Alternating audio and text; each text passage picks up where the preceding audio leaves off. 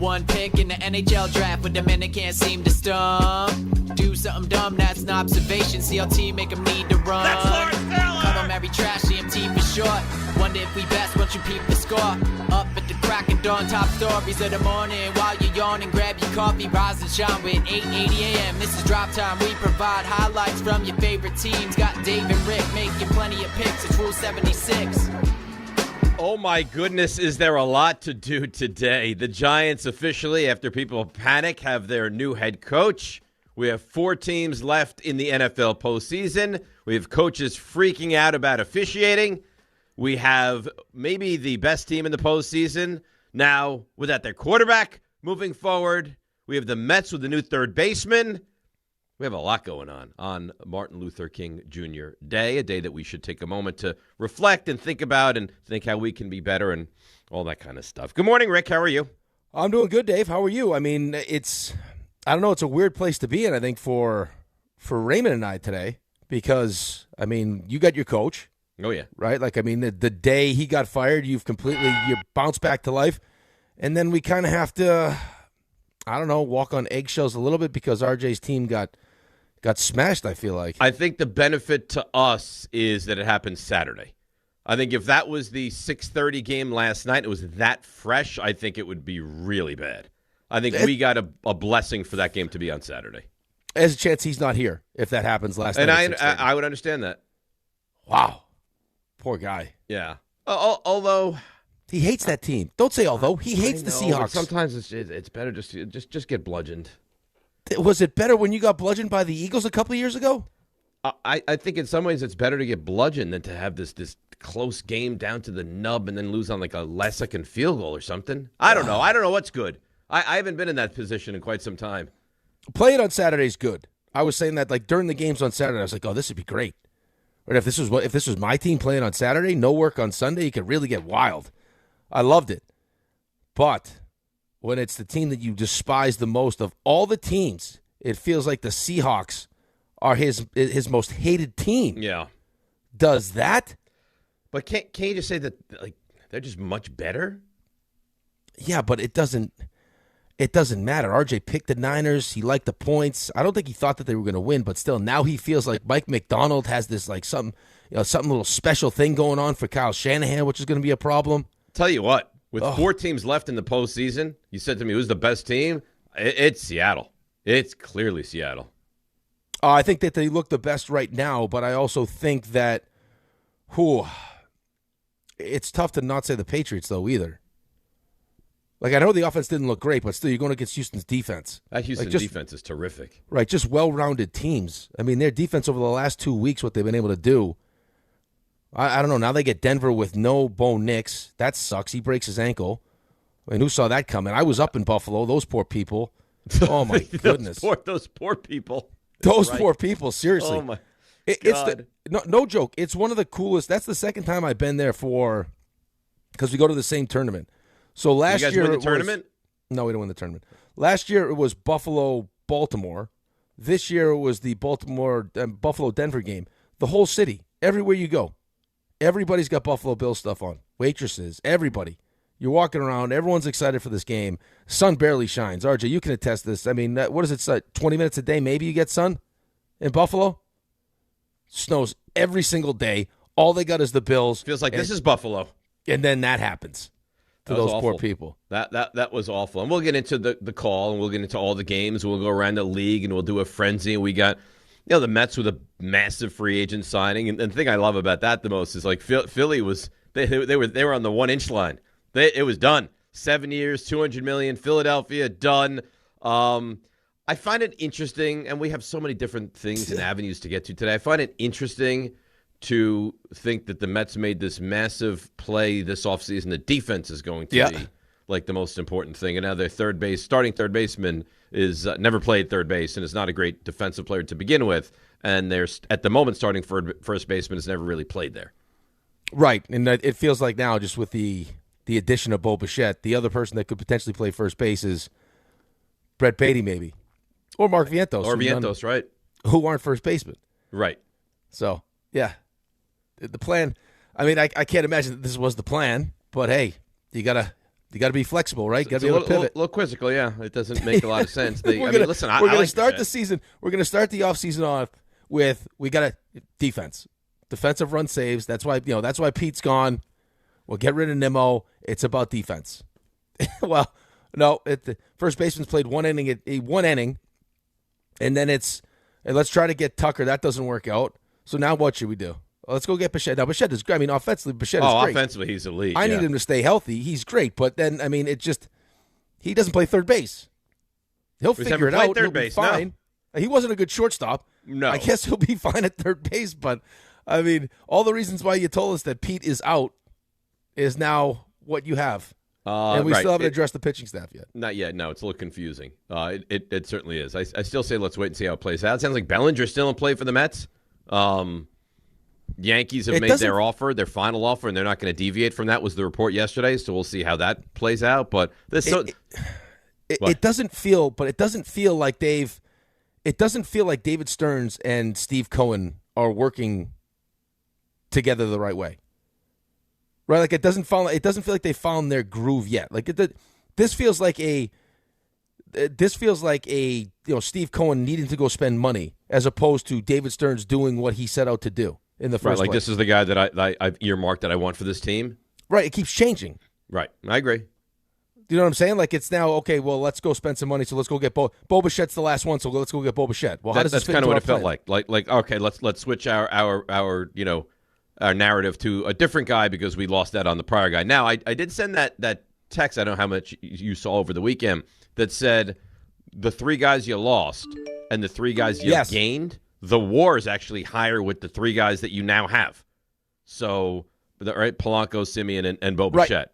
So take that for what it's worth. And then you also heard, right, in the relationship between Bo Bichette and Simeon, I'm just saying, like, it doesn't, what David Stearns has said and why they moved off of Pete and all these different things, like the way that I thought they're approaching the offseason isn't how the offseason has really unfolded.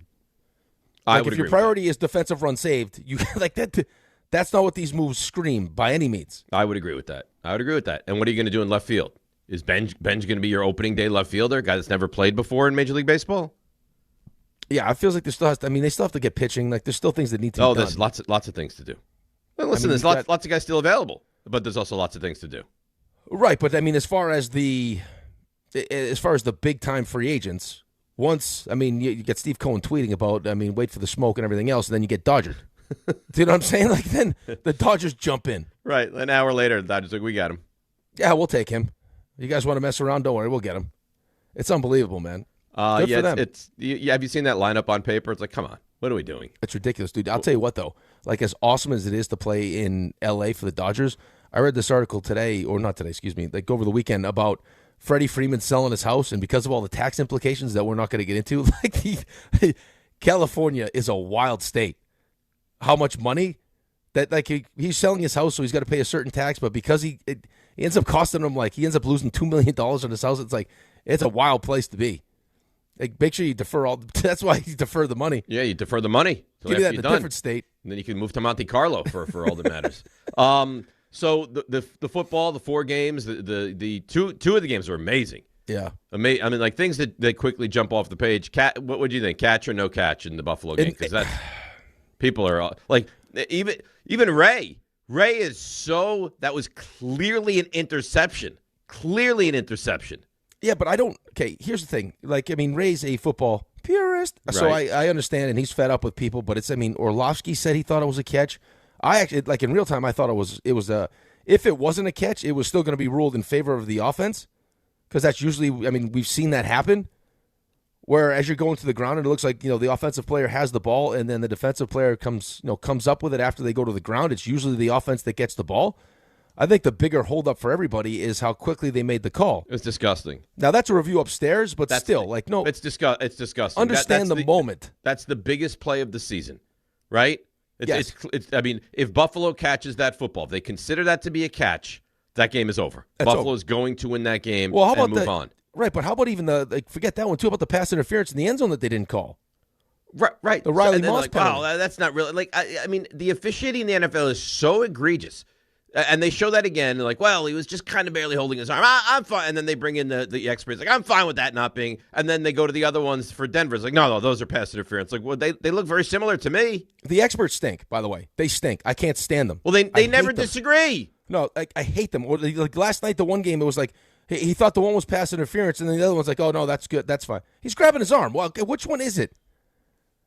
I can't. It drives me mental. But that was the biggest thing for them, I think, for Sean McDermott, too, is we all, like, they announced it, right? It's before overtime. You got the 3 timeouts. We're starting a new game. The only difference is that all replays will go upstairs. Okay, that's fine. The replay can go upstairs. But at the very least, like, give this some time or explain exactly why you thought, like, why this was going to be an interception and not a catch. Well, they didn't spend any time. And then None. he took a timeout, and they still didn't feel like they spent any time. No, and, like, the Buffalo, I told you, man, like, that place, and we weren't, I wasn't in any places to watch it, like, with the Bills fans when that happened, but still, like, I couldn't imagine if that was my team, especially knowing what's at stake for Josh Allen. Like, I mean, you got no Mahomes, you got no Lamar Jackson, you got no Joe Burrow. Like, this is it. And I thought they were. And you said this about Buffalo's defense. Buffalo's defense is good, but Buffalo's defense isn't Houston's defense. Oh, God, no. Houston's defense, I said this before the weekend. I feel more bullish on it now. Houston's defense, clearly the best defense in football. Clearly. Dude, I mean, what they have to put up with the offensive side of the ball at some point, it's like, I mean, I said to my wife, I think I would go fight C.J. Stroud. Did you hear, I think it was Will Anderson after the game? He's like, we still believe we have the best quarterback in the NFL. It's like, come on. Well, but that's even... come on. Milton Williams also said that, too. They're like, we knew if we kept him, if they could keep him clean, he's one of the best quarterbacks in the league. I was like, have you watched the last couple weeks? For keep him clean. The guy, do you know, this is a terrible thing, and I apologize in advance, that New England turned Houston over more than the Jets turned the opposition over in the entire season. I saw the Samini tweet. In 3 quarters? I saw it. Oh, yeah, I saw it. He got picked off 4 times. He could have been picked off 6 or 7 times. Oh, yeah. He was the one guy had to go adjust himself so much that he tore his ligaments in his knee. Yeah, Stover? Yeah. Yeah. You could just tell, too. And then once he threw the first one, you could just tell mentally. Like, I really thought they would. I honestly thought they should make a change at halftime. I thought they should have as well. I don't think we're in the minority. I think a lot of people, if you saw on Twitter, I don't know if you were able to be on it yesterday. Well, Ryan Clark went on a whole rant about what this means. Like C.J. Stroud, the organization, and this, and he owes, you owe it to him to give him a half to see if he can figure it out because this has long-term ramifications there. I get it. He was a second overall pick. His rookie year was awesome. But in that moment when your defense is playing the way your defense is playing and you just watched him try to do this to you in Pittsburgh, I would have probably – and they've played well. Like, you've seen Davis Mills this season. It wouldn't be like you were just like C.J. Stroud was healthy all season long and you just threw Davis Mills in there. No, Mills had that massive comeback against Jacksonville, remember? Right. Like, Mills played good. Like, I mean, the thing that frustrated me the most was like – and he did it last week too. And I picked Houston last week in Pittsburgh. It's like, buddy – your defense is so good that all you have to do right now is not screw up. If they snap you the ball and you drop it, just fall on it. You don't have to try to pick it up and throw it 3 times. Well, they were up 10-7. They run that play, and the play looked disjointed from the jump. But you just hoist the ball up there, interception, touchdown. You're like, you can't win with this guy at quarterback. Not making the decisions he was making, man. Oh, he is right now at the moment. He is brutal. Like mentally, 4 picks. It was really bad. I didn't think Drake May played great either. Well, he made a couple of. He made a couple of really special throws, but I didn't think he was great. He's got to hang on to the football problem too. Well, but that's the other thing too. I was like Josh McDaniels. Like, you got these couple of these. The one was the routes that they ran were like it was going to be slow to develop. It's like, buddy, how much time do you think you have with these 2 ends? Like, I mean, he's sitting there just waiting to throw it. It's like, just get the ball out of his hands, please. Your defense is playing great too. The other quarterback's imploding. Like, you just don't screw it up either. Right. What Houston needs is like just a Brad Johnson or a Trent Dilfer. They just need someone that's not going to lose them games. But they need to be able to run the ball better too. I mean, that would be nice. They had you would no think Nico that they would Collins. try to build that team with like a big physical offensive line and a big pounding running back and right and just like close to the vest offense. And hey, if we punt it, we punt it because our defense is just that great. Right, but no Nico Collins is huge. Then they lose. Huge. Then they lose their tight end, which is huge.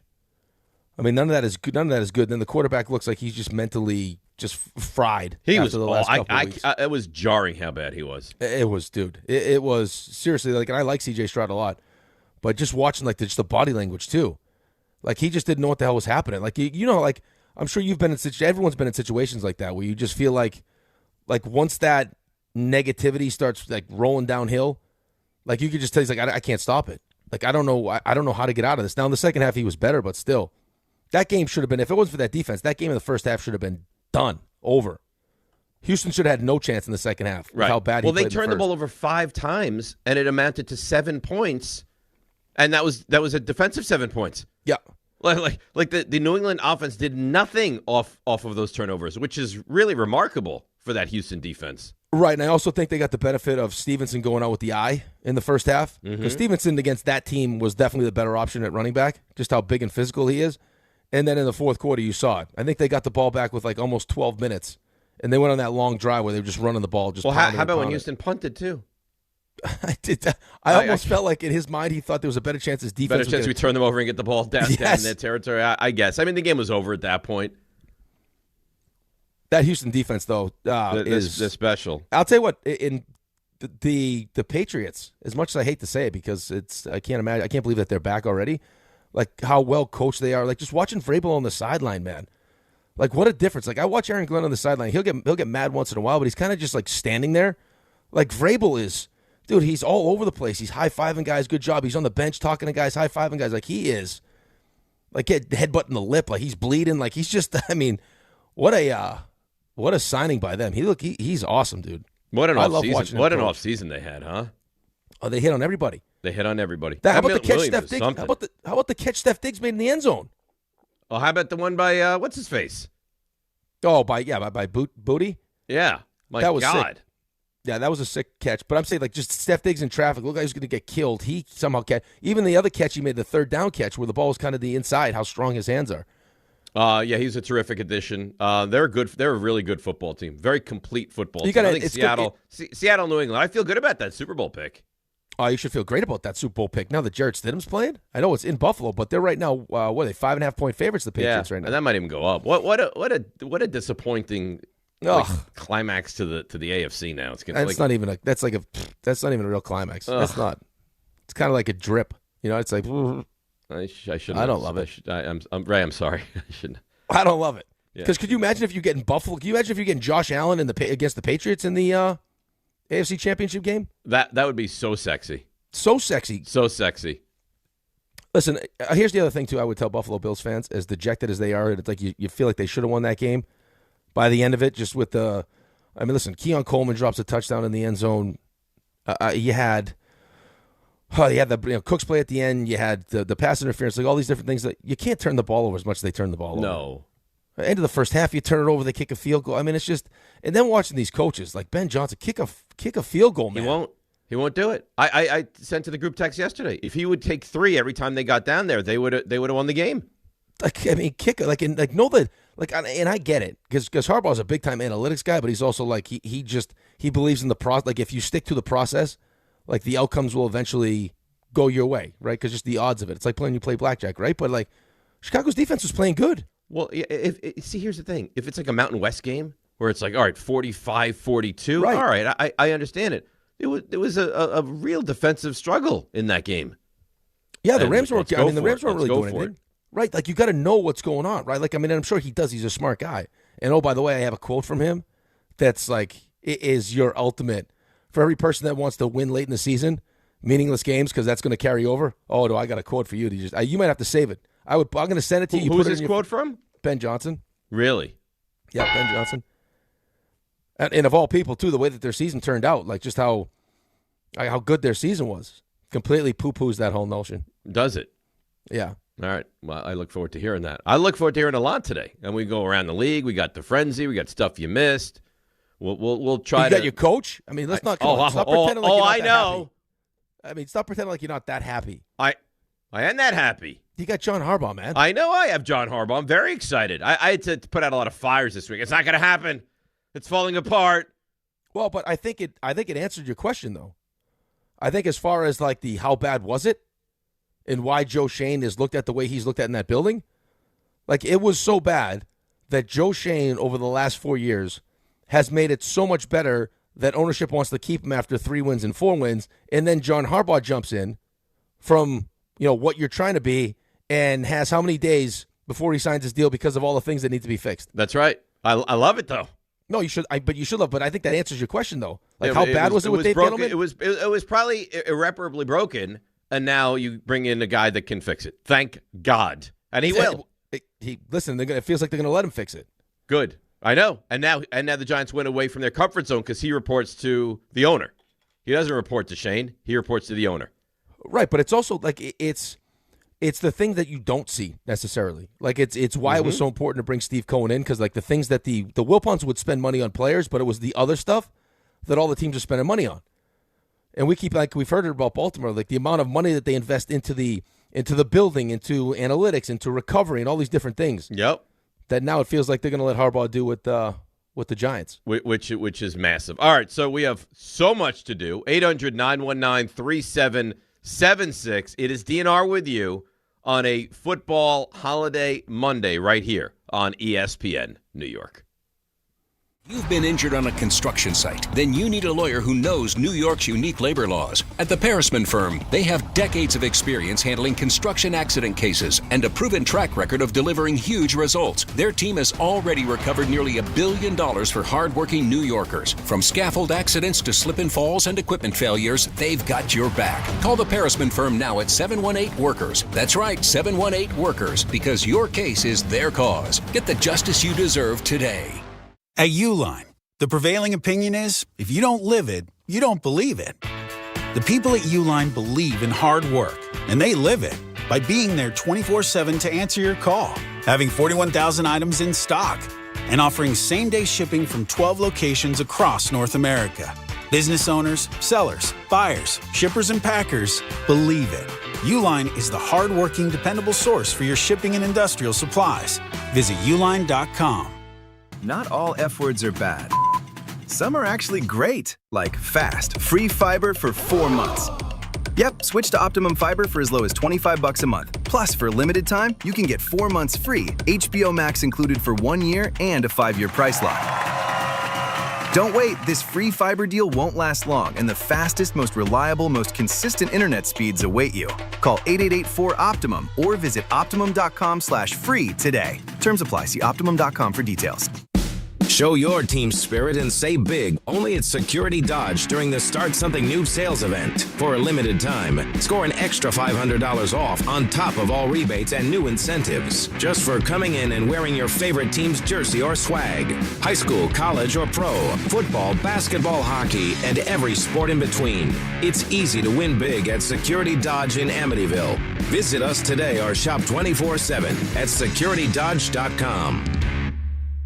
Make cancer screening a part of your annual healthcare routine. New York Presbyterian offers a full range of cancer screenings, including lung, cervical, prostate, colorectal, breast, and more. Regular cancer screenings could save your life by detecting cancer at its earliest, most treatable stages. Screenings are available across New York City and Westchester. Learn more at nyp.org/cancer screening. Stay amazing. New York Presbyterian. Prizes, flyaways, even cash money. You want it? We've got it. Find a list of all contests and official rules by visiting ESPNNewYorkContests.com. That's ESPNNewYorkContests.com. Do you know what to do if you're stuck on the railroad crossing? Get out of your vehicle. If a train is not approaching, find the blue and white emergency notification system sign on the traffic signs at the crossing. For help, call the number on the sign and give them the crossing number so they know your location and can alert train traffic. Remember, find the blue and white to save your life. For more information, visit oli.org. Out on the course, they're the PGA Tour's best players. But in the arena, they're prime time. And Season 2 of TGL presented by SoFi is back with lights, cameras, action. We're talking big moments, big personalities, big names in the stands, all on the big screen. Big-time matchups with shot clocks, hammer drops, timeouts, overtime, and playoffs. It's city versus city, squad versus squad. The sport just hits different under the lights. It's TGL presented by SoFi. Keep up. It's golf. Tune in to every match. Only on ESPN.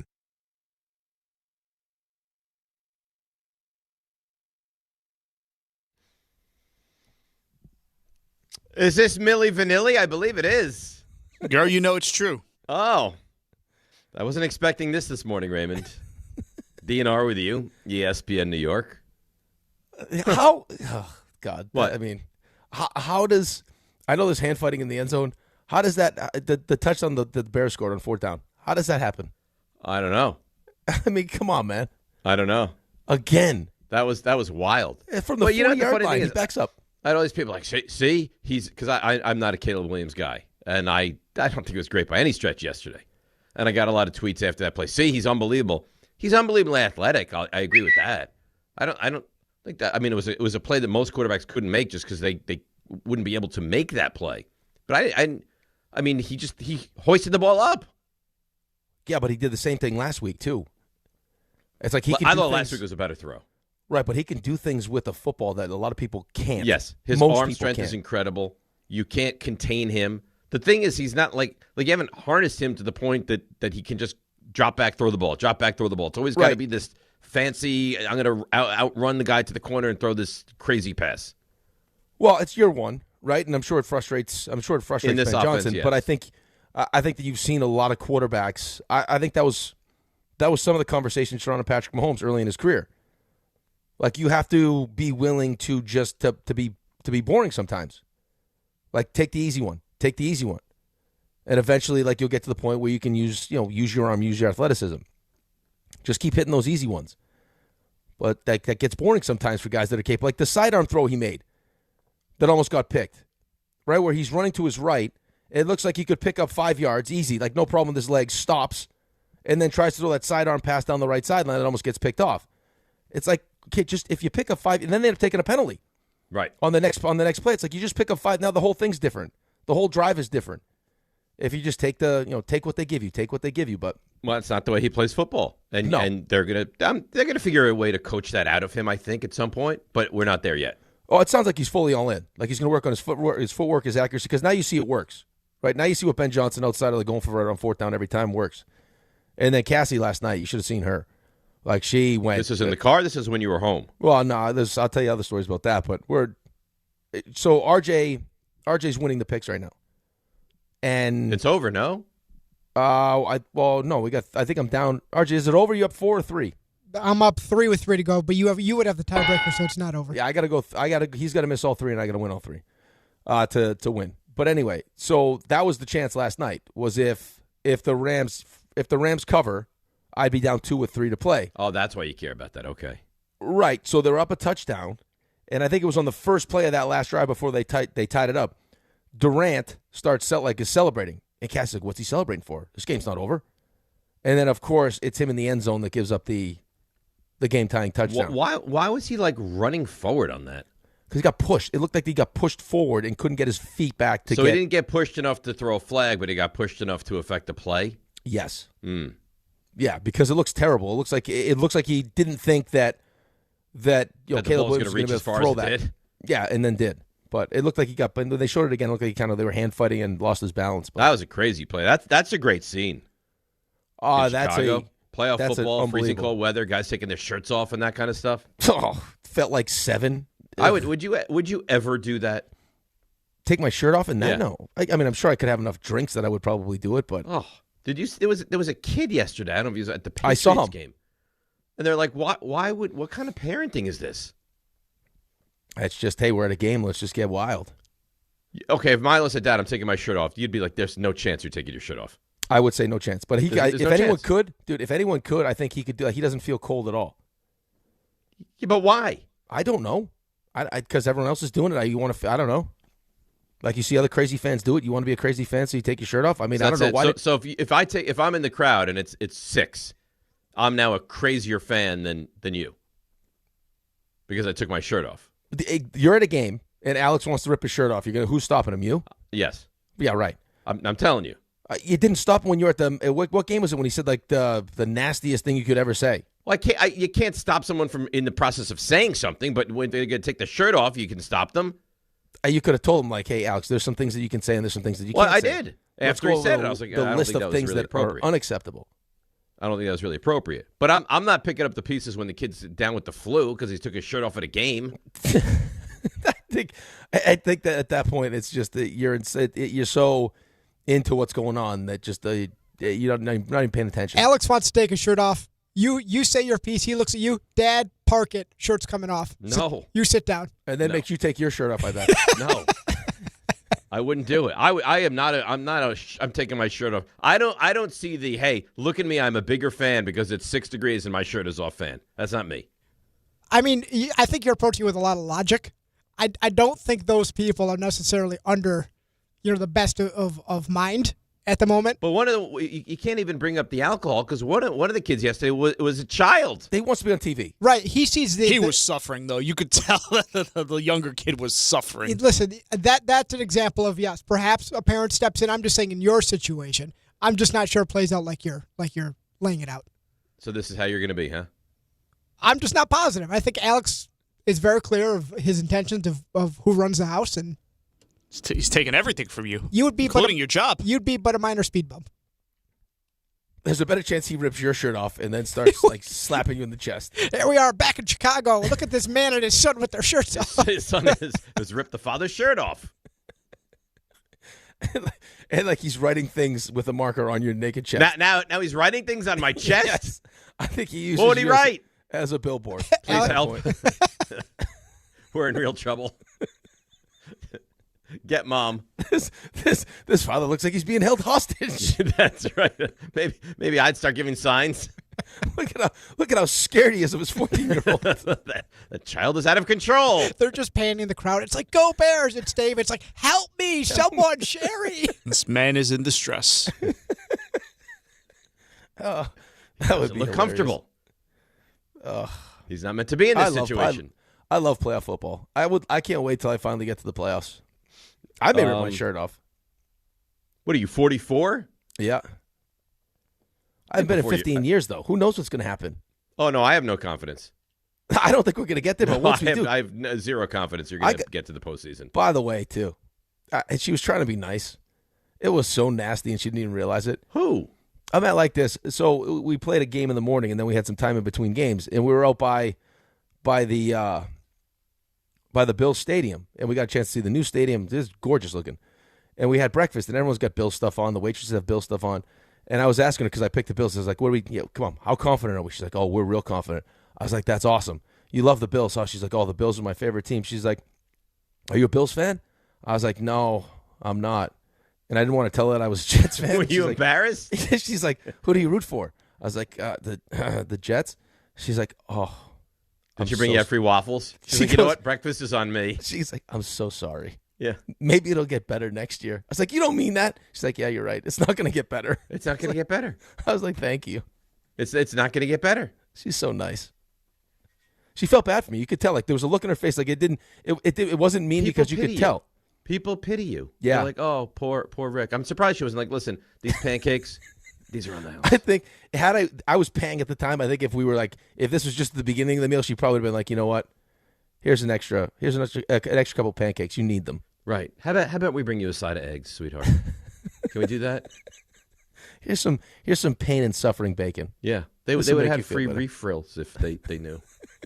For you. Oh, poor Rick. Life of a Jets fan. Life of a Jets fan. No refills. The thing is not how bad you've been. It's that there's no light at the end of the tunnel. No, there's no light at all. It's like that movie with Stallone. Which one? With the tunnel. Where they Daylight. Daylight is what he's trying to say. Okay. Why are you laughing? That was hilarious. The movie with Stallone. Yeah, that movie. Well, no, because that not Rocky. They get trapped in a tunnel in Rocky. You know what Rocky says? You get hit. It's not how many times you get knocked hit. down. You got knocked down. It's You get up, and then you keep going forward. Yeah, that's what it is. That's great. That's he said that in daylight. That's motivational. Yeah, they didn't say that in daylight. I got to change it. It's not how many times you get trapped. Yeah, not how many times you get trapped. It's about digging your way out and finding the light at the end of the tunnel. It's about finding the way out. That's right. That's exactly what it is. All right, people lining up on the phones. We got so much. We got the Giants. We got the Mets. We got the other NFL. 800-919-3776. So line them up. We'll get to everything we need to today. Very busy Monday right here on ESPN New York. Hi, this is John D'Agostino from D'Agostino & Associates, the injury firm. I've talked about how a construction accident took my father's leg. The heavy prosthetic he wore looked nothing like the high-tech limbs we have today. It was crude wood and metal, held together by bolts that dug into his skin and left painful ulcers. But the thing I remember about my dad is how he never complained. He put on his prosthetic leg and he went to work. He coached my baseball teams, danced, sang karaoke, and even loved to travel. He may have limped, but he always held his head up high and he lived with dignity. At D'Agostino & Associates, I spent over 35 years building a law firm that helps accident victims and those in need of their Social Security disability benefits. We fight till our clients get the money and dignity they deserve. So call us today at 1-800-BITE-BACK. That's 1-800-248-3222. We have offices throughout New York and New Jersey. So don't tell me personal injuries aren't personal. I know what they can cost a family. I've been there, and I'll be there for you. D'Agostino Law. Bite back. Benjamin Franklin, sir, I've just received news. Speak. They're multiplying you. Multiplying me? Yes, many times. Multiple Benjamins? Shall I stop it? No. Multiply your Benjamins with New York Lottery's Extra Multiplier Scratch-Off games. Play for the chance to multiply your winnings up to 100 times. Prizes up to $3 million. I've won! I've multiplied myself! We won! Please play responsibly. Must be 18 plus. Gambling problem? Call 1-877-8-HOPE-NY or text HOPE-NY. Knicks fans, it's time for basketball, and the action starts on Wednesday at Crompton Ale House with Team ESPN New York and Ultra. Whether you need a pregame spot or you're looking for the right Knicks bar to watch the game versus the Nets, Crompton Ale House is your destination. The party tips off at 7 p.m., and Team ESPN will be giving away ESPN, Ultra, and Knicks prizes. Join fellow Knicks fans on Wednesday at 159 West 26th Street. Cheer on your Knicks, enjoy Ultra draft and bottle specials, and cool prizes all game long at Crompton Ale House. To the net. Score! The New York Islanders are back in action with a brand new theme night schedule you won't want to miss. Bring your friends out for the holidays and take home a custom holiday replica jersey or arrive early for special bobblehead giveaway nights for Matt Barzell and Bo Horvat. Barzell for Horvat. Score! Explore the full theme night schedule at NewYorkIslanders.com. This is the story of the one. As the purchasing manager at a manufacturing plant, she knows the only thing more important than having the right safety gear is having it there when you need it. That's why she partners with Grainger for auto reordering, so her team members can count on her to have cut-resistant gloves on hand, and each shift can run safely and efficiently. Call 1-800-GRAINGER, click Grainger.com, or just stop by. Grainger, for the ones who get it done. Out on the course, they're the PGA Tour's best players. But in the arena, they're prime time. And Season 2 of TGL presented by SoFi is back with lights, cameras, action. We're talking big moments, big personalities, big names in the stands, all on the big screen. Big-time matchups with shot clocks, hammer drops, timeouts, overtime, and playoffs. It's city versus city, squad versus squad. The sport just hits different under the lights. It's TGL presented by SoFi. Keep up. It's golf. Tune into every match. Only on ESPN. Okay, I have to tell you, I was just looking on eBay where I go for all kinds of things I love, and there it was. That hologram trading card. One of the rarest, the last one I needed for my set. Shiny like the designer handbag of my dreams. One of a kind. eBay had it, and now everyone's asking, ooh, where'd you get your windshield wipers? eBay has all the parts that fit my car. No more annoying. Just beautiful. Millions of finds, each with a story. eBay. Things people love. My name is Whitney Allen. I am a widow. My husband, Ryan, died. We never thought in a million years we'd have to use life insurance. The unexpected happened. With Ethos, it is so fast and easy. It's 100% online. You can get a quote in seconds, apply in minutes, and get same-day coverage. No medical exams, and you can get up to $3 million worth of coverage through Ethos. Get your free quote at ethos.com/game. That's ETHOS.com/game.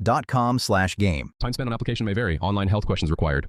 Step inside the game you love with the NBA app. Tap to watch every game as it's happening. Jalen Brunson does it again! And never miss a moment of the jaw-dropping action.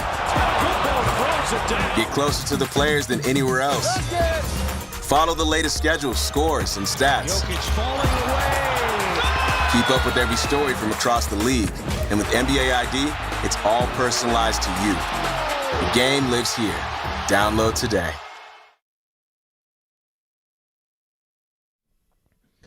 Oh, this is from Daylight, I believe, right, Raymond? You guys are idiots. Actually, it's from Cobra. I like that movie. Cobra's a good movie. Cobra, yeah. Cobretti. I like that movie a lot. Yeah, is his I don't know if I saw. Yeah, I think I did. That's with what's her face is in that movie. The tall woman from Brigitte Nielsen. Brigitte Nielsen. Yeah. Yeah. I dressed up as Brigitte Nielsen once, and then I think that's when I hurt my elbow. I'll get you something nice from like Demolition Man later on, or Judge Dredd. I don't think I've seen those movies. Quality movies. You guys are idiots. I mean, I don't remember the last time I saw Daylight. When you said Stallone movie, I'm not making fun of you. Because we were talking about The Tunnel, and I was like, that's Stallone movie, and he's like, you mean Rocky? Now he's like, no, I'm not making fun of you at all. I think Raymond was. Raymond's making fun of me. I'm making fun of Dave, not Rick. I appreciate He's making fun of me because we were talking about where you can't get out of the tunnel. And I was like, that's Stallone movie. And he's like, what Stallone movie? I thought it was pretty obvious what Stallone movie I was talking about. Let's not be mean to each other today. Just because you're all upset because I have a coach. I'm not upset. I've been telling RJ and everybody that he's going to be insufferable for the next 7 to 9 months, this guy. So I'm going to be like a boil. Right in your ass does, is what I'm going to be like. He deserves to be excited. That's I fine. deserve to be excited. Thank you. You made a great choice. I mean, you figured it out. That's awesome. I'm happy for you. I mean, Ray, deep down, you're not thrilled. You're scared. Listen. I'm less thrilled with this hire than any other Giants hire over the last decade. That's right. But that's not saying much. You've made some pretty terrible hires. Terrible hires. And this is a legitimately good hire. Right, but here's the reality of the situation that we're in right now, is that if Ray gets a defensive coordinator that he likes, he's not going to – this Harbaugh news is not going to affect him. Okay. Because he loves his offense. You know how much he loves Dak. Thinks he's got good pieces on defense. He just thinks that his defensive coordinator stunk. Yeah, they don't have that many good pieces on defense. But I don't think he doesn't think his defense needs to be like great. They just I don't think the good. defense needs a complete overhaul. It just needs to be decent. Yeah. That's it. If he gets Jim Leonard, he might backflip into the studio. It's possible. Talks about it. It's possible. You're excited by I hope we get Jim Leonard just for that reason. Yeah, I kind of figured. Yeah, just so you can't have him. But it sounds like Anthony Weaver might be the Giants' DC. I like him a lot. I think you have a great coaching staff. I trust Harbaugh. Whoever they bring in. No, I'm serious. The guy's put together great coaching staffs. Why would I not trust him? I can't wait till the second half you have a lead and he stops running the football. We'll see what the next day's conversation let's is about. Get there. Let's get to the point where it's like, God, the Giants are 5-2 and they blew this game, and let's get there, okay? But we know what it's going to be. We know exactly how you'll react and how Giants fans will react. We know this is New York. We're an emotional people. Yeah, I mean, we had Harbaugh didn't sign the contract yet on, what did we do, the show Friday, and we had people calling in talking about 10, 11, 12 wins, winning the division. Yeah. Well, I tried to walk people off that ledge, but that's okay. I wasn't even here Friday. Was it Thursday? No, Thursday. Oh, Friday, too. I had a whole thing. And then I had people respond like, are you such a loser? You'd be happy with 8 or 9 wins. I'd be thrilled with 8 or 9 wins. Stop being such a loser, would you? I've won how many games? I've won 13 games the last 3 years combined. You give me 9 wins and a positivity with the quarterback, I'd be ecstatic about that. Oh, you know what I saw up in Buffalo, too? I saw I saw a Jeep with all the ducks, all the rubber duckies in the front. See, you're looking for it now. In the front, though, but he had them all in the windshield. Yeah, that happened. I'm telling you, like, you never notice it until you're looking for it, and these people, like, it's the entire dashboard will be filled with them. Right. It's unbelievable. Quack, quack. It's not. It doesn't seem very safe for driving, but wait, you can't see out the window? It's pretty close. Oh my God! Lined up right on the. Just all lined up on the dash. Interesting. That's an interesting people. Those G people, an interesting people. All right, let's get to the calls. What? No, let's go. Let's get that. I like all right, calls. I don't know. This is laughter. I went to see what it was about. Robin in Dobbs Ferry. Robin, are you back in the States? I am back in the States. Good morning, guys. And right off the bat, Rick, I want to apologize. I did think you were a wildlife lover, but I guess it's a different type of wildlife. You are so full of crap, Robin. You know, Robin, you set us up. You knew exactly what you were doing. You set us up. Come on, it was good. I provided information. You provided your imagination, and it was very You very played well us. done, too. Greetings from the Galapagos Islands in Ecuador, guys. Rick, you'd love this place. There's boobies flying everywhere. Oh. Everywhere. We laughed so hard listening to that. Oh my God, it was. I think that was one of the best things I've ever heard. Because you played us. Dave saying everywhere may be one of the greatest drops in the history of the show. Honestly, it was. We were crying laughing. I mean, Dave, you're tremendous. You were too, though, Rick. Good. You got what you wanted. Of course. Yeah. Of course. And I've got my coach, too. I'm over the moon. Over the moon. I don't care. Who cares if they're going to make the playoffs next year? They're not going to make the playoffs, but we've got a coach that's going to make us relevant again, that's going to make us functional. And now we know the main reasons it took so long, because Harbaugh had no intention of keeping the reporting structure the way it was, previously. He's used to having ownership's ear, and he wanted to keep it that way. Plus, if Shane is gone after next year, he'll probably want to help select the GM. So of course. It wouldn't make sense, right? Of course. And thanks for the call, Robin. I don't even think he wants to help select the GM. He's probably going to want his GM. Right, but I actually think that the most important thing that's going to happen is not necessarily that he reports to the owner or what happens with Joe Shane. It's all the different things around the building that he'll improve that a first-time coach wouldn't have the gravitas to change.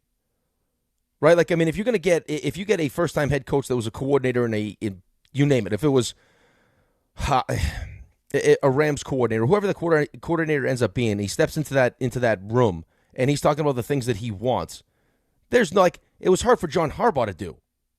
Right? And John Harbaugh was they were selling themselves to John Harbaugh. There's no way that a first-time head coach is coming in there and be like, well, we did it like this. Because they've never done it like that. And for them to hand over that kind of control to John Harbaugh was something they didn't really want to do. Right. So, you're going to actually get improvements. And this is probably why, a lot of bad organizations that have a certain way they like to do things and don't want to get uncomfortable keep going back to the same kind of coaches. Right? Because they don't want someone to step into their building and change everything. But if you bring in someone like a John Harbaugh, how do you say no to that? Well, you weren't going to land them. Right, because if you say no, he's going to go somewhere else. That's right. And how ridiculous would you have looked if the deal was done and then you get to the, dotting the I's and crossing the T's and you get to today and it wasn't done? Oh, you'd get crucified. I would be hard pressed to think you show up for the show if that happened. You think I've been unhappy recently? You'd get nothing. Oh, nothing. You'd be a lifeless. No, I'd be like, all right, we're on. What do you want? We're here, Rick. till 10. Yeah. Call, don't call. I don't care. I'm not dead. Okay, Rick, take it over. Right. Thanks, might Dave. be soon. That would have been awful. But I'm glad that he fought for what he wanted and he made us think about it. Because otherwise, it to another Monday. You're not dead. That's good news. Well, but again, you're not when you're in that position and you have, Atlanta willing to give you whatever you want, or Tennessee give you whatever you want. Here's what I need to be successful. This is gonna be my last job. I mean, you've heard Gary Myers, I think, has said it. Connor said he wants to do. This is it. This is it. He's got hopefully 10 years left. This is his last job. But I know what I need to have success. And if you're not going to give me that, then as cool as it would be to be the Giants head coach, I also know how bad it could be to be the Giants head coach and not it's great when you win. It's also maybe the worst place when you lose. And I'm not going to set up myself to fail. So here's what I want. Right. And if you're not willing to do it, then I'll go to Atlanta or Tennessee. I'll go to Atlanta. I think Atlanta did well, too. I like Stefanski for Atlanta. Yeah, of course. I mean, it felt like he was, as soon as the Harbaugh news came out, then he would take the next best job. Let's go to Subi in Midtown. Subi wants to get to the games from over the weekend. Good morning, Subi. How you doing, bud? Hey, Dave, when are you going to stop putting Josh Allen on a pedestal? Because I think the window is closed for Buffalo, and then you trash Caleb Williams all the time for making mistakes, and then Josh Allen continues to make mistakes later in his career.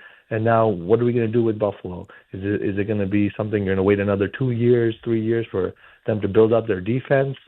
Dave, you don't have an answer for these quarterbacks. You think that every quarterback like Herbert, Allen, is so good, and then you trash Caleb Williams. Subi, so it's not fair. Subi, can you do me a favor though, Subi? When you attack Dave, and I love when you attack Dave, could you not, like, for the sake of the argument you're trying to make, put Justin Herbert and Josh Allen in the same conversation? Well, please? He loves Justin Herbert. He wants Justin Herbert every day of the week. He loves him. I do love and Herbert, and I love Josh loses, Allen. And Josh and Allen turned the ball over a lot like this nothing weekend. Happened. And like here's happened. the thing, Subi. So did Caleb Williams turn the ball over a lot this weekend. Yeah, but he's a younger quarterback. He's developing. But That Josh last Allen is interception 10 was times not better. his fault. All right, Josh but Allen Caleb interception was not his fault. Caleb Williams also has more pieces around him right now than Josh Allen does. Subi, who do you think's a better quarterback, Josh Allen or Caleb Williams? If Josh Allen continues to try to improvise and then misses, misses his I'm not wide asking receivers, you if 10 years down there. I'm asking you, who's the better quarterback between these two? well, Josh Allen has All I'm saying is, who's the better quarterback between these two? Josh Allen is the better quarterback. He's getting paid more, and eventually he's going to have to win the big game, or else it's going to be just like the Jets are, a bad franchise. Oh, stop it. Stop. You know what, Subi? I think you actually had some decent points during that call, and you ended it like a moron. Otherwise, it's going to be don't just like say the that. Just no. That's Otherwise, not nice. It's going to be just like the Jets are. Oh, don't do that. It's moronic to say something like that. Don't call Subi a moron. Well, you know what? If the shoe fits. Why choose nastiness? You're not supposed to lead with nastiness. This is not on your 5 personality traits. I'm a warrior on my 5 personality traits. That was not woo. That was not woo. I don't even really know what woo is. Well, you got to click on it. That was not woo. That was poo-poo. That was not woo-woo. Listen, I'll say it again. Oh. He just compared Josh Allen to the Jets. Yeah, well, it wasn't his finest moment there at the end, but... Woo! I have a lot of concerns about the path we're going down with, Dave. What do you mean? Because I believe that when you were leading with generosity, that was you when you had no head coach. You had Mike Kafka as your interim. You're out there, winning meaningless games. You were beaten down. But you're like someone that went away from, college. You come back after summer and you've had the glow up. That's you right now with Harbaugh. And I feel like I'm sexy. The leading with generosity is no longer going to happen, I think. I'm sexy. Yeah, you're going to lead with sexiness. I'm like this modern day Cheryl Teagues is what I am. And I think that's how you're going to approach I look myself in the mirror. I'm like, look at me. Yeah, I think that's what's happening. Look at me. That's right. I don't know if people are ready for this. I don't. Well, you know what? You're going to get it. Yeah, clear. I'm back. Poor Subi just got it. Well, he'll get it again. I think you are unfair to Caleb Williams a little bit, though. Okay. I don't think he's great. I think he's athletically gifted. It doesn't I think stink. He makes plays that you're like, wow. And I think he's wildly inconsistent. Okay, but he doesn't stink. No, he doesn't stink. Thank you. That's all I wanted you to say. That's it. He doesn't stink. But Okay. I think he's got a lot of work to do. Right, But I think he might get there. He's going. I mean, it's his first year with Ben Johnson. Let's see what let's see what kind of work he puts in the offseason. Once you get a taste of this, I mean, you want more of it. Of course. By the way, Ben Johnson doesn't believe that even this momentum will carry over to next season. Even this dies, huh? Even this dies. But by the way, the game was on NBC last night. Yeah, they didn't think maybe let's show the handshake between these two coaches. Like that wasn't even a thought in their mind. I know. I had to see it on a video afterwards. Not a thought. Seeing what Ben Johnson did last week. Hey, you know what? We've got something there. Let's show that again. Right. Yeah, I would have shown it.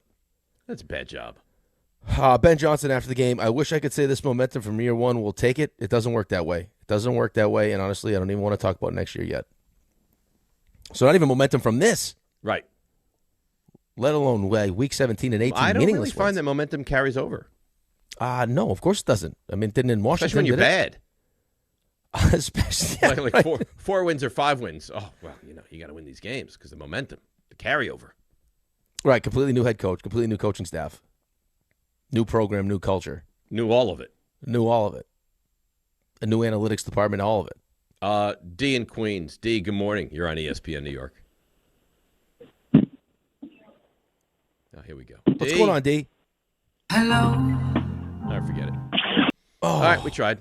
I don't understand. I understand how you call, we get to you, and you're nowhere to be found. I get put on hold. Sometimes, stuff happens, man. Well, then hang up.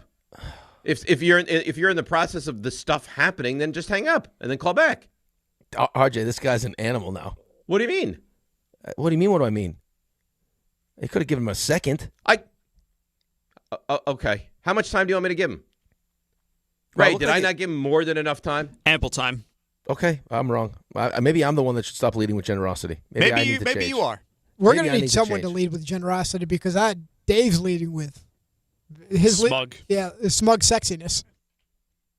I can't exactly help what he's doing. You know, Dave's approaching it. He's like the lady at the bar, and somebody walks up just to make a drink order, like not even making conversation, and Dave just kind of leans over. I'm not talking to you. I have no time It's for like you. I wasn't even going to approach you. That's Right. Dave right now. He's looking for problems. He's looking to tell you no. You have Bless no your chance heart that you thought you could approach. Right, me. you have no chance with me. Look at these things. you can't handle these things. You know what? When you got things like that, people can't handle. Yeah, you can't touch these. Get out of here. We haven't had a press conference yet, and this is exactly. Just wait till the press conference. Oh no, just wait. Oh. I had a buddy say, "You want to get some lunch on Tuesday?" I said, "I can't. I got a press conference." You should cover. Why don't you go to the press conference and cover it for us? Ask a question. Do you think that's a good idea? Yes, I do actually think that's a good idea. You think that's a good idea? Dave Rothenberg at ESPN New York. John, I love you. I love you. I'd be like that woman. I just want to tell you and then everyone have to glaze all over me because that's what they did for her. All right, well, let's do it. John, I just want to welcome you to New York. I don't have a question. I'm going to ramble on for 90 seconds. I just want to tell you, I think you're wonderful. I've heard great things about you. Yeah. Your track record speaks for itself. I can't believe you're here. Pinch me. Look at my hoo-has. Let's go. Let's go. And then you get glazed on. I mean, who says no? Maybe that's your thing. I mean, you could fight with Jordan, too, for the first question. No, Jordan, listen. Listen, Jordan, I'm going to ask it. Yeah. You want to be on the show again? You just relax, okay? Yeah.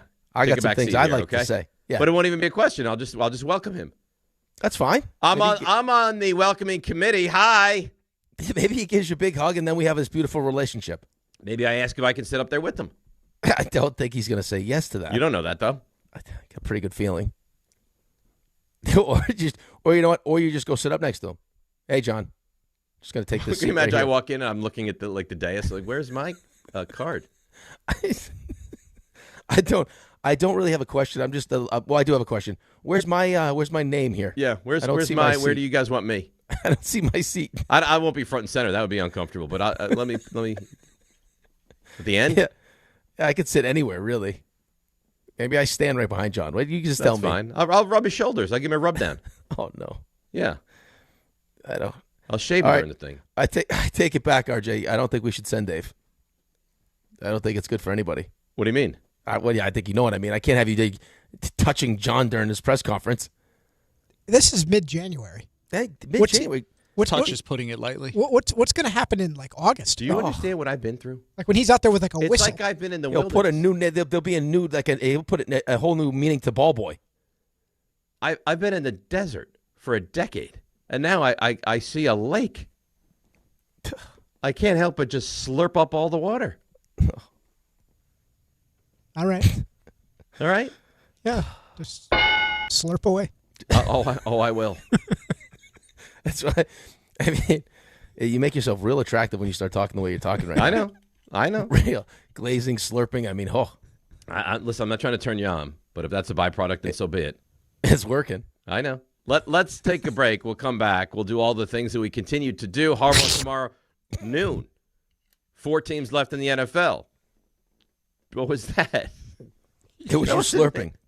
You just, and I love you. You teased that we're going to react to the divisional round games and that there's a press conference tomorrow at noon. Right. I love where you're at. I love the optimism. What do you want me to do? I mean, there's a lot going on. The Mets and the Yankees, days off. Oh, that was not Mets and Yankees, days off. You're seeing the board clearly. You know, I see what's happening here. Your team sucks. Your team got embarrassed, and your team also sucks. And my team's back. We're breaking down a press conference. Oh, we're going to bring tomorrow at powder to a powder. Oh boy, we'll be back. ESPN New York. You know what? At least I know I have one person in this foxhole with me, and she is Debbie Duhame. Dinar, good morning. Good morning, company. Alternate side parking rules suspended for the Martin Luther King holiday. Metered parking rules in effect if you're heading to the PATH trains. It looks like delays Newark to World Trade and Journal Square to 33rd with signal issues. Heading to the eastbound BQE, stop and go up by Atlantic Ave. A collision involving a truck. Skyline Drive closed between Oakland and Ringwood because of ice. And over on the Southern State East by the Meadowbrook, a collision there. Sponsored by Positive Coaching Alliance. Got issues with youth or high school sports? Positive Coaching Alliance can help. PCA, a national nonprofit, offers more than 1,000 free online resources for youth and high school sports coaches, parents, students, and administrators. Visit PCADevZone.org. I'm Debbie Duhame on 880 ESPN New York.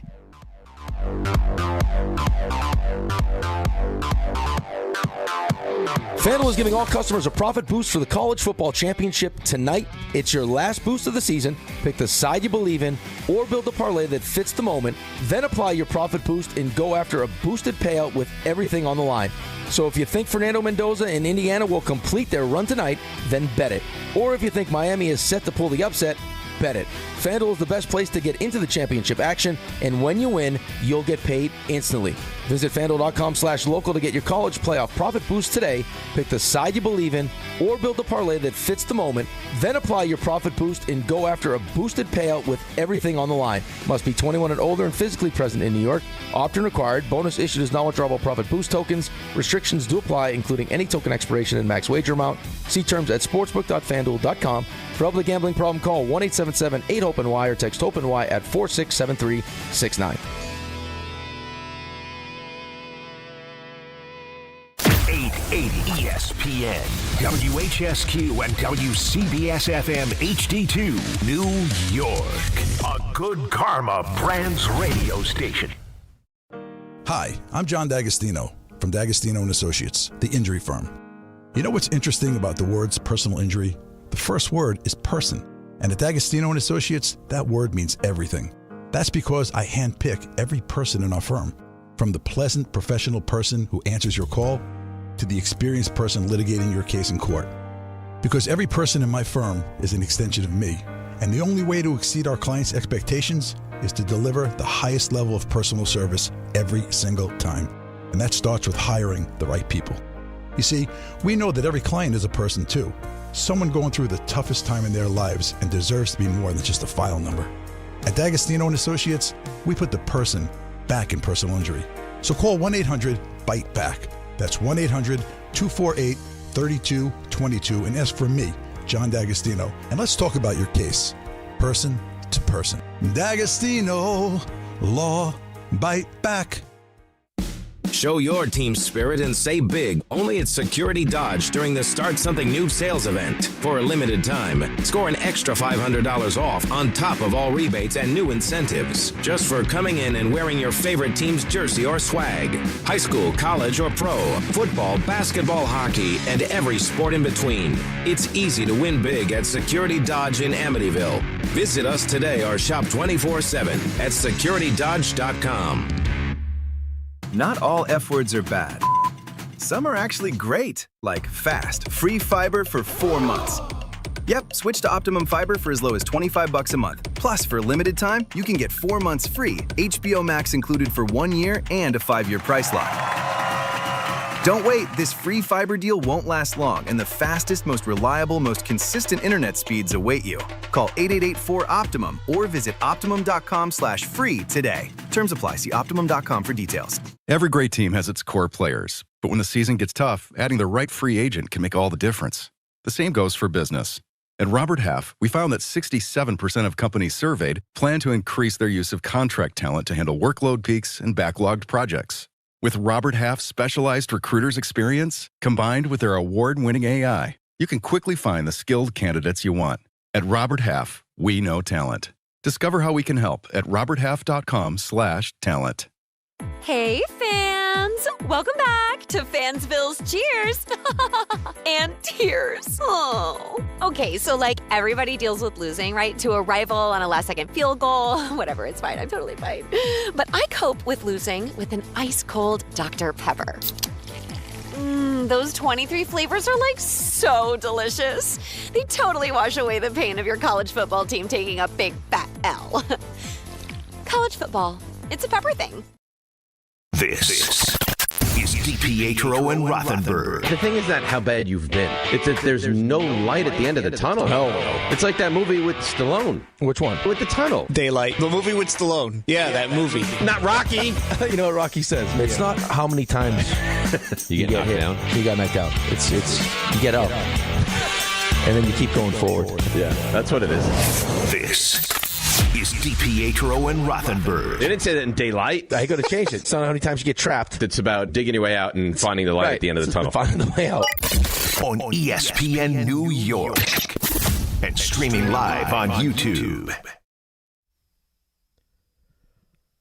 I'm sorry you had to endure that. Oh, that's all right. Listen. No, I mean, you didn't need to take shrapnel there. You didn't do anything wrong. As long as you're happy. I'll take as much shrapnel as I need to take. You're not going to make me unhappy today. Well, I know. I think it's fair to say, I don't even think it's up for debate. This is the most accomplished coach the Giants have ever hired. I'm not going to let anyone bring you down, okay? This is your time to shine. I'll take it, all of it. Okay. Well, I think it was unnecessary. I think it was nasty of Raymond. Well, listen, Raymond, I mean, the level of activity with Raymond on the group chat right now is very almost unheard of.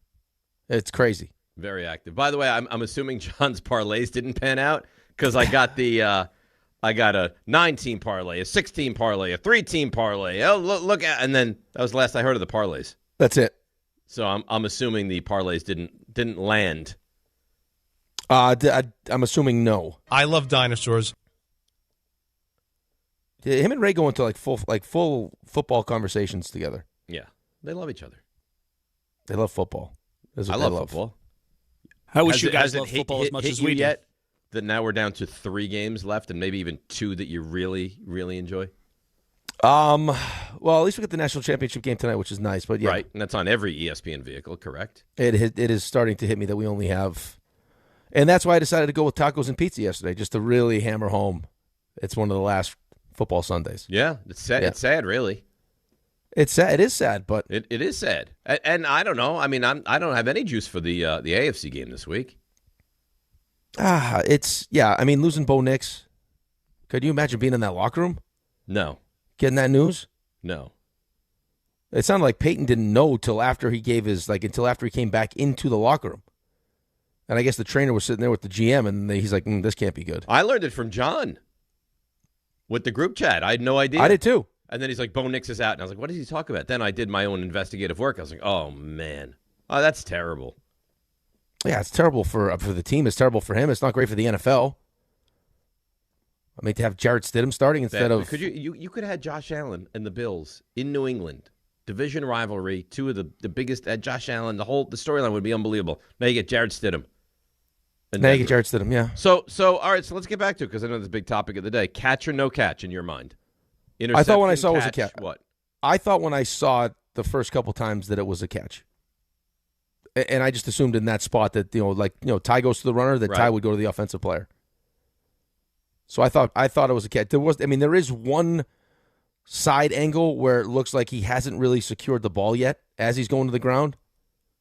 Because he's got to secure it till he gets to the ground, and then once he's down, he's down. It did look like he had it when he was on the ground, though. It did, but there's also that one on the side that they show where it's kind of hanging out a little bit, and the Denver defender kind of starts to wrap his arms around it. But it's one of the things with home field is it's not necessarily that the refs are purposely making calls because they want the home team to win, but it's more that they don't want to get crushed by the home crowd. Well, that's a problem, no? Oh, it's a huge problem. But there's no reason that play in the end zone is not pass interference. Well, if you're not going to call that pass interference, then the other one shouldn't be pass interference. Right. And then it's just how quickly they did it. And you already know if you're the NFL, how people feel about it and how they feel about the replays and how they feel about just in general games being fixed and everything else. And you take Literally no time at all on that play to make sure you absolutely so have much it so that right. McDermott has to take a timeout to try to get you to watch the thing, and you still won't watch it. Yeah, well, they're telling you that they already watched it, and we know that it's an interception. But that's like that play is a 30-second like quick. All right, we watch it. It's good. It's an interception, and let's move on. Well, and then you go back and start seeing the other plays. Like it was the Aaron Rodgers play where he gets the ball back, and as he's going to the ground, that gets ripped away. They keep it with Pittsburgh. Right. The one last night with Devontae Adams, different. That wasn't the same play because you could tell when he still has it as his knee hits the ground. But I guess the one in Buffalo, they're saying he never really had possession, so he had to wait for the play to play out. I thought it was a catch. When I'm watching it live first time, I thought it was a catch, and then as I see it slow-mo, I'm not one of these like clearly a catch, worst call I've ever seen people, but I thought it was a catch. I thought they would end up ruling it a catch, yes. I was surprised when they didn't. But and then there's people like, well, when you slow it down this much, I think Jay Steratore like, well, when you slow it down to this, well, yeah, but it doesn't. If you slow it down, it's not changing the outcome of the play. It just gives you a better opportunity to see what actually happens. Right. I mean, if you slow it down and there's a moment that you say he has possession and his knee is down and he's being touched, if you have one frame of that, isn't that a catch? Right, but what happens, we all know what happens, though, in that moment. If they rule it a catch, that game's most likely over. If they don't rule it a catch and they rule it an interception, Buffalo still has the opportunity to defend Denver. Right? Like the game's over. Like that play ends the game. Right. If they call it an interception, the game's not over. Buffalo's defense still has a chance. But and I don't know how much of that shouldn't be a concern, though. Of course it shouldn't be a concern. Especially for the NFL. Like, I mean, you'd think just in general, like the NFL, what's better for us moving forward would probably be Buffalo in the AFC Championship game than Denver, maybe. Yeah, I would say the Josh Allen Buffalo narrative is better, but that shouldn't even be a thought. What's better for us? It should be, is that a catch or not? I'm with you, but I think there's a lot of people that, like, I mean, I'm one of those people that not that play necessarily, but the play in the end zone feels like I've been in situations where the referees won't make the call because of the home crowd and how that's going to affect that's embarrassing. I know, but they're also human beings. There was a play last night on the sideline where it looked like the referee was going to initially call, like he reached for his flag, it was down the left sideline, and was going to throw a defensive pass interference, and then like was just waiting for someone to tell him whether or not to throw it, and then decided he's not going to throw it. In the Rams-Bears game? Yeah, and then waved it off. Like he's reaching like this, the play happens, and it's like, okay, yep, no. I feel like we have this conversation every single week. The officiating has never been worse in the NFL. No, never. It is horrendous. It's really, really bad. And it only gets worse. It feels like it's only getting worse. It only gets worse. Justin in Floral Park. Justin, good morning. You're on ESPN New York. Morning, guys. How are you? Good. First, Rick, Big Al says hello. Had a great basketball game yesterday. Oh, nice. Did you guys? How'd it go? We beat St. Rose out of Massapequa. Big game. Big win. They stomped our court last year, so it was a big win. Good. Guys, I'm sorry. The NFL is rigged, guys. Okay, I'm a huge Bills fan. You're trying to tell me that wasn't pass interference before the fourth quarter. You're trying to tell me Brandon Cooks didn't have a catch. Where I had to see last year Xavier Worthy, when Bishop went up for the interception, they called it a catch. Last night, Devontae Adams, they called that a catch. It's literally the same play. So don't tell me that it's not a catch. The NFL is rigged. They don't want small market Buffalo in the Super Bowl. And that's it. They love pounding on Josh Allen. I think that if you want to call us and say that's a catch, I think that's well within your right. I think you could argue that. But now with the NFL's rigged and small, there is no small market in the NFL. Doesn't matter. Doesn't exist anymore. It was Steratore that said it. He's like, at some point when reviewing plays, the league should consider adding a speed threshold for anything involving the element of time. When you slow plays down to 1/100th of the speed, it distorts what actually happened. Does it distort or actually like allows you to see what happened?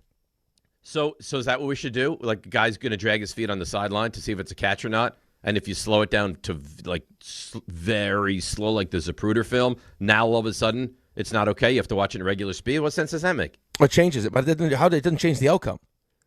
Like he's saying that because you slow it down so much, it looks like Brandon Cooks has possession when he actually doesn't have possession. So if I slow it down, it looks like he has possession. Then doesn't he have possession? Yeah, I mean I guess the one side angle maybe, but like when he initially gets up, he has it in two hands and then comes down. It looks like he's possessing it, but I guess they're not saying that I guess they're saying it as he's coming down. He still hasn't proven to everyone that he's got possession because they're still fighting over it. But I don't know. I thought it was a catch. And listen, Ray didn't think it was a catch. RJ didn't think it was a catch. So I understand. I do understand the other side. Well, but here's the thing, though. But I think here's the thing that people have a problem with, though. If you've already set the precedent, and it's the worthy player, it's the stuff that happens during the course of a season, you can't. And this is especially now. This is the NFL doing it. This is not the officials in this game doing it. So maybe they haven't been privy to like something else that's happened during the course of a season. It's the NFL that's doing it. Like we've had a play similar to this. We've ruled it. We've ruled on the side of the offensive player that it's a catch, and now for whatever reason in this instance you're going to go interception. It's like, well, just have some consistency with what you're calling. There is none. There is none. What I will say, and stop with they don't want Buffalo to be there. Small market. Josh Allen's a massive draw. There's no such thing as a small market in the NFL. Doesn't exist. It doesn't. Other sports, it does. Baseball, it does. It doesn't exist in the NFL. Every market is the same. You can go to any. Look at Mahomes. Kansas City's not a big market, and Mahomes is a monster. Right. So it's just not accurate. If they're trying, come on, and if it's not rigged, you want to sit here and tell me it's poorly officiated? I'm on board with that. Rigged, I don't believe it for a second. No, I'm telling you. Like I feel like there are times that during the course of games that especially, for the home team, that referees will just make calls because of the home team, like because of the crowd. Well, that's embarrassing.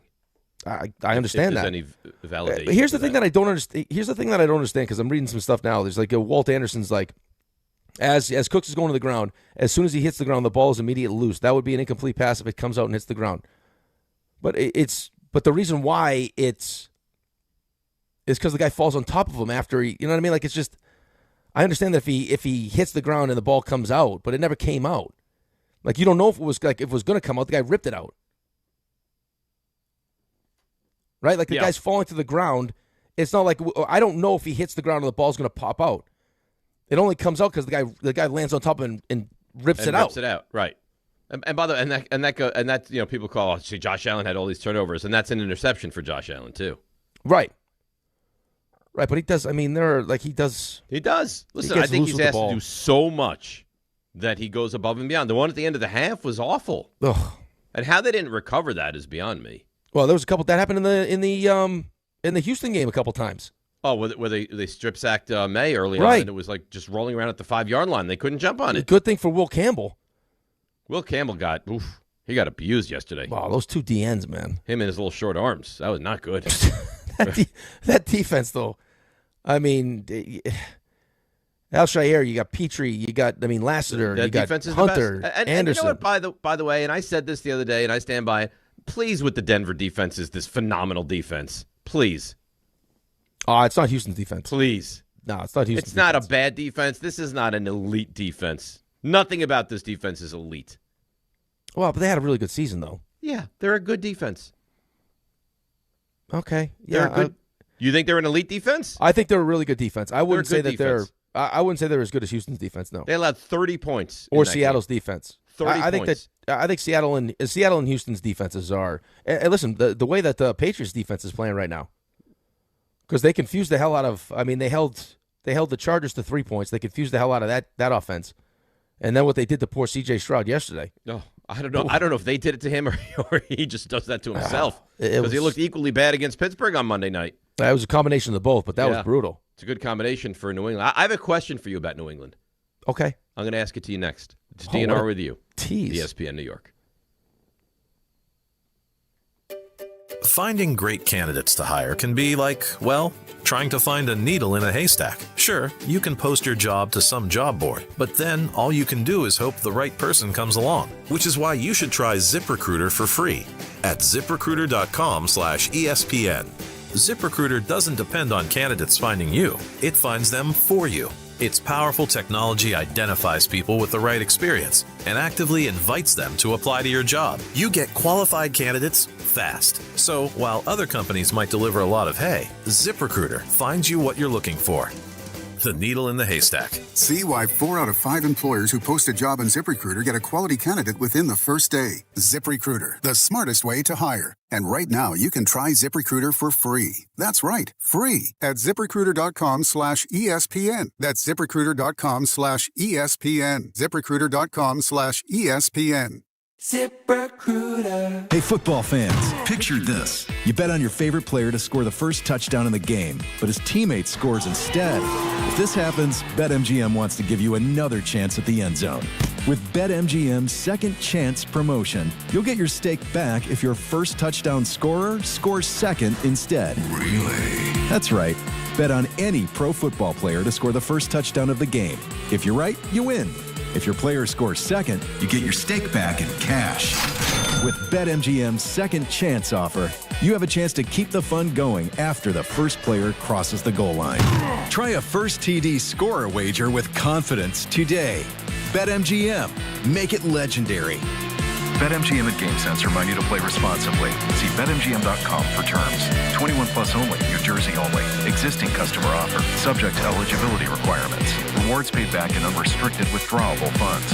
Gambling problem? Call 1-800-GAMBLER. Why do you go to Princeton Longevity Center? We go to Princeton Longevity Center because my husband's cardiologist told him having this exam saved his life. Because somehow 20 turned into 40, and now I need to take my health more seriously. The Princeton Longevity Center designed a program to keep me healthy and active, so 50 and 60 will be no sweat. Because even though my cholesterol is high, it turned out my arteries are clear. That's a big relief. Whether you want to make the most of your future years or just want peace of mind, you need the Princeton Longevity Center. Their comprehensive preventive exam combines the latest technology with caring experts to create your personal plan for staying well. Because I shouldn't have to wait an hour for a 10-minute physical. I go to Princeton Longevity Center because I get everything done in one day and take my results home with me. Find out why you need Princeton Longevity. Call 888-8000-PLC or go to PrincetonLongevityCenter.com. Call 888-8000-PLC. That's 888-8000-PLC. Wesley Financial Group is not a law firm. Ask yourself this question. Is it really worth holding on to that timeshare that you know you need to get rid of? Here's the truth. The average maintenance fee just went up over 17%. That could have been 117%, and there's nothing you can do about it. When you buy a timeshare, you give them a blank check for annual maintenance and assessment fees. I'm Chuck McDowell, founder of Wesley Financial Group. For 15 years, I've helped over 50,000 families cancel their timeshare. Not sell it, not transfer it, cancel it. Did you buy a timeshare because they told you it was a great investment and your maintenance fees would never go up? That's a lie. Are you ready to get rid of your timeshare once and for all? Simply call us and I'll send you our timeshare exit kit that explains all your options for cancellation. Call Wesley now for your timeshare exit kit. 800-568-3344. 800-568-3344. 800-568-3344. My name is Whitney Allen. I am a widow. My husband, Ryan, died. We never thought in a million years we'd have to use life insurance. The unexpected happened. With Ethos, it is so fast and easy. It's 100% online. You can get a quote in seconds, apply in minutes, and get same-day coverage. No medical exams, and you can get up to $3 million worth of coverage through Ethos. Get your free quote at ethos.com/game. That's ETHOS.com/game. Time spent on application may vary. Online health questions required. We expect our information in real time. US Med carries continuous glucose monitors, which provide real-time readings of blood glucose levels. US Med is an approved provider for Medicare and over 500 private insurers.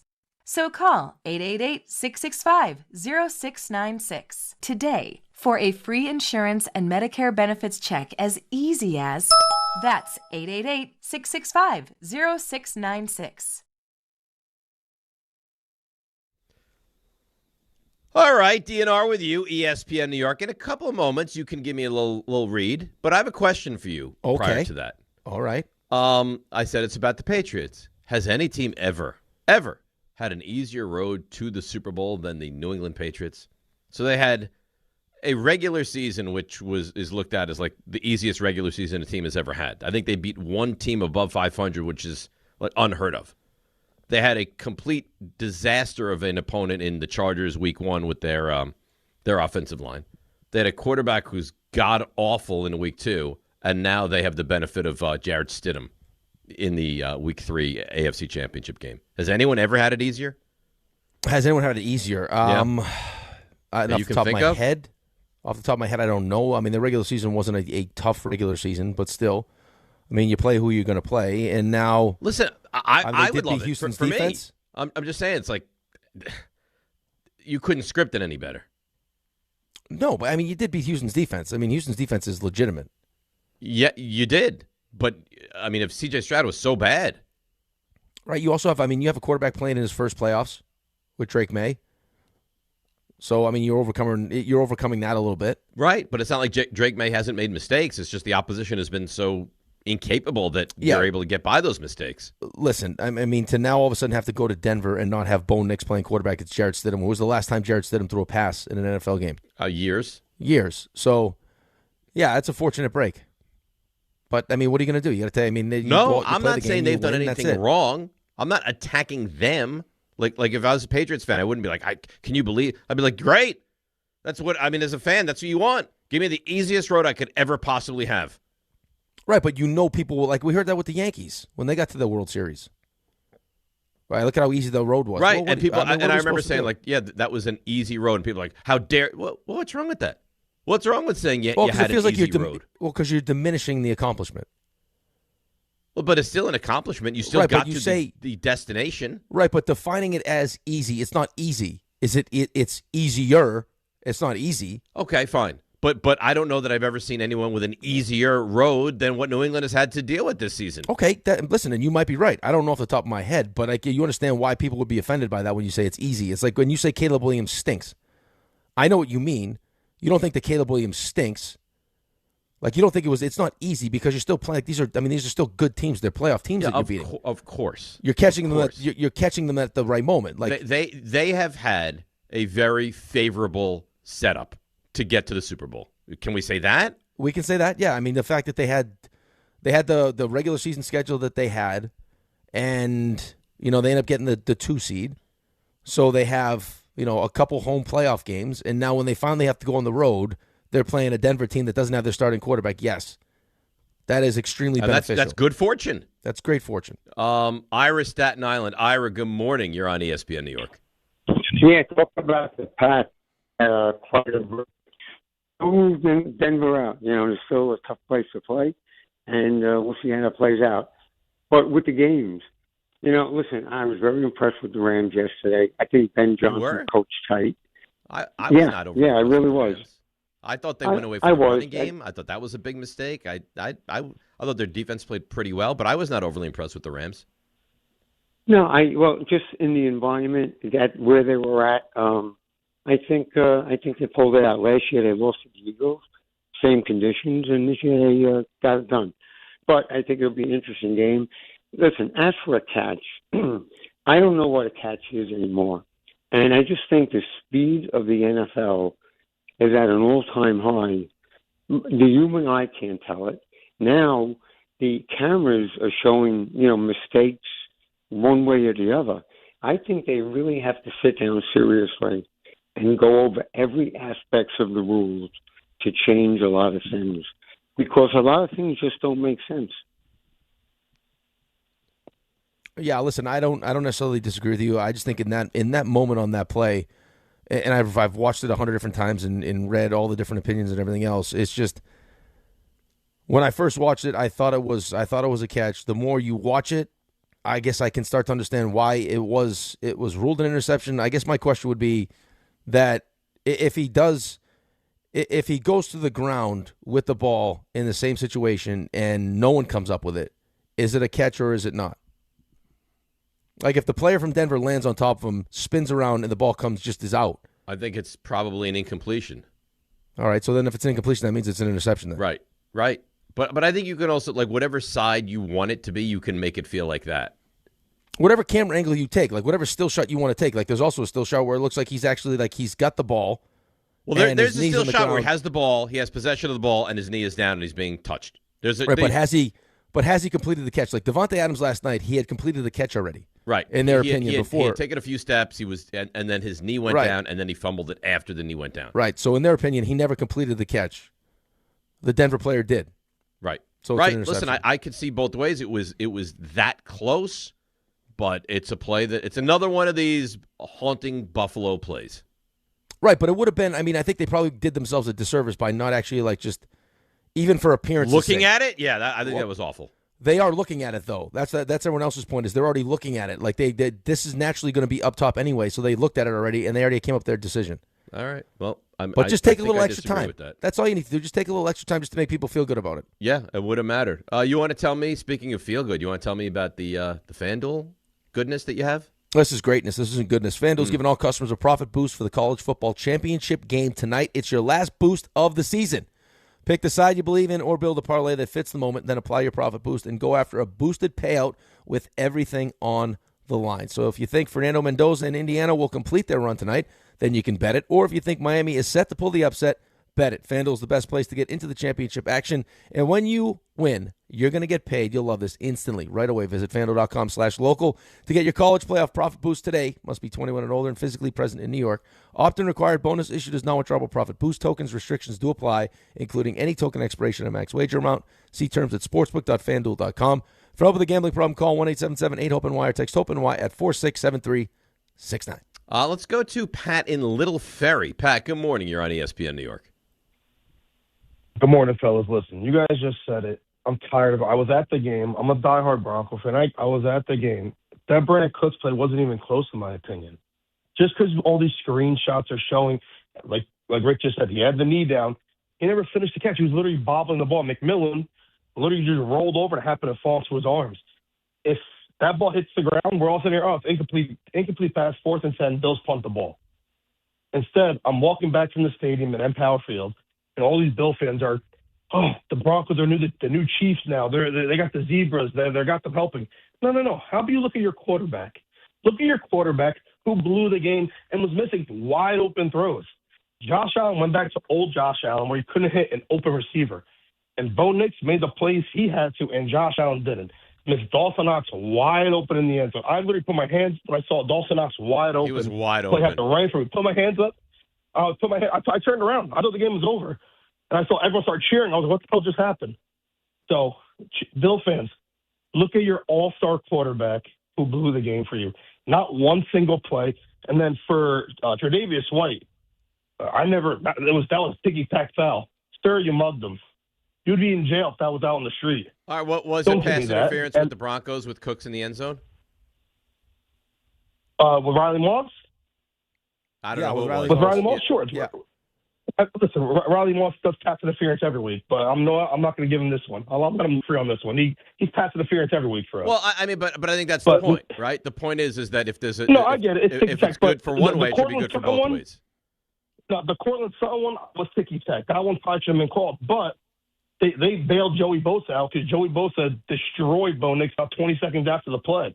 He would have went down as a villain in Buffalo if that pass interference on Cortland Sutton never happened. But to me, it's more about just Josh Allen not doing what Josh Allen needs to do. Sure, he obviously brought them to that part of the game, but he made horrible mistakes the whole day. Well, he missed a couple of open receivers. Jarrett Stidham. Well, good luck with Jarrett Stidham. He missed a couple of wide. The one to Dawson Knox was wide open like the 5-yard line. He just overthrew him. Was a bad throw. Yeah, right. And he also turned the ball over 5 times. Right? I mean, you had 3 fumbles lost. You had 2 interceptions. It's hard to go on the road. And I know you want to point to a certain, a handful of plays, the ones that we just talked about. But still, we're going back and forth in the group text. Could you imagine after all these turnovers, they still win this game? They probably should have won the game. Right, but those are plays that Josh Allen needs to make because of, again, the situation that they're in and because of who he is. Right. That's the expectation. I got an email, interesting email. The Bills are the Yankees of the NFL without the rings. They have arguably the best player in the league, surrounded by average to good players, underwhelming offseason signings of older players past their primes, winning records every year, but they choke in the postseason. Always a favorite to win it all, but always fall short to younger, better teams. Yeah, I don't know if Buffalo was the favorite to win it all. They weren't favored in that game. No, they were not favored in that game. Right. I mean, part of the reason why you favor them is just because of the quarterback. The only reason they're where they are is because of the quarterback. Right. I mean, if you put almost any other quarterback on that team, you'd be like, ugh. They got a good running back. They got good offensive line. They can run the football. And he had a terrible fumble. Brutal fumble. They just have, they have, as far as the pieces around him, like they haven't done a good enough job. I mean, Shakir's their best receiver. They bring in Cooks late. Coleman hasn't turned into the wide receiver. I mean, he dropped a touchdown in the end zone. I know there was a penalty on the play, but because he dropped it, they didn't have to take the, it's just, there were plays to be made in that game that the Buffalo Bills didn't make. That's going to be one of those ones that haunt you forever. Until you win, that's going to haunt you. Yes. Yeah. Until you win, that's going to haunt you. All right, we'll break. We'll come back. We'll get more of the NFL stuff, more of the John Harbaugh stuff, a little bit of the baseball as well. We got to get to the Knicks, who can't win a game either. 800-919-3776. DNR with you right here on ESPN New York. At Uline, they know going the extra mile takes hard work. For companies pushing to go further, Uline will go the distance with you. 24/7, they answer the phone to get you the shipping and industrial supplies you need. Business can move fast. Unexpected large orders, adverse weather, new safety guidelines, and changing economic trends. Uline works hard keeping 41,000 items ready to ship, minimizing detours on your way to the extra mile. Visit uline.com. Show your team spirit and say big only at Security Dodge during the Start Something New sales event. For a limited time, score an extra $500 off on top of all rebates and new incentives. Just for coming in and wearing your favorite team's jersey or swag. High school, college, or pro, football, basketball, hockey, and every sport in between. It's easy to win big at Security Dodge in Amityville. Visit us today or shop 24/7 at securitydodge.com. Hi, this is John D'Agostino from D'Agostino & Associates, the injury firm. I've talked about how a construction accident took my father's leg. The heavy prosthetic he wore looked nothing like the high-tech limbs we have today. It was crude wood and metal, held together by bolts that dug into his skin and left painful ulcers. But the thing I remember about my dad is how he never complained. He put on his prosthetic leg and he went to work. He coached my baseball teams, danced, sang karaoke, and even loved to travel. He may have limped, but he always held his head up high and he lived with dignity. At D'Agostino & Associates, I spent over 35 years building a law firm that helps accident victims and those in need of their Social Security disability benefits. We fight till our clients get the money and dignity they deserve. So call us today at 1-800-BITE-BACK. That's 1-800-248-3222. We have offices throughout New York and New Jersey. So don't tell me personal injuries aren't personal. I know what they can cost a family. I've been there, and I'll be there for you.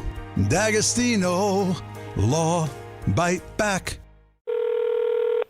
Hey, sorry I missed you. Your call is very important to me. Just not as important as the New Jersey Lottery's Green Ball promotion being back on Pick 3 evening drawings. See, if the green ball's drawn, that's a free second chance to win?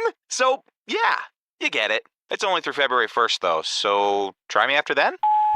Must be 18 or older to buy a lottery ticket. Please play responsibly. If you or someone you know has a gambling problem, call 1-800-GAMBLER. For game odds and promotion details, visit njlottery.com/pick3.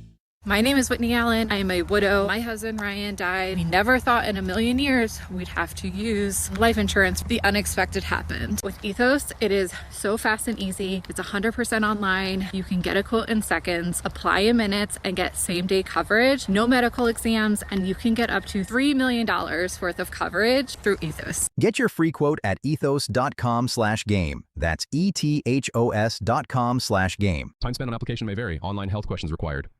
A SoFi personal loan is here to help you achieve something once thought impossible: overcoming high-interest credit card debt. Walk the tightrope of your finances with one low, fixed-rate monthly payment, no fees required, and as soon as the same-day funding. That's right. Pull off your own debt-defying stunt with a SoFi personal loan. Visit SoFi.com/trick to learn more. Loans originated by SoFi Bank, N.A., member FDIC. Terms and conditions apply. NMLS 696891. A Progressive Home and Auto Bundle can protect you round the clock, but we can't protect you from those painful moments in sports. I can't believe we blew a 5-touchdown lead. Sure, but you got to feel like they were going to win for almost the entire game. But I was about to buy playoff tickets. So you were prepared for a good time. That's pretty nice. It's the worst loss any team has ever had. And you got to witness history. Okay, we're done here. Well, at least your home and auto are protected with a bundle from Progressive. Progressive Casualty Insurance Company, affiliates, and other insurers. Not available in all states or situations.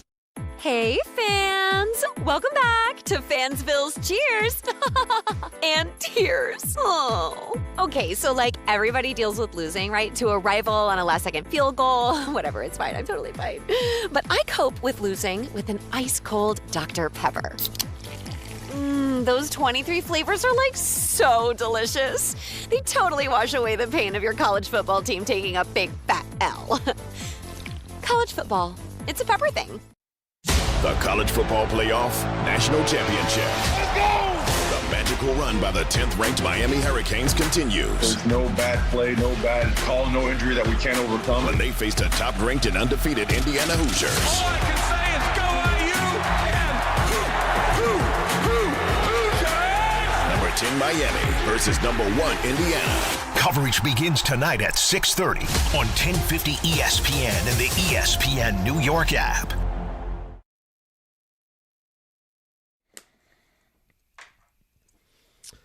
All right, DNR with you, ESPN New York. Game time brought to you by Tullamore Dew Irish Whiskey. When it's game time, it's Tully time. Busy stuff today.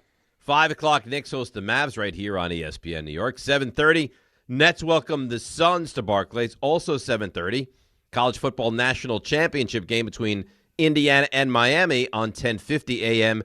and across basically every single ESPN platform. Then to the rink we go, 9 o'clock, Devils in Calgary to play the Flames. 10 o'clock, Rangers visit the Ducks, and the Islanders are on the road in Vancouver to play the Canucks. That's a lot. That's some day. It's a big sports day. I'll be ready for it. And that's game time, brought to you by Tullamore Dew, the original triple distilled, triple blended, triple cask matured Irish whiskey. Be sure to grab a Tullamore Dew or try the new Tullamore Dew Honey during today's action. Glasses up to enjoying Tullamore Dew responsibly. Yeah, but today's a big day. National championship. You got the Knicks. All the hockey teams are in action. We also got a big controversy that we're dealing with, monitoring for the show. Big controversy. Am I involved? No, I was reading. This is just in the sports landscape controversy. Ski jumping. Rocked by Penisgate. I know I'm going to regret this. Okay, all right. I know I'm going to regret this. I'm just telling you, it's in the paper. What are you talking about? Well, ski jumping right now. Athletes are manipulating genital size for aerodynamic edge. How? Why? Because I don't want to know. Why would you ask that, Ray? Just telling you right now. It's a big problem. Well, how is this Professional a show ski problem? jumpers, they're artificially enlarging the genital area before official measurements by using a substance placed in silicone to make the crotch dimensions bigger. Can I ask what purpose that serves? Because now all of a sudden, your suit's going to be more bigger. aerodynamic. Right. So now you got more. So now you get more surface area, so you fly further. It's a big issue right now. Big issue. More lift for the bigger suit. It's in the paper. I'm telling you right now. Okay. Look it. You're really holding this up? Wow. See it? No, look, please. I don't care. I don't care about ski jumping to begin with. The Olympics are coming up. This is a big deal. You don't watch ski jumping? How did you stumble upon this? I'm curious. I was sent it. I don't really watch the Olympics. You're so un-American. I'm not really an Olympic guy. I'll watch the hockey, and then if there's something on that how are you not going to watch the Olympics, man? I don't really care. Ugh. I don't even know I don't even know what to say. What? So you're just dialed in every night? I love the Olympics. Really? Love it. I watch figure skating. Raymond, are you an Olympic guy? I'll try to watch as much of it as I can. All right, so it's on. You're free. You're gonna check it out. Yeah, I'll see what's there. Yeah, I have almost. I like the almost bobsled. No I like all of it. Yeah, RJ, Olympic guy. Yeah, I'll put it on. Yeah, I like the skiing. I mean, listen, I got the tennis on right now. You put live sports on, I'm eventually going to be drawn to it. We did shows talking about the KBO because of COVID. Like, I mean, it was COVID. I know, but COVID that's now. Right, but we're dialed into the KBO. Like, I mean, you're not going to be dialed into the Olympics. No, animal. I mean, hockey's going to be paused, so we're going to be watching. I'll team, watch the hockey. By I'm default. interested in the hockey, and that's about it. Surprised you don't like the figure skating? Not really. I don't like anything that's not. You're like a big curling like guy, aren't you? Anything that's opinionated. Like, hey, how'd he do? Great, give him a 9-2. Okay. You're a big Not a fan of curling that. guy. That's what you are. What? Curling. You're into the curling. Yeah, curling. There's some good stuff though. Besides I all like the when they ski and then they shoot weapons. I'm a fan of that. all the That makes sense. yeah, with the crossbow. No, it's not a crossbow. It's a gun, you it's a donkey. gun. Or is it with a rifle? Crossbow. Yeah, Crossbow. What's wrong with you? What is that, the biathlon? Yeah, the crossbow.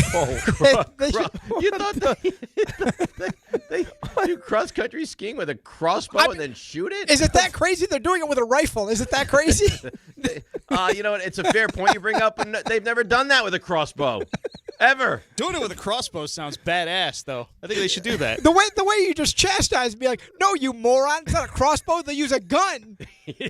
Well, they do. They do. It's a gun. It's not a crossbow. I believe he called you a donkey. There's an event where you country ski and then go shoot a gun. That's right. And you think I'm crazy for confusing with a crossbow? Hey, you want to really? Because I'll tell you why you're crazy. Because they've never used a crossbow. They've used a gun forever. Tell you what, That's what they use. They use a gun. You want to really impress me? Crossbow, much harder. You don't watch, but you know enough of that. Come on now. Yeah. Well, I can't help it. I'm smart, so I just learn stuff. But I'm not interested. Was that when they ski and then use rocket launchers? I don't know, RJ. Now you're talking. They ski and then they throw rocks at someone's head. Yeah, I love that event. Be like Bond for N64. Yeah. We get bobsledding. Yeah, they throw knives. Which one's that one? I always hated the proximity mines. That was tough. You know, the one they used the skis and the crossbow. When he said, I was like, I didn't know they used the crossbow.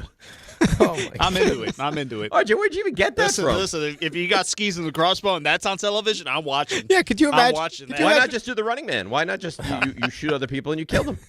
No, we don't. The Hunger Games. Why not? Give it time. We'll get there. No one's eventually. called for human hunting in the Winter Olympics. RJ is? No, target shooting. Oh. Listen, I think I know where you stop, you and your crossbow. You're avoiding the other term of shooting, considering what happened last week, and I appreciate you for that. Yeah. Yeah, flying targets we won't mention. They just let RJ loose as like a wild human target? Oh, boy.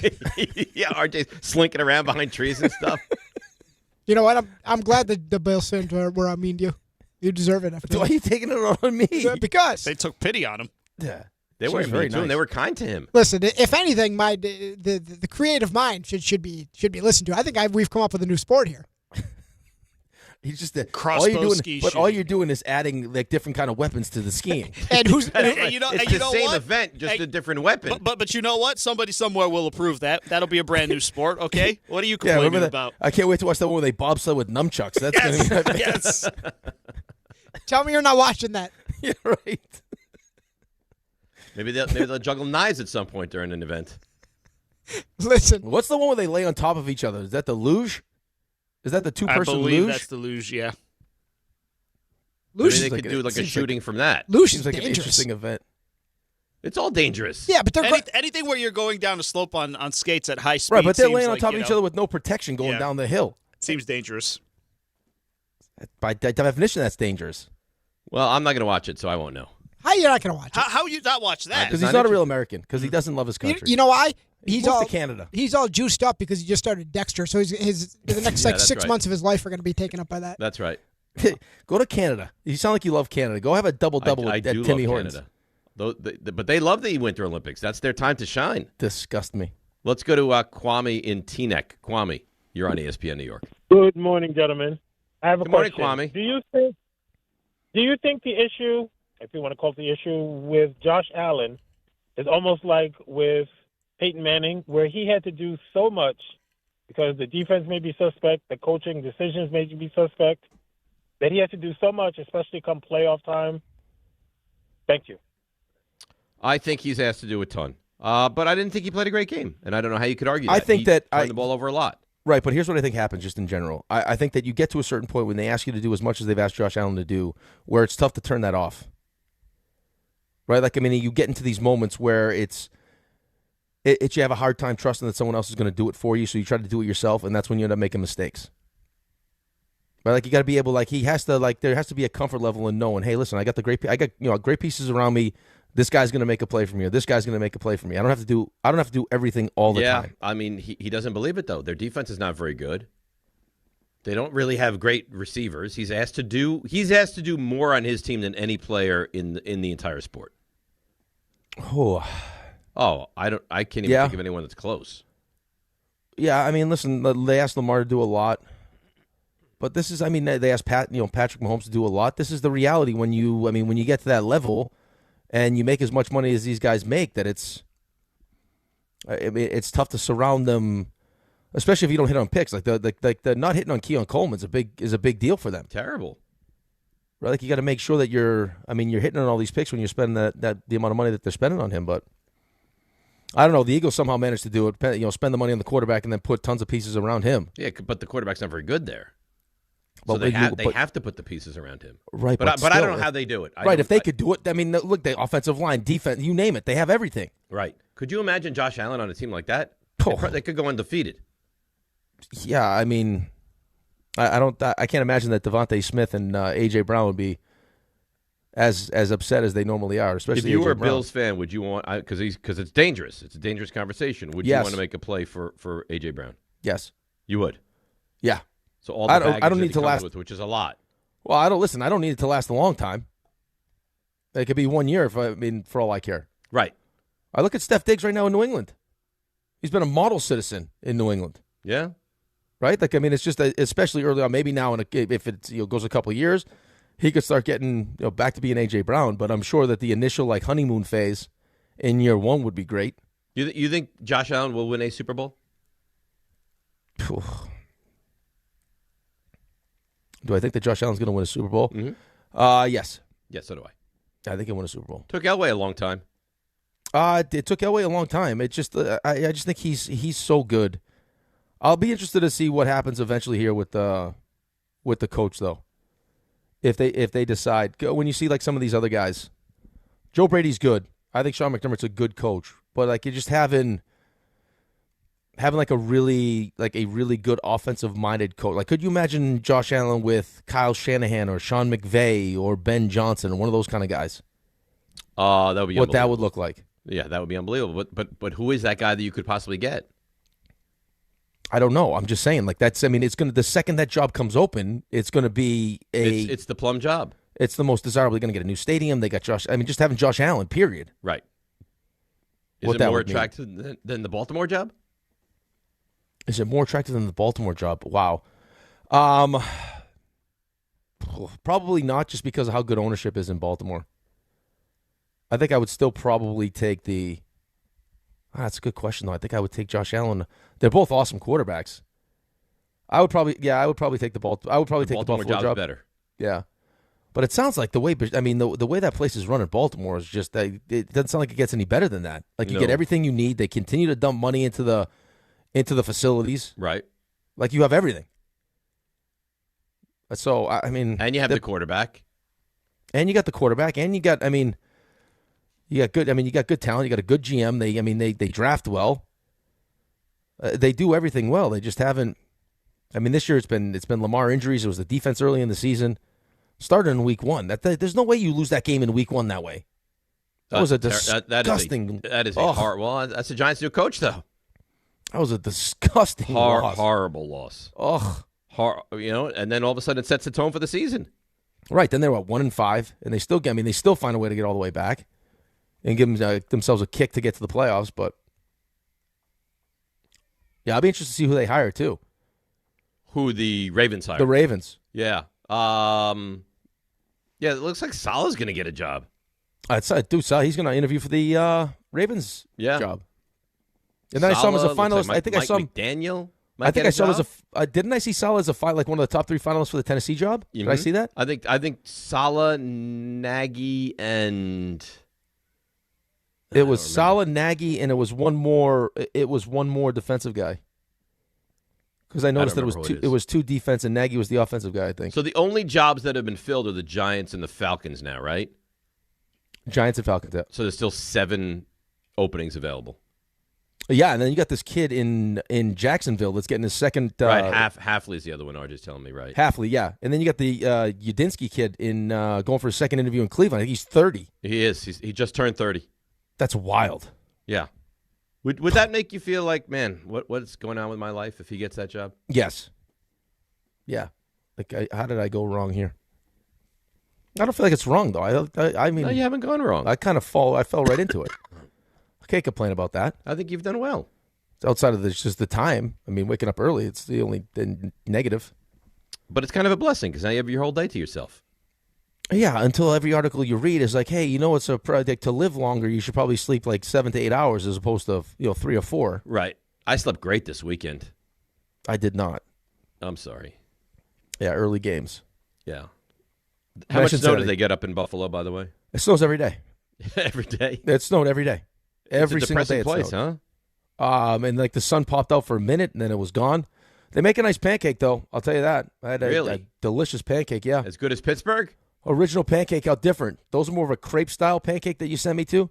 This is just a straightforward, delicious pancake. A delicious pancake, huh? With some nice strawberry syrup and some strawberry syrup included, which was nice. How about that? Let's go to D in Queens. He's nice if he's there. Good morning, D. How are you? Hey, what's going on, fellas? You hear me now? We got you now. That was Dave that hung up on you, by the way, D. That was not me. I would have given you plenty of time. That was a little bit crazy. Listen, apologizing for some. No. I said like 3 or 4 times, hello, and there was no answer. How? You don't have a great voice, though. But you don't really have a great. Your voice doesn't really you know what I mean? It's not an Al Michaels kind of voice, you know. At least I was paying attention. Anyway, all this apologizing for Josh Allen when he turned the ball over 4 times is crazy. If anything, the refs screwed over the Broncos because there was a safety in the end zone. Bo Nix wouldn't have had to play in the overtime. He would have kept his even in the end zone. I saw a still of that. That was like the half-yard line. It was still a hold. It was a hold. That was a call. I mean, he turned the ball over 4 times, and I don't like the framing because it's funny you bring up Lamar Jackson. If he had that type of game, he would have gotten murdered. But somehow, we feel sorry for Josh Allen. He played like garbage. The end. I don't think he played like garbage. I thought he made a bunch of mistakes. Why does it have to be 30 points, D? Like we're so extreme. It's like it's either he was good or he was garbage. I don't think he was. I don't think he was good. I don't think he was garbage. I agree. He wasn't fine. He was less than they needed. And you're right. He can't turn the ball over that many times. It's unacceptable. I think the only difference is that you've seen, like during the course of his playoff career, Josh Allen's played really, really good football consistently. Lamar hasn't. Lamar hasn't been you haven't seen MVP version of Lamar in the postseason enough. And part of the reason the Giants have their coach is because of his coach. Because that Kansas City game 2 years ago that you guys skip over was an abomination. And that was because of the coach. The whole team wasn't prepared to play. That's why you have your coach right now. That was not a good game. Well, fine, whatever. So you're going to tell me John Harbaugh's not a good head coach, or you think that he just had a bad game? I didn't say that. What I have a problem with is this whole "woe is me" Josh Allen business. He played bad. That's it. He lost. He didn't do as much as he needed to do. I wouldn't say he played bad. He turned the ball over a lot. Why are you laughing? Because he's saying you're a Josh Allen apologist is what you are. You should shut your mouth. Thank you. You're welcome. Thank you. Stop being a baby. I think Josh Allen is awesome. Yeah, we all know you think Josh Allen is awesome. We get it. Thank you, D. I think that the reason why, I'm going to speak for you here for a second, that you feel bad for Josh Allen, and I don't think you think he played great, is that you just feel like... By the way, I never said I feel badly for Josh Allen. Well, no, you know what I mean. It's like that you would much...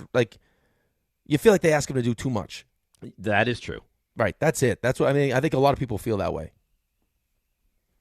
That if given the more around him, that he wouldn't feel like he had to do so much. So maybe he doesn't make as many of those mistakes, and he has a better chance to win a Super Bowl. But the poor Buffalo Bills fans, man. Oh. Well, I know I feel badly for the Bills fans. I don't feel badly for Josh Allen. Josh Allen had his chances. It was so cool, though, man. To be up there, every single person that walked in had a Buffalo Bills something on. T-shirt, sweatshirt, that's their hat. team. It was like an old, she was probably, I would say, at the very youngest, mid-'80s at the Pancake House. Just Bill's sweatpants, Bill's sweat, she was dialed. Yeah, she's probably thinking to herself, when am I going to have another chance to experience this? I might never see. I might not never see my team win the Super Bowl. Yeah, and she's probably like, how can I get this Sweet and Low in my purse to take home? She was stealing Sweet and Low? No, did your mother ever do that? No, I feel like my grandmother does that. My mother doesn't steal Sweet and Low. She doesn't put some. No, I know that is an old person thing, though. Yeah, that's Cassie's dad's like that too. If you go on a plane He'll be like, "Oh, look what I brought! I brought the kids presents," and it's like the free pretzels that you get on the plane. Oh, but come on. Yeah. If you want to say I got you some pretzels from the plane, fine. But to put them in the presents categories is ridiculous. It's like it'll be like an unopened ginger ale and some pretzels.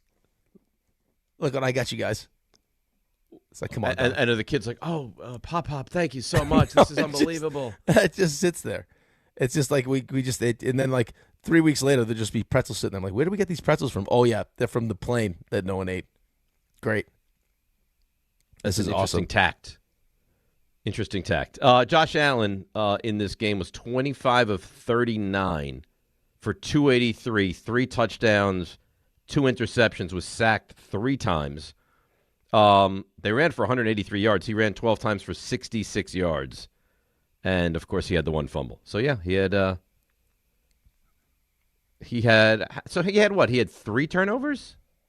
No, he had more than that. He had 2 fumbles lost and 2 picks. Right. He had 3 fumbles, 2 fumbles lost, and then 2 interceptions. One of the interceptions, I think he's blameless, is the one that Cook couldn't hang on to. Right. Right. And then Cook had a massive fumble, too. They were, up 10-7, and he fumbled as they were on their way in for more points? I felt like Buffalo should have won the game. I felt like Buffalo should have won the game, too. But at the end of the day, you don't. So now you know exactly what happens when you lose. You start nitpicking at, what went wrong. Turnovers being a big part of that. Of course. Mistakes, like the mistake at the end of the first. Like, you can't. Like, come on, man. That's the one that's haunting. Like, what are we doing? You got to protect the ball. You know better than that. The last thing you can do is give them a chance to kick a field goal at the end of the half. That was haunting. It's awful. But that's, again, like going back to just how these games are being coached now.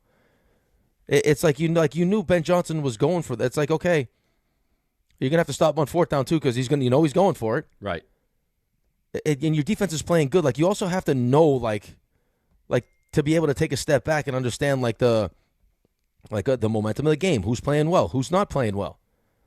Like, in theory, I may go with the plan, like I'm going for it on 4th down if we get to this point of the, this part of the field, we're going for it. This is 4-down territory. Well, what about if your defense is playing great and the Rams aren't doing anything offensively? Shouldn't you take the 3 points there? I hate that guys don't take 3 points. I thought Ben Johnson, I think that's terrible coaching. But he did. He got away with it in the first half last week, too. Right, but just because you get away with it doesn't mean it's the right thing. How many times did they not go for points? It must have been 3 or 4 times. And then the one time they scored the touchdown, but they must have been down there. Had they kicked a field goal every time they got down there, they would have won the game yesterday. It ends up being a 3-point game. Right. In overtime. I get it. Like, Detroit would do the same crap, too. Right? Dan Campbell. And I don't know if he learned from Dan Campbell, if he was part of the reason why Dan Campbell acts the way that Dan Campbell acts, but it's like, no, that's just who we are. We're aggressive. Well, right now it feels reckless. It doesn't feel aggressive. It just feels agree. like Campbell does it. Johnson does it. I agree. So Ray, instead of saying, "Hey, do the legal quickly," you know what? He's very passive aggressive of Raymond. You know what he says? You might want to sprinkle in the legal here. He goes, "Is there something you want to say?" Well, I didn't think it was passive aggressive. No, it's very passive aggressive. I thought it was like, I don't need to be so blunt with him. I could just kind of hint. Well, why not just say, "Hey, ID"? Why not do that? I guess I could have done that. Well, there might be a ton of things I'd like to say. Maybe I don't want to do the ID. Maybe I only do the ID because I have to do the ID. I thought you and I had a rapport about this type of thing. Maybe he'd like to throw on his skis and go shoot crossbows. Listen, that's right. Maybe that's what he'd like to do. Listen, I could be a little bit more subtle and chase you down a ski slope with a crossbow. Does that make you feel better? You want ratings? I got ideas. Right. Maybe I throw out some figure skates and a samurai sword. Dave, and we'll see what that looks like. I love that. I love maybe they juggle them. Dave, it's 8:02. Would you like to do the legal ID? Would I like to? No. Will I do it? Yes. You're listening. Maybe I lose DiPietro with throwing stars. Shush. Sorry. The ID gets interrupted by nobody. You're listening to DiPietro and Rothenberg on WHSQ, WCBS FM HD2 in New York. Maybe they're out there curling and there's a polar bear out there. I got a lot of ideas. Maybe they like the curl. Maybe they like the stones on fire. Oh, that'd be great. And that's how they do it. I've heard enough. RJ needs to be on the IOC. He's got ideas. It could melt the ice. But Can you be bribed? Oh, yeah, absolutely. I'm sure Easily? he can. Yeah. Because that's a big thing. That's a big requirement. Yo, I'm open for business. Maybe they ski jump with grenades. And as you're flying through there, you start launching grenades. Yeah, timing's very important. Spectators? Right, with extra large, with medically enhanced genitals. Timing is key in that event. I mean, now you're out of control. Now, if RJ, if you start to get some of your I still ideas don't implemented, understand. It's maybe I penis start gate. watching a I little still bit. don't understand how that's supposed to help. It's Ray. You don't understand. The bigger your suit, the more lift you get. So if you make it like you got this big giant package, while they're measuring your suit, now all of a sudden you got a bigger suit. Why couldn't you just wear a bigger suit? Because it's illegal. It's supposed to be skin tight. It's an advantage. It's got to be skin tight. Oh, so Now, if the I got fatter you are, the better? I don't think that's the case either. I think I don't know about all that. It's, if I'm my same size, but I got a big, So like John Holmes would be unbelievable in the ski jump. Is that what you're saying? No, like RJ with elephantitis of the scrotum would be like a. So you want a small person with a large package? It doesn't make any sense. But it's a fake large package because then they just, I guess there's no more Where package. does it with bring the it bigger home suit. to enjoy? Yeah, like if RJ had a detachable giant set that he could take on and off, yes. How do you know he doesn't? He'd probably never land. See, what's a better debate? We're having this debate, which is a real debate, or do you want to start to talk about, the downhill skiing crossbow event? I mean, what's better? Who knows what kind of gate we could get into with that, though, RJ? You never know. Everyone's looking for an advantage. All I'm saying is I got ideas. Clearly you have ideas. This was a story in the newspaper. I read it. And you're going to be dialed into these Olympic Games. Rick's going to be more dialed in than ever after reading that story. You kidding? He's going to be glued to the ski jumping. I'll be paying attention. He's going to be watching the ski jump like a hawk. Yeah, why is that guy's suit a little baggy there in the crotch region? I think he cheated. Listen, we'll get you credentialed to the skiing and Dave credentialed to the Giants press conference for John Harbaugh, and we'll be all over the place. Cover all our bases. I'll be the one that checks it. Let me see those things. Come here. You would want to be the checker? No, I wouldn't want to be the checker. That'd be an interesting job, though. You have enough jobs, I feel. Where is he? He's in Milan checking ski jumpers. Sorry. He'll have to miss some time. That'd be a tough one. There's no way John gives me off for that. Ski. I don't even know what this means. Ski mountaineering now. Sure. What's ski mountaineering? I don't know, but it's a new event at the Olympics. Well, why didn't you tell me what it is? Can you tell me what it is? It's Skimo. They call it Skimo. Skimo. Blends uphill climbing and downhill skiing using lightweight gear with climbing skins for ascents and fixed heel bindings for descents. Okay. Demands high fitness, endurance, and technical skill. Sounds terrific. I don't see Dave being great at ski mowing. No, I'm not doing any of this stuff. I'm not interested. So I'm guessing you climb up in your skis and and then you throw them at people. I don't think you climb up with. I think you're not in the skis though. I don't think. I think you climb up and then ski down. You're not going to try to climb a mountain with skis on. Be interesting. Listen, for as great as if you want to see death. Yeah, for as great as that event is, I tell you, not instantly, microwavable interest. All of a sudden, we factor in rocket launchers. You're in. It's a great idea. What are they shooting at though? Targets. No, you're climbing the mountain on skis, Rick. No, you're not. You are. I'm reading it right here. What is Skimo on the USskimo.org page? Ski mountaineering racing is a human-powered endurance competition that involves climbing mountains on skis and or by foot, and in many race disciplines, passing through a series of transitions before descending on skis. No one needs me more than the Winter Olympics. Right, but it's not. You can use your feet or skis. If you get a steep part of the mountain, you're not going to climb up in skis. Why would it say involves climbing mountains on skis? Why would it or say feet? that? Yeah, but you said or feet and or by foot. Right. I think you probably assess what the best decision is. Can we go here. around the league, please? I think something else we could add is a helicopter somehow. If we can work that. It's time to go around the league. And around the league, if we ever got to it, would be brought to you by Boost Mobile. Are we done? Are we good? I'm good. Listen, I love the Olympics. I can't help it. We'll try to avoid any gates here. What's the one where they sweep the floor?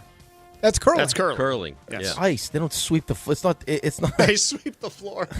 They sweep the floor. You never seen that one? It's very exciting. Yeah. You've never gotten hooked into curling for like a few minutes? No. Like a couple? No. You could actually be a curler, probably. Yeah, you could. Probably. Look forward to that. Broncos beat the Bills 33-30 in OT. It's the 13th comeback win this season, most in NFL history by the Broncos. That breaks the tie with the 24 Chiefs and the 17 Eagles. Also, the 12th one-score win of the season, tied for most in a season in NFL history with last year's Chiefs. It's their first postseason win since Super Bowl 50, which was Peyton Manning's last NFL game. 5 takeaways, their most in any game this season. Bo Nix, 26 of 46 for 279, 3 touchdowns and a pick, but fractured a bone in his right ankle on a rush with 6:04 left of overtime. Will miss the remainder of the postseason Backup quarterback Jarrett Stidham will start the AFC Championship. He'll become the first quarterback to make his first start of the season, regular season or playoffs, in a conference championship or later since Roger Staubach in the 1972 NFC Championship game. Dallas lost that game 26-3 to Washington. Broncos also signed Ben DiNucci to their practice squad. Good week for Curt Cignetti because he played at James Madison under Curt Cignetti. Good for him. Buffalo, 5 turnovers. Their most in a game, any game with Josh Allen as their starting quarterback. The 2 defensive pass interference penalties on the game-winning drive. They had 1 defensive pass interference penalty in the fourth quarter or OT this entire season prior to that. They're the 5th NFL team in history to lose a postseason game in which they did not punt. They've had 91 wins in the last 7 seasons. That's the most by any team in a 7-season span that did not have a Super Bowl appearance. Josh Allen, we've broken it all down. 25 of 39, 283, 3 touchdowns, 2 INTs, 2 fumbles lost, and 4 turnovers total. That's tied for the most in his career in any game. So he's the first player with 2 picks and 2 fumbles lost in a playoff game since Carson Palmer back in 2015. So a lot of controversy, not just the pass interference calls, but of course the catch that was or wasn't. And I'm looking for Sean McDermott's thoughts on that. It's hard for me to understand why it was ruled the way it was ruled. If it is ruled that way, then why wasn't it slowed down just to make sure that we have this right? That would have made a lot of sense to me, to make sure that we have this thing right, because that's a pivotal play in the game. We have the ball at the 20, maybe kicking a game-winning field goal right there. So I'll just leave it at that. But I'm saying it because I'm standing up for Buffalo, damn it. I'm standing up for us. What went on is not how it should go down, in my estimation. That play, these guys spent 3 hours out there playing football, pouring their guts out, to not even say, hey, let's just slow this thing down. That's why I'm bothered. Now, I understand why he would feel like that. Typically, you don't get coaches just coming out and crying that the officiating didn't go their way. They had their chances. They turned the ball over a ton. We discussed that there was that very questionable play, but they had their opportunities before that play. They had opportunities to make a stop after that play, right? I mean, they had their chances, and they couldn't get it done. But very disappointing. If you're a Buffalo fan, I don't know how you – I even know how you do anything now if you're a Bills fan. Yeah, I'd be hard-pressed to say that this is a very productive week for me after what I just watched. And he had to say what he said, right? I mean, he's speaking to – The I'm standing up for Buffalo, though, that didn't make you dry heave? Well, yeah, listen, I don't love Buffalo, the Buffalo Bills, and I don't really feel bad for the Buffalo Bills. But, I mean, yet if I'm the coach of that team, that's – I mean, you're speaking to the fan base. You're speaking to the locker room. You're speaking to the fan base. Right? Like, I mean, you're just going to accept it? No, but I mean, I love how that happened. The I'm standing up for Buffalo, like that's the comment that really bothered me, because it's like that implies that you've been wronged somehow. He feels they were wrong. But that's how he feels. That's how Buffalo feels right now. They feel like that was a catch. I know you think that's an interception. In his mind, that was a catch, and that they would have been in field goal range, and they would have won the game. Right, that's the game's over probably. Right. I mean, but they're at the 20-yard line. You just saw the kicker make a 50-yarder. He's going to make a 37-yarder. Right. I mean, and that's not the time to stand up there and start talking about, hey, we shouldn't have given up 10 points in the last 22 seconds of the first half and the turnovers and everything else. We, as bad as that was, and as much as we can't turn the ball over the way we did, we had an opportunity there. If that's ruled the other way and it's a catch, we win the game and we move on. And now no one's talking about the negative stuff. But they didn't. And now we sit here and break down the game and the things that Josh Allen did well and the things that he didn't do well, the throws that he missed, some of the calls that were missed. But, I mean, the reality of the situation is as fast as it felt, because it did feel fast, was that they were upstairs looking at all those things, and they came to the conclusion it was an interception. You know what was funny? The RJ text. You know what I love about this game? Oh, my God. They're just letting them play, and that's what I find to be so good about it. So this is RJ's fault is what we're The game went sideways after that. And then, like 9 seconds later. Immediately. Pass interference followed by a pass interference. Yeah, so Beals fans, if you want to be mad at somebody, be mad at RJ. That game, listen, that's probably more of the gripe than the actual outcomes. I mean, the outcomes are bothersome. It felt like there was an exact moment the officiating changed. Like Rick talks about it all the time. Athletes are looking for consistency from umpires, officials, referees. And when you have a whole game patternized to kind of formulate the way you're going to play, and then in an instant it changes, that's hard. It just so happened that instant was right after your text. Yeah, do you blame yourself at all for that? No. You don't care, do you? I care. I don't blame myself. Are your Bills fans just apoplectic today? I think that they realize you turn a football over 5 times in one game, and you're asking for a lot of problems. Well, I think, but that's the catch-22 of it all. Because if you're going to live on that and say, hey, we blame ourselves a little bit, let's look in the mirror. Who are you going to blame? Josh Allen? They love Josh Allen. So how hard do you want to come down on your quarterback? You got to say he plays a part. Josh Allen, by the way, is 0-7 in OT games in his career. That is regular season and playoffs. So that's the most losses without a win by any starting quarterback in NFL history. He's 0-3 in the playoffs. He's also got the most career playoff wins at 8 and starts at 15 by any quarterback without a Super Bowl since the Super Bowl era began. Here's Josh Allen on another tough playoff loss. Just missed opportunities throughout the game. A long season. I hate how it ended, and that's it's going to stick with me for a long time. Extremely difficult. Feel like I let my teammates down tonight.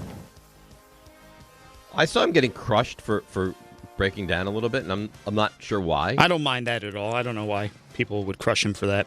Dawkins, I mean, it happens, man. You want them to be that emotional after a game. Right, absolutely. That's the thing. If he swaps jerseys, then you're like, he doesn't even care. But he cries, and now he's a baby. Like, I don't need. What are we doing? I will say this: I don't need the apology tour talking about. Oh, if it wasn't for the turnovers, like I actually saw that. Like he had 4 of them. I'm not talking about the turnovers. Clearly, I'm that was an issue, and that hamstrung him for this game. All I'm saying is he cares so much that it brings him to tears. Yeah, I think that's a great thing. You want to see that out of your best players. You want your best players to care as much as you do, and clearly he cares. Right. So that's a good thing. So, but he got crushed for it. But who crushed him for that? You didn't see him getting crushed. He's a baby. Didn't see that. How can you cry after a game like that? That's insane. That's terrible. You've never if those people have never played or done something that means so much to them then in their lives. Yeah, whatever it is, I don't care what it is you do. If there's something that you put that much time, effort, and passion into, and you get that kind of result, it should. I mean, it should affect you that way. It does kind of feel like the Bills are going to have to go through kind of what the Niners, like the Rams, pick your cornerstones, like your Dawkins, your Josh Allens, your James Cooks, your Rousseaus, whoever else, and reload this thing. Yeah, that retool is coming. That's coming for Buffalo. I'm sorry, RJ. You know what? I almost blame Brandon Beane more than I blame that's Sean McDermott. I think that's part of the issue, and that may be a reckoning there too. Yeah, I think that's the second part of this conversation. Mm-hmm. Do you trust Brandon Beane and or Sean McDermott to be the ones to guide you? Seahawks beat the 49ers 41-6. Yeah, this one was over from the jump. Seahawks, I'm sorry, RJ. They tied their largest playoff win in franchise history. 41 points is also tied for their second most in a playoff game since the Super Bowl. They scored 43. And Mike McDonald, third largest win in a head coach's playoff debut. Largest since John Madden with the Raiders back in '69. Rashid Shaheed returned the opening kickoff for 95 yards, longest touchdown in Seahawks playoff history. They'll head to their 5th conference championship game in franchise history. They lost in '83 in the AFC championship game on the road, but switched to the NFC, won in 2005, 2013, 2014, all at home. It's their 8th straight win, including the playoffs, that ties for the longest streak in franchise history. They scored 26 combined points in the 2 regular season games against the 49ers this year. Sam Darnold, congratulations, first career playoff win as a starting quarterback in his second start. Kenneth Walker, season-high 116 rush yards, second player in Seahawks history with 3 rushing touchdowns in a playoff game. For the Niners, it's the second largest playoff loss in team history. 41 points allowed is their second most allowed. 7-game win streak in the divisional playoffs is snapped. It's their first loss since 2002 at Tampa Bay. They were tied with Kansas City for the second longest streak in the Super Bowl era. Largest loss of Kyle Shanahan's head coaching career since 2017, including the playoffs. As we alluded to last week, he's now 9-5 in the playoffs, so he failed to tie Bill Walsh and George Seifert for the most playoff wins by a 49er head coach. It's also the first playoff loss prior to the conference championship. He was 7-0 combined in wild card and divisional games. Brock Purdy is 5-3 in the playoffs as a starting quarterback. Christian McCaffrey had scored a touchdown in each of his first career 8 playoff games, was the longest streak to start a career in NFL history, and tied for the longest streak at any point in NFL playoff history. I'm sorry to say this. That was a horrendous football game. It was over from the opening play. The Seahawks dominated in every single way. And remember, the storyline leading up to it was Sam Darnold can't throw the football. San Francisco's going to find their way to win. And these two teams are not. I mean, the way that San Fran is currently banged up, they're not even on the same plane. Seattle is head and shoulders better. And I didn't expect it to be that one-sided, but I thought that Seattle would have their way with them, and they did. Yeah, but not like this. No, I didn't expect that. Nobody foresaw this. Well, even last time that they played, the Niners offense had been the hottest offense in football, and Seattle shut them down. But still, late in that game, that throw to McCaffrey ends up getting, through his hand, gets picked off. But, it's a much closer game than this. The last thing that they could have had happen in that game was the opening kickoff goes back for a touchdown.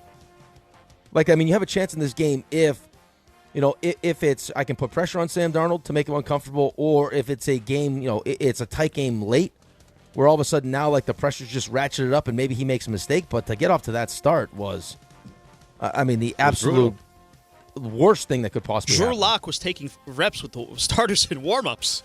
I thought Sam Darnold was doomed. Yeah, he made a throw all week. Totally fine. Yeah, Dave, Jigba didn't even have a big game in that game. Yeah, Dave, I give you a lot of credit because you said going in that this could get ugly. Maybe not to this point where you're losing by 35 points, but yeah, listen. They played 2 games. Kyle Shanahan could not get in the end zone against this Mike McDonald defense. This is a problem. He was the defensive coordinator in Baltimore on that Monday night game where Brock Purdy had his worst game of his career. This is a thing, and it's a problem. But as far as this season isolated on its own, you can't be mad. No. It was soul crushing to know that it was Seattle. I would have preferred it was Carolina or something. But Seattle's going to be tough. They are going to be tough for anyone to beat. This will be a talking point around here, but Sam Darnold going to a conference championship game. Here's Sam on his first career playoff win. It's huge. I don't take it for granted whatsoever. It's just a special group. I think that's the biggest thing, and that's why it means so much. It's just the way those guys are in the locker room ever since I got here. They were tight, before I got here, obviously, but just the way that, they took me in as one of their own. That's so special about this league in general. You make so many great relationships throughout this whole process, and, that locker room and these coaches, just the way that we play together. That's the reason why I play this game. They've made it really easy for me to come in here ever since I did in April to be able to help lead this team and drive the ball down the field, score touchdowns, all those things. I'll tell you what, man. Is there a better GM in the NFL right now than John Schneider? He's up there. He put together quite a team, John man. Schneider is as good as they come right I was now. actually going to say, as far as talent evaluation, John Schneider doesn't get enough recognition, and we are not talking enough. I don't mean us here. I think we do a good job about Mike McDonald. He's one of the best coaches in the NFL. Well, I think that's going to pick up a lot more steam going forward now because here they are. And they have an excellent chance. Right, but to it's go not to as the Super sexy Bowl. as the offensive guy. That's the difference. That's right. Okay. Speak for yourself. Games. Hey, speak for yourself. Well, I know for you, but I just think it's just the reality of the situation is that we spend so much time talking about McVay and Shanahan and Ben Johnson and all the offensive guys that for whatever reason they're overlooking what Mike McDonald's doing. The guys, I love great defense. He's lost 2 road games in 2 seasons. I think you love great defense of anybody. That's what I'm saying. And consider that. I'm in hell right now. I've got a historically terrible defense. Right. And no one defends their private life and emotions like you do, too. Maybe if you opened up a little bit. You think that has a correlation? Really? I think it could. I think it could. Anything's worth a try at this point, I guess. Tell us everything. No. 9 o'clock hour. All of it. You lay everything out there. No way. Absolutely not. I will tell you, the Patriots beat the Texans 28-16. Oh, by the way, too, quickly, too. Yes. The Shaheed pickup was a huge pickup for them. Oh, what a trade. Huge pickup. Paid dividends. Great job.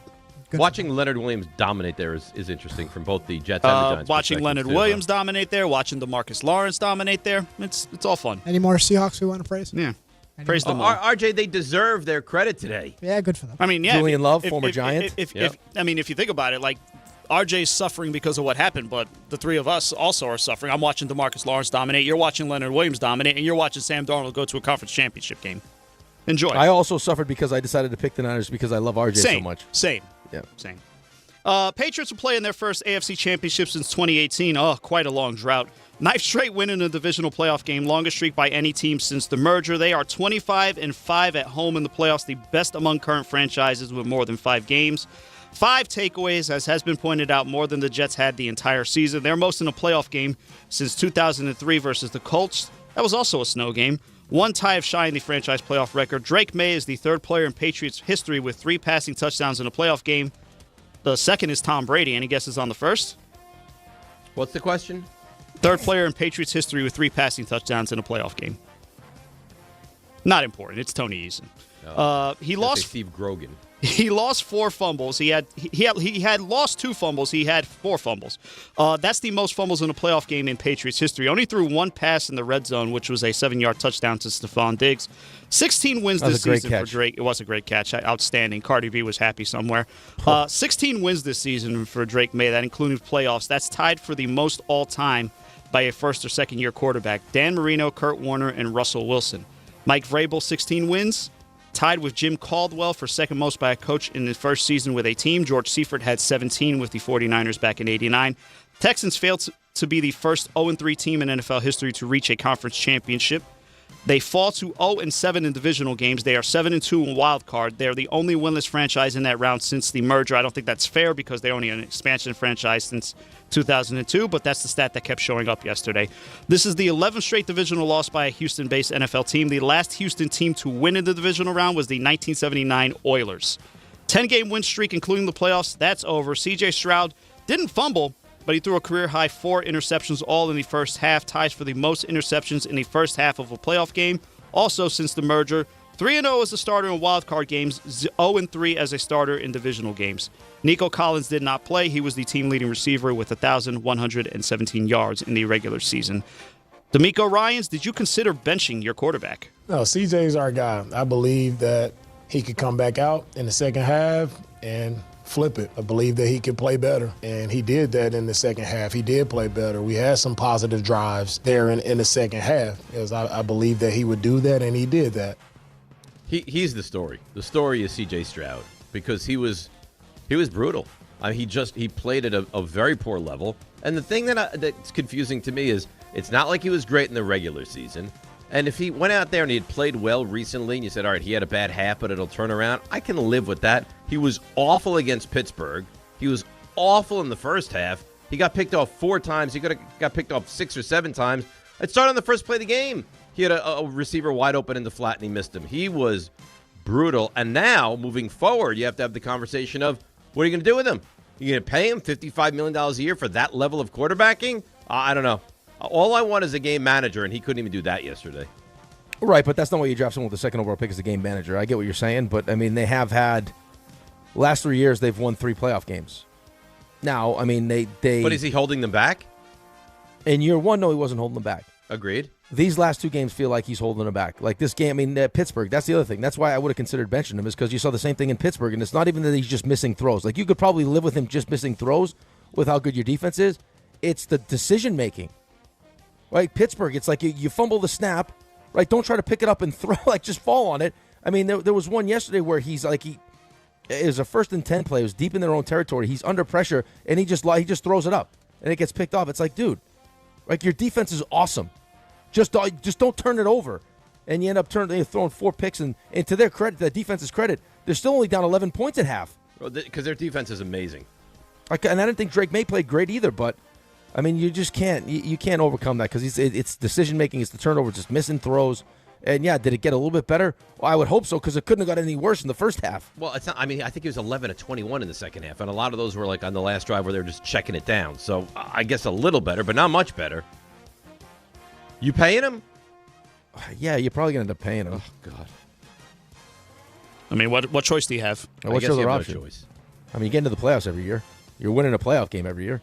But not because of him? Well, this season it wasn't because of him, but, I mean, year 1 he was awesome. Who was it? Was it Troy who basically said that they have a decision to make, or was it may have been Louis Troy? Riddick? It was Troy. Yeah, basically, like, they had, first season aside, it's been rough. They have a decision to make. He's chasing that rookie season. Yeah, still. that's it. That's it. Yeah. Would you want him on the Jets? I would take him on. Yeah, absolutely. You would take him on the Jets? I'd take anybody right now. Yeah, I mean that's not a. Of course, you'd take him on the Jets. I'd take RJ and Ski shooting crossbows on the Jets right now. Monster ratings. Bears fall to the Rams 20-17 in OT. It's the 13th conference championship appearance on deck for LA. Their first since 2021. They're seeking their 6th Super Bowl appearance, 4th walk-off win in a playoff game in franchise history. 3 of those have come under Sean McVay. Those 3 wins are the most in the NFL since McVay took over. Matthew Stafford actually has 55 game-winning drives, 4th most in the NFL since 2000, behind Tom Brady, Drew Brees, and Ben Roethlisberger. 3 interceptions by that Rams defense. They're most in the playoff games since a franchise record 6 in the 2001 divisional versus the Packers. That defense forced a turnover on downs on 4th and 2 from the LA 2 with 3:02 left in the fourth quarter. From Elias, that was the first goal line stand by the Rams in a playoff game in the Super Bowl era. Did not matter because, the Bears march right down, get the 4th down conversion to Cole Kmet for the touchdown. Harrison, is it Mavis or Mevis? Mevis. So either way. The thicker kicker. The thicker kicker, or as Greg Buttle called him in Jets preseason, the fat guy, which is fantastic. I couldn't believe how big he was. He's a big boy. But so he's 16 of 17 on field goal attempts this season. That includes the playoffs. He was acquired midseason after the Rams' previous kicker, Joshua Carty, had numerous kicks blocked and or missed. So he's the 4th rookie kicker since 2000 to have a field goal in overtime in the playoffs and the 3rd to do it in walk-off fashion. The Rams are 3-0 this season when scoring 20 or fewer. The rest of the NFL, 47 and 185. The Rams have won 6 straight games when scoring 20 or fewer points. That's the longest active streak in the NFL. For the Bears, Caleb Williams, 23 of 42, 257, 2 touchdowns, 3 picks. Second straight game with multiple picks after having none of them in the regular season. 5 interceptions this postseason are the most in a single postseason in Bears history. Williams had 3 passing touchdowns this postseason in the final 5 minutes of the fourth quarter. 2 versus the Packers, 1 versus the Rams. That's the most in a single postseason in NFL history, so there's a lot of give and take here. He was 10 of 23 for 102 yards, 1 passing touchdown, and 2 picks in the second half and OT. DJ Moore, 2nd receiving touchdown in the postseason. His first came in the debut last week against Green Bay, so he's the first Bears player to ever catch a touchdown in each of his first 2 playoff games. The other was Bernard Berrien. Moore, 5 receiving touchdowns in the last 6 games after recording 3 receiving touchdowns in the first 13 games of the season. Congrats to the Bears for covering as 3.5-point underdogs thanks to Caleb Williams' TD pass with 18 seconds left in the fourth quarter. That play was remarkable. I don't know how he was able to just drop back. He turned what would have been a short pass ordinarily into like a 50-yard pass. His arm strength is incredible. In the back of the end zone, it was amazing. I don't know what the defender was doing. Kind of looked like he got pushed, but not enough to throw a flag. That being said, he's frustrating because there's times where you watch Caleb Williams and you think, my God, he can do anything. And there's times where you watch Caleb Williams and you think he's frustrating because he doesn't make the simple play.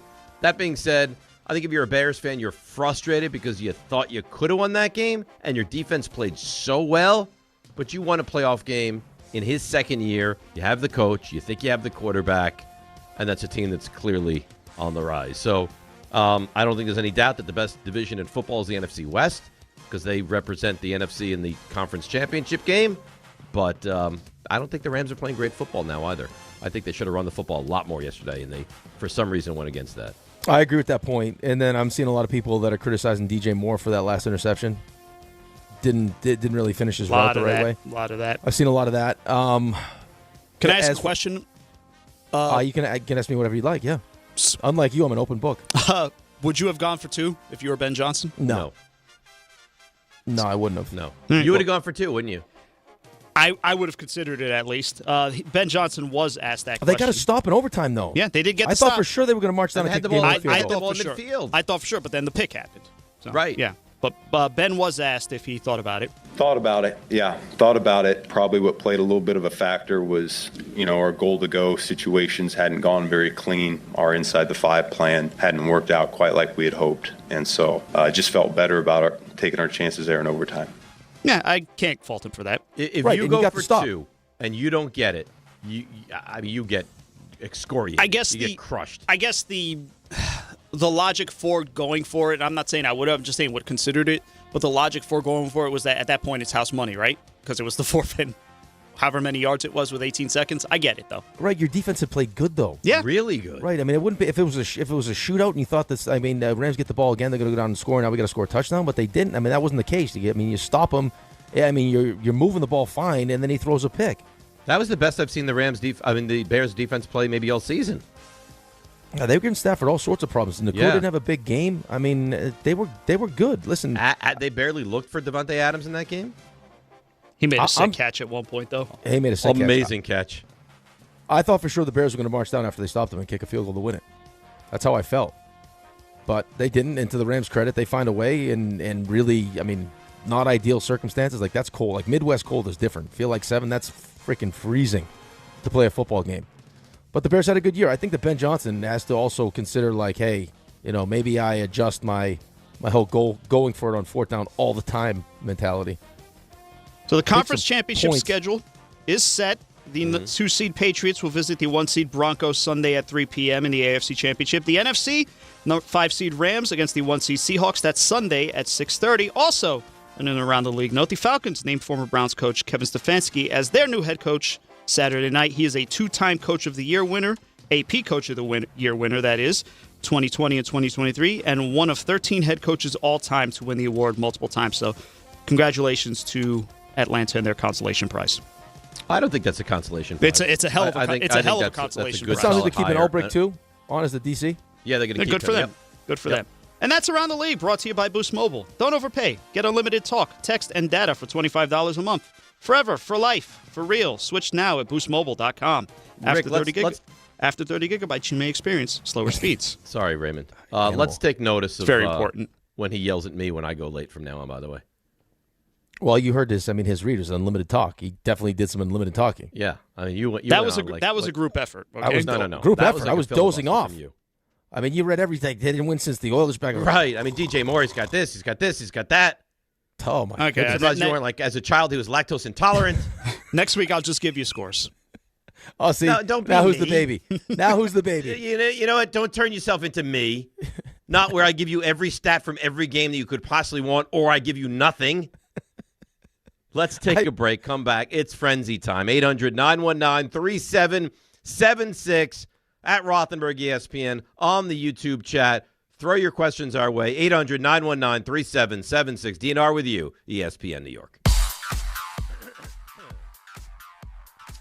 All right, let's see what's happening on the roads. Here is Debbie Duhame. Hi, Dave. Hi, Rick. On this Martin Luther King holiday, alternate side parking rules suspended, metered parking rules in effect. Hey, I don't want this to bring you to tears, but you're stuck in lots of traffic on the eastbound BQE, bumper to bumper into Atlantic Avenue. It's an accident involving a truck, 1 and 9 north at 78, a crash. Skyline Drive closed between Ringwood and Oakland with icy conditions. Sponsored by Positive Coaching Alliance. Got issues with youth or high school sports? Positive Coaching Alliance can help. PCA, a national nonprofit, offers more than 1,000 free online resources for youth and high school sports coaches, parents, students, and administrators. Visit PCADevZone.org. I'm Debbie Duhame on 880 ESPN New York. That's the ease at which you get information. You want it, you get it. Like that. Ask your phone. Group chat. Smartphone. You're always connected and informed in real time. No waiting. So if you're diabetic and still using finger sticks to read your blood sugar, what are you waiting for? Knowing your blood sugar levels instantly is important for managing diabetes. Call US Med at 888-665-0696. To learn more about continuous glucose monitors, a real-time instant method to track your blood glucose, US Med is an approved provider for Medicare and over 1,000 private insurers. And the best part? Call 888-665-0696 and we'll give you a free insurance benefits check today. So call 888-665-0696 today. That's 888-665-0696 and manage your diabetes as easy as... More people trust their hearts to New York Presbyterian than any other hospital in New York. It's because New York Presbyterian has the most experienced cardiovascular doctors, treating a full range of heart conditions, from heart failure to valve repair, with the most advanced treatments. Find a doctor at nyp.org/heart. New York Presbyterian. New York Presbyterian Hospital, based on U.S. News & World Report 2025 to 2026 cardiology, heart, and vascular surgery rankings. I know that hiring can be challenging. You sort through tons of resumes and you get too many so-so applicants. You're just waiting for someone to match your role perfectly. Well, now, there's a place where you can meet them fast. ZipRecruiter. Need to hire right away. Start your search for strong candidates. The right fit awaits. Build your team. Build it sooner. Meet your match on ZipRecruiter. Just head to ZipRecruiter.com/ESPN right now to try it for free, and you're on your way to meeting your match. 4 out of 5 employers who post on ZipRecruiter get a quality candidate within the first day. So try it now. Go to ZipRecruiter.com/ESPN. Once again, that's ZipRecruiter.com/ESPN. Meet your match on ZipRecruiter. Try it free. My name is Whitney Allen. I am a widow. My husband, Ryan, died. We never thought in a million years we'd have to use life insurance. The unexpected happened. With Ethos, it is so fast and easy. It's 100% online. You can get a quote in seconds, apply in minutes, and get same-day coverage. No medical exams, and you can get up to $3 million worth of coverage through Ethos. Get your free quote at ethos.com/game. That's ETHOS.com/game. Time spent on application may vary. Online health questions required. If you love to travel, Capital One has a rewards credit card that's perfect for you. With the Capital One Venture X card, you earn unlimited double miles on everything you buy. Plus, you get premium benefits at a collection of luxury hotels when you book on Capital One Travel. And with Venture X, you get access to over 1,000 airport lounges worldwide. Open up a world of travel possibilities with the Capital One Venture X card. What's in your wallet? Terms apply. Lounge access is subject to change. See CapitalOne.com for details. It's time for a frenzy. A football frenzy. You could say that 10,000 times and it still wouldn't be enough. It fires me up, man. I love it. Say it one more time. A football frenzy. Any team, any player, any question. All right, it is frenzy time. You know how to get involved, 800-919-3776. And on Twitter, I got it open on my phone right now. I'm ready for you guys at Rothenberg ESPN. On the YouTube chat, Raymond checks that out consistently, constantly. And you throw your question in there, and away we go. All right, Rick, here we go. 800-919-3776. Wes in East Hanover. Wes, you're on the frenzy. Did your opinion of Bo Nix change after this weekend?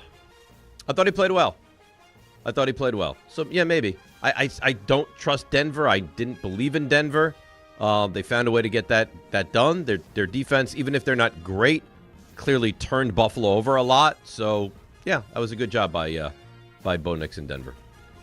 Yeah, well, I think Bo Nix is at that point now where he just has to continue to go out and prove to it. I mean, improve himself. I mean, I think Deshaun Payton believes in him. I think his teammates believe in him, and it sucks that now all of a sudden we're not going to get a chance to see him in an AFC Championship game. Because you would have had a really that would have been a great matchup.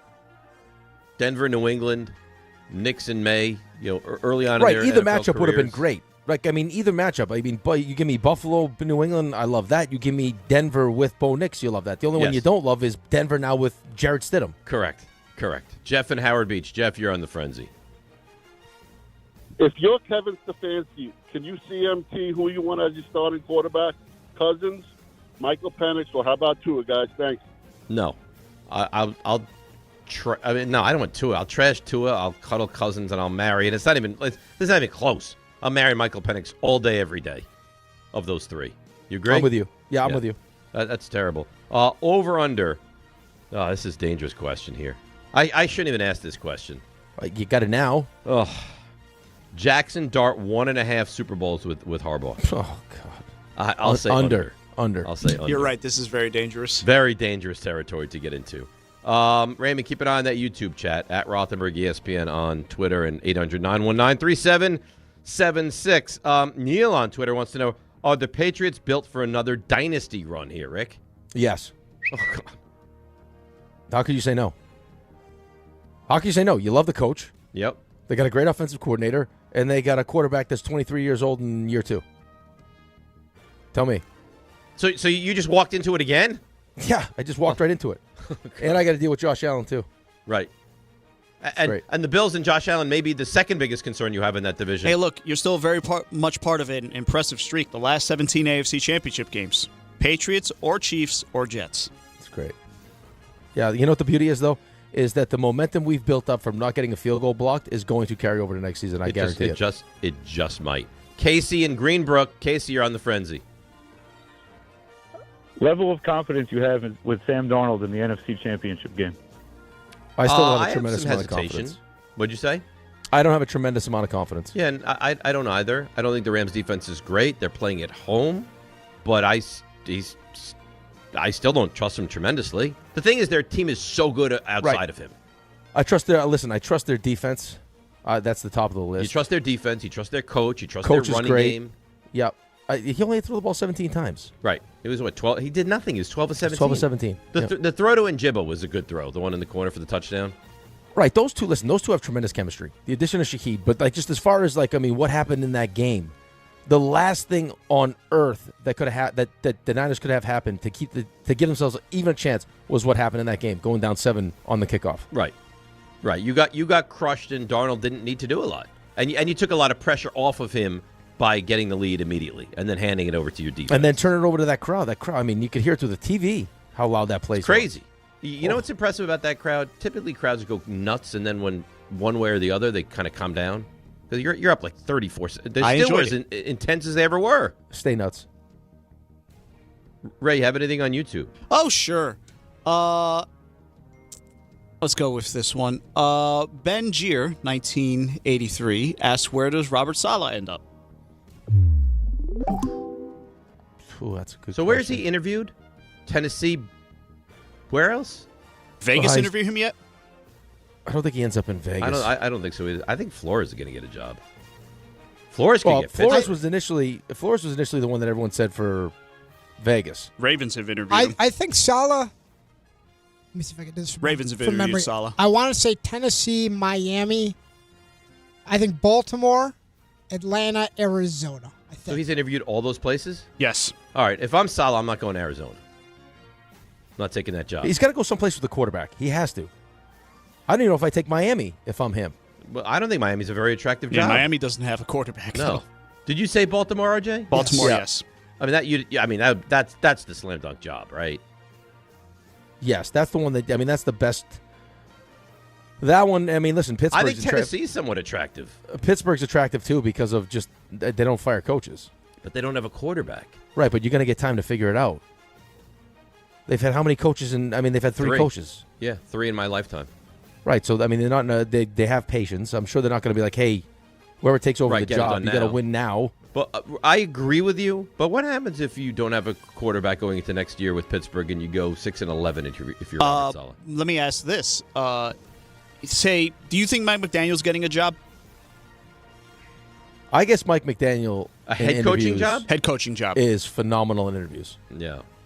If I was him, I would probably take a year off and go kill it somewhere as an offensive coordinator. That's kind of what I'm getting at. So if Robert Saleh gets a job and say Mike McDaniel doesn't, do you think he kind of courses him to be his offensive coordinator? Yeah, I would in a minute. Yes, that'd be an interesting duo, huh? 1,000%.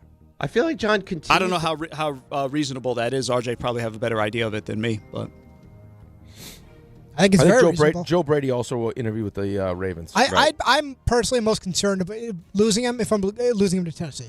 I think I could see that happening. That combination of McDaniel up to Saleh in Tennessee. Right, but is Tennessee going to go defensive-minded head coach now to pull with Cam Ward? If you got McDaniel, you might. Well, right, but with the thought that McDaniel's gone. McDaniel goes into Tennessee, and Cam Ward looks great. He's going to get a job next cycle. I mean, your number one priority if you're Tennessee has to be to fix. Yeah, just stabilize this thing. Right, to fix Cam Ward. Or not to fix, to make Cam Ward look as good as humanly possible. Yeah, I know McDaniel's fun to kind of dunk on now. What he did with Tua, that's probably the best we're ever going to see from Tua by far. I could see Saleh in Baltimore, the way that Bisciotti just kind of described what he was looking for. If you go from the Jets to the Niners for 2 years...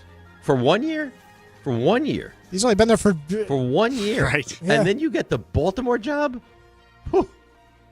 Talk about living a good life. Right, but that's the beauty of his situation. He's a really good defensive coordinator. Great. Has a great relationship with Kyle Shanahan. So he can be picky with what he wants to do. Yeah. Listen, if he stays there another year, you don't think that he'll be a big commodity right, next and you're offseason? Also right, and look at the jobs that could be available next year. That's how I would be doing this thing also. But not better than Baltimore. No, probably not better than Baltimore, but like Arizona, Miami, some of these other jobs. If I could have Detroit open. I could have Buffalo could be open. I mean, there are a bunch of jobs that could be great jobs that could be open next year. John just will not relent with his question.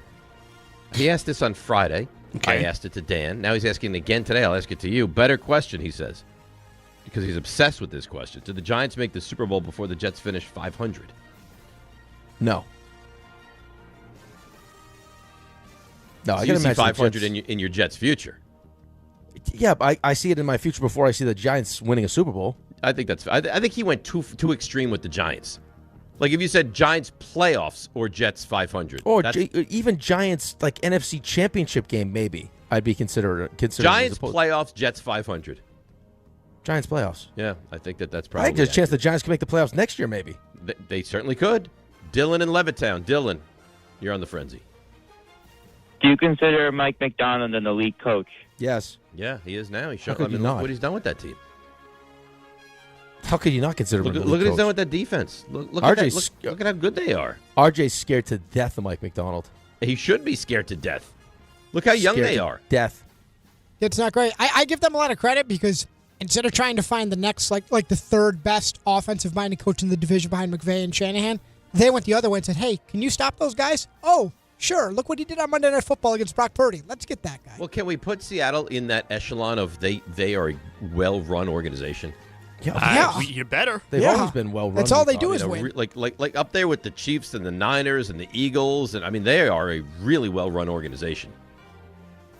I don't think anyone's ever said different than that. No, but I don't think a lot of people consider them of that ilk, and I think they should be. Well, I think a lot of us also don't. I mean, we know how much RJ hates Seattle. We don't want to just sit here all the time and talk about how good Seattle is. Well, I'm not going to sit here and placate RJ just because he can't handle that the Seahawks are a good football team. You should dress up as a Seahawk and show up to the studio and see what happens. No, I don't want to mock him, but I think they're worthy of a conversation of how good they are. They're very good. Say it again. No. Oh, God. Just take salt and just rub them in the poor guy's wounds. John's not relenting. No. Why did he say he appears? He could just move on, please. All right, anyhow. Talked about. That's it. Raymond, blow this one dead. Let's come back. We'll spend a couple minutes on the Mets, and we'll get back. Hold on, please. And how would I possibly know that? I have a read. Okay. Do you check the rundown? Do you ever check the rundown? You're supposed to tell me. Why would You're supposed to tell me. You get offended when I tell you. You tell me about the top of the hour. You get offended. This is why John's... The way you tell me, are you supposed to do something now? That's not what I said. I said, do you have something you want to say? This is why John's That's critical what I said. He's not critical of my on-air abilities. I'm reading. Hold on. I just got a new email from... Yep. It says, also, to let everyone know, personality test, Dave is very similar to Greg. Greg and I get along great. Who said this? That's what it says in the new email. Dave and Greg. A violation of privacy? Yep. All right, here we go. FanDuel's giving all customers a profit boost for the College Football Championship tonight. It's your last boost of the season. Pick the side you believe in, or you can build a parlay that fits the moment. Then you apply your profit boost and go after a boosted payout with everything on the line. So if you think Fernando Mendoza and Indiana will complete their run tonight, go bet it. Or if you think Miami is set to pull the upset, you can bet it. FanDuel is the best place to get into the championship action. And when you win, you'll get paid instantly. So visit FanDuel.com/local to get your college playoff profit boost today. Must be 21 and older and physically present in New York. Opt-in required. Bonus issued as non-withdrawable profit boost tokens. Restrictions do apply, including any token expiration and max wager amount. See terms at sportsbook.fanduel.com. For help with a gambling problem, call 1-877-8-HOPE-NY or text HOPE-NY at 467369. All right, that's very nice. Let's take a break. We'll come back. We'll get to the Mets and then over to the NFL again. The Giants and Harbaugh and the games this weekend. DNR with you, ESPN New York. Not all F words are bad. Some are actually great, like fast, free fiber for 4 months. Yep, switch to Optimum Fiber for as low as $25 a month. Plus, for a limited time, you can get 4 months free, HBO Max included for 1 year, and a 5-year price lock. Don't wait, this free fiber deal won't last long, and the fastest, most reliable, most consistent internet speeds await you. Call 888-4-OPTIMUM or visit Optimum.com/free today. Terms apply. See Optimum.com for details. 1-877 Cards for Kids. KARS Cards for Kids. 1-877 Cards for Kids. Donate your card today. 1-877 Cars for Kids. KARS Cars for Kids. 1-877 Cars for Kids. Donate your car today. Ready to get rid of that old car? Donate it to Cars for Kids. Call 1-877-CARS-FOR-KIDS to reach a friendly live agent. Donation's super easy, and your car can be picked up as soon as tomorrow. Call us now, 1-877-CARS-FOR-KIDS. That's Cars with a K to donate your car today. 1-877 Cars for Kids. Donate your car today. Did you know you can donate real estate too? Go to carsforkids.org. That's carsforkids.org. Hey, football fans, picture this. You bet on your favorite player to score the first touchdown in the game, but his teammate scores instead. If this happens, BetMGM wants to give you another chance at the end zone. With BetMGM's second chance promotion, you'll get your stake back if your first touchdown scorer scores second instead. Really? That's right. Bet on any pro football player to score the first touchdown of the game. If you're right, you win. If your player scores second, you get your stake back in cash. With BetMGM's second chance offer, you have a chance to keep the fun going after the first player crosses the goal line. Try a first TD scorer wager with confidence today. BetMGM. Make it legendary. BetMGM and GameSense remind you to play responsibly. See BetMGM.com for terms. 21 plus only. New Jersey only. Existing customer offer. Subject to eligibility requirements. Rewards paid back in unrestricted withdrawable funds. Gambling problem? Call 1-800-GAMBLER. Smalls here. Life is full of choices, some big, some small. And when you choose an H&R Block Tax Pro, you're choosing the largest network of tax expertise to be in your corner. For when your big ambitions need help with the small details. For when your six figures come from 6 different places. For when your gaming stream becomes your revenue stream. For when your business's year one needs 70 years of tax know-how. At H&R Block, they've seen it all. And they're here to help you make the most out of your money for life outside the box. Out on the course, they're the PGA Tour's best players. But in the arena, they're prime time. And Season 2 of TGL presented by SoFi is back with lights, cameras, action. We're talking big moments, big personalities, big names in the stands, all on the big screen. Big-time matchups with shot clocks, hammer drops, timeouts, overtime, and playoffs. It's city versus city, squad versus squad. The sport just hits different under the lights. It's TGL presented by SoFi. Keep up. It's golf. Tune into every match. Only on ESPN. All right, DNR with you, ESPN New York. So obviously today's a lot of football. I wanted to spend a couple of minutes on the baseball because we need to. And the Mets signed a massive free agent, of course, on Friday afternoon. So we didn't have a lot of time or any time to dissect this on Friday or over the weekend. Like it, hate it, love it. Where are you at with the Bo Bichette signing? I like it. I like it a lot. I mean, it goes, listen, I don't understand what the plan actually is. Maybe they don't have a plan. Maybe it's just like we're going to continue to make offers for the best available guys. Right, but then that's the problem, though. It doesn't. I mean, that's what it makes you feel like is that they don't necessarily have a plan. Because when you heard the initial plan, like I understood why you would trade 5 years of Nimmo for 3 of Semien, especially if we start talking about like what the goal of the offseason is. And he mentioned defensive run save. So all of a sudden, I got Semien playing second base, and I got Lindor playing short. Okay. Especially because Lindor isn't necessarily as good a defender as he was, but still, that combination, I like that a lot.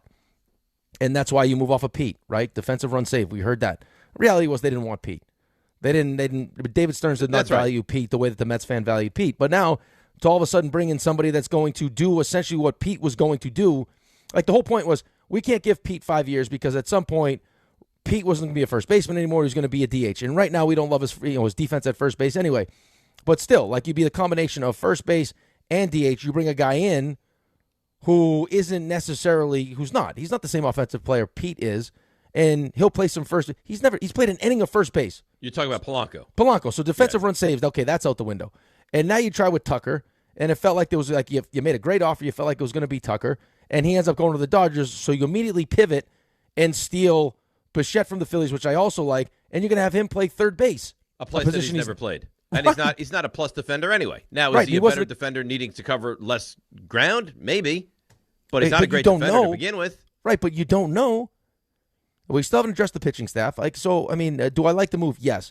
It's a really good right-handed bat in your lineup. I like that a lot. But still, they still have a lot of work to do. Okay. Well, that's step one. If he went to Philly, you'd feel a lot sicker now than going to the Mets on a short-term deal, which, by the way, I love that. So if he goes out there, the guy's a 290 hitter anyway. Like, in his sleep, he's going to hit 290. So now what happens if he goes out and he has an unbelievable season, he opts out, and you have to decide whether you want to keep him. And if he doesn't have a great year, you get him again in the prime of his career. All right, there's no opt-out after the first year, though. Yeah, I thought there is. No, I don't believe there's an opt-out after the first year. I think there's an opt-out after both years. Are you sure about that? Yeah. Let me check. Yeah, very confident that there's an opt-out after year 1 and year 2. These are basically like 3 one-year individual contracts. I got to look into it. I didn't think there was one after the first year. Yeah. RJ, what did you think? Did you think there was an opt-out after year 1? So I believe the terms are 3 for 126, opt-outs after first and second years, no deferred money. That's what I have. You're right. Player opt-out after the first and the second year. I thought there was a certain way, like if they paid him a certain amount of money, he would have to stay after the first year. No, he can opt out after 1 year. So all right, fine. So we'll get the best out of him for a year. If he plays great, then he can leave. Otherwise, no. Yeah, it's a great deal. I just didn't. It felt like, hey, he's the next one. Like he's the now he's the last best player available. Totally so now we'll just go get Bo this Bichette. is the next one up. Let's make an offer for this guy, as opposed to we desperately need this guy and he fits in exactly the way we need. I'm happy to have him. It just feels a little clunky. I agree. Right, and it's also like counterintuitive to what he said in the first, like what the priority was in the offseason to begin with, which was how you sold everybody Semien and getting rid of Nimmo. Right. Is you right? Like defense. Yeah, right. It's pretty clear that you want to do less years, which is great. If you have the money to do it, give less years, more money, less years. I love that. Don't get tied into long-term deals. But it was also with a heavy focus on defensive runs saved.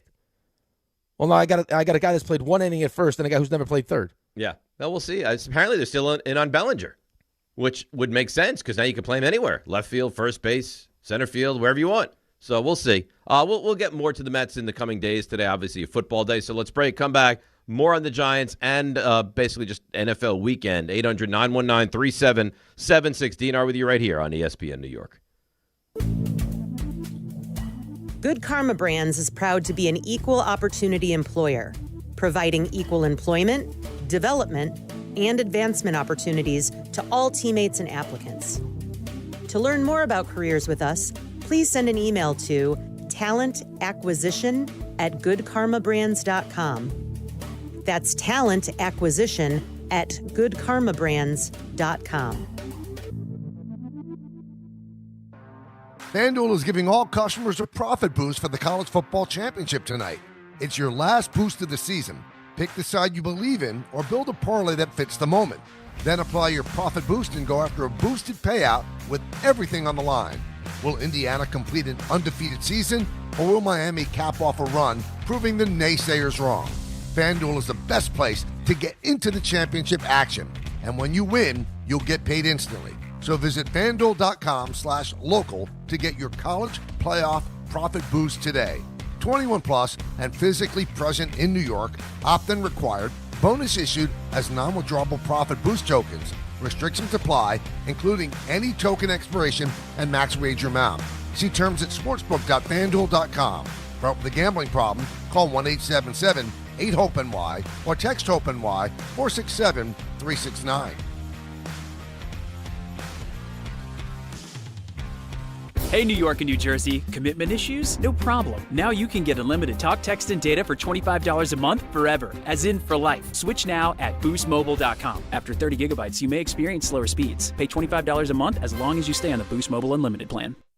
Show your team spirit and save big only at Security Dodge during the Start Something New sales event. For a limited time, score an extra $500 off on top of all rebates and new incentives, just for coming in and wearing your favorite team's jersey or swag. High school, college, or pro, football, basketball, hockey, and every sport in between. It's easy to win big at Security Dodge in Amityville. Visit us today or shop 24/7 at securitydodge.com.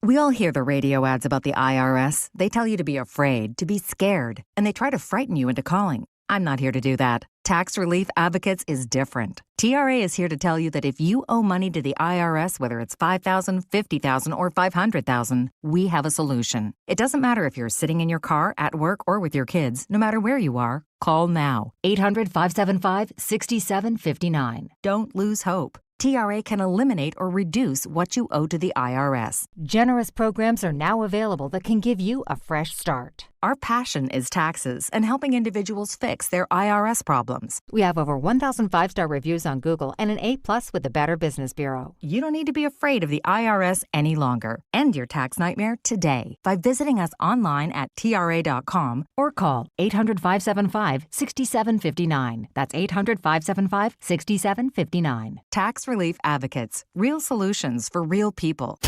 Hey, this is Mika Zibanejad. Hey, this is Adam Fox. Catch every Rangers game right here on 880 ESPN. WHSQ and WCBS FM HD2, New York. This is DiPietro and Rothenberg. I'm not really an Olympic guy. How are you not going to watch the Olympics, man? Skiing, then they shoot weapons. I'm a fan of that. With the crossbow. No, it's not a crossbow. It's a gun, you donkey. How do you cross-country skiing with a crossbow? Is it that crazy? They're doing it with a rifle. Was that when they ski and then use rocket launchers? I don't know. Now you're talking.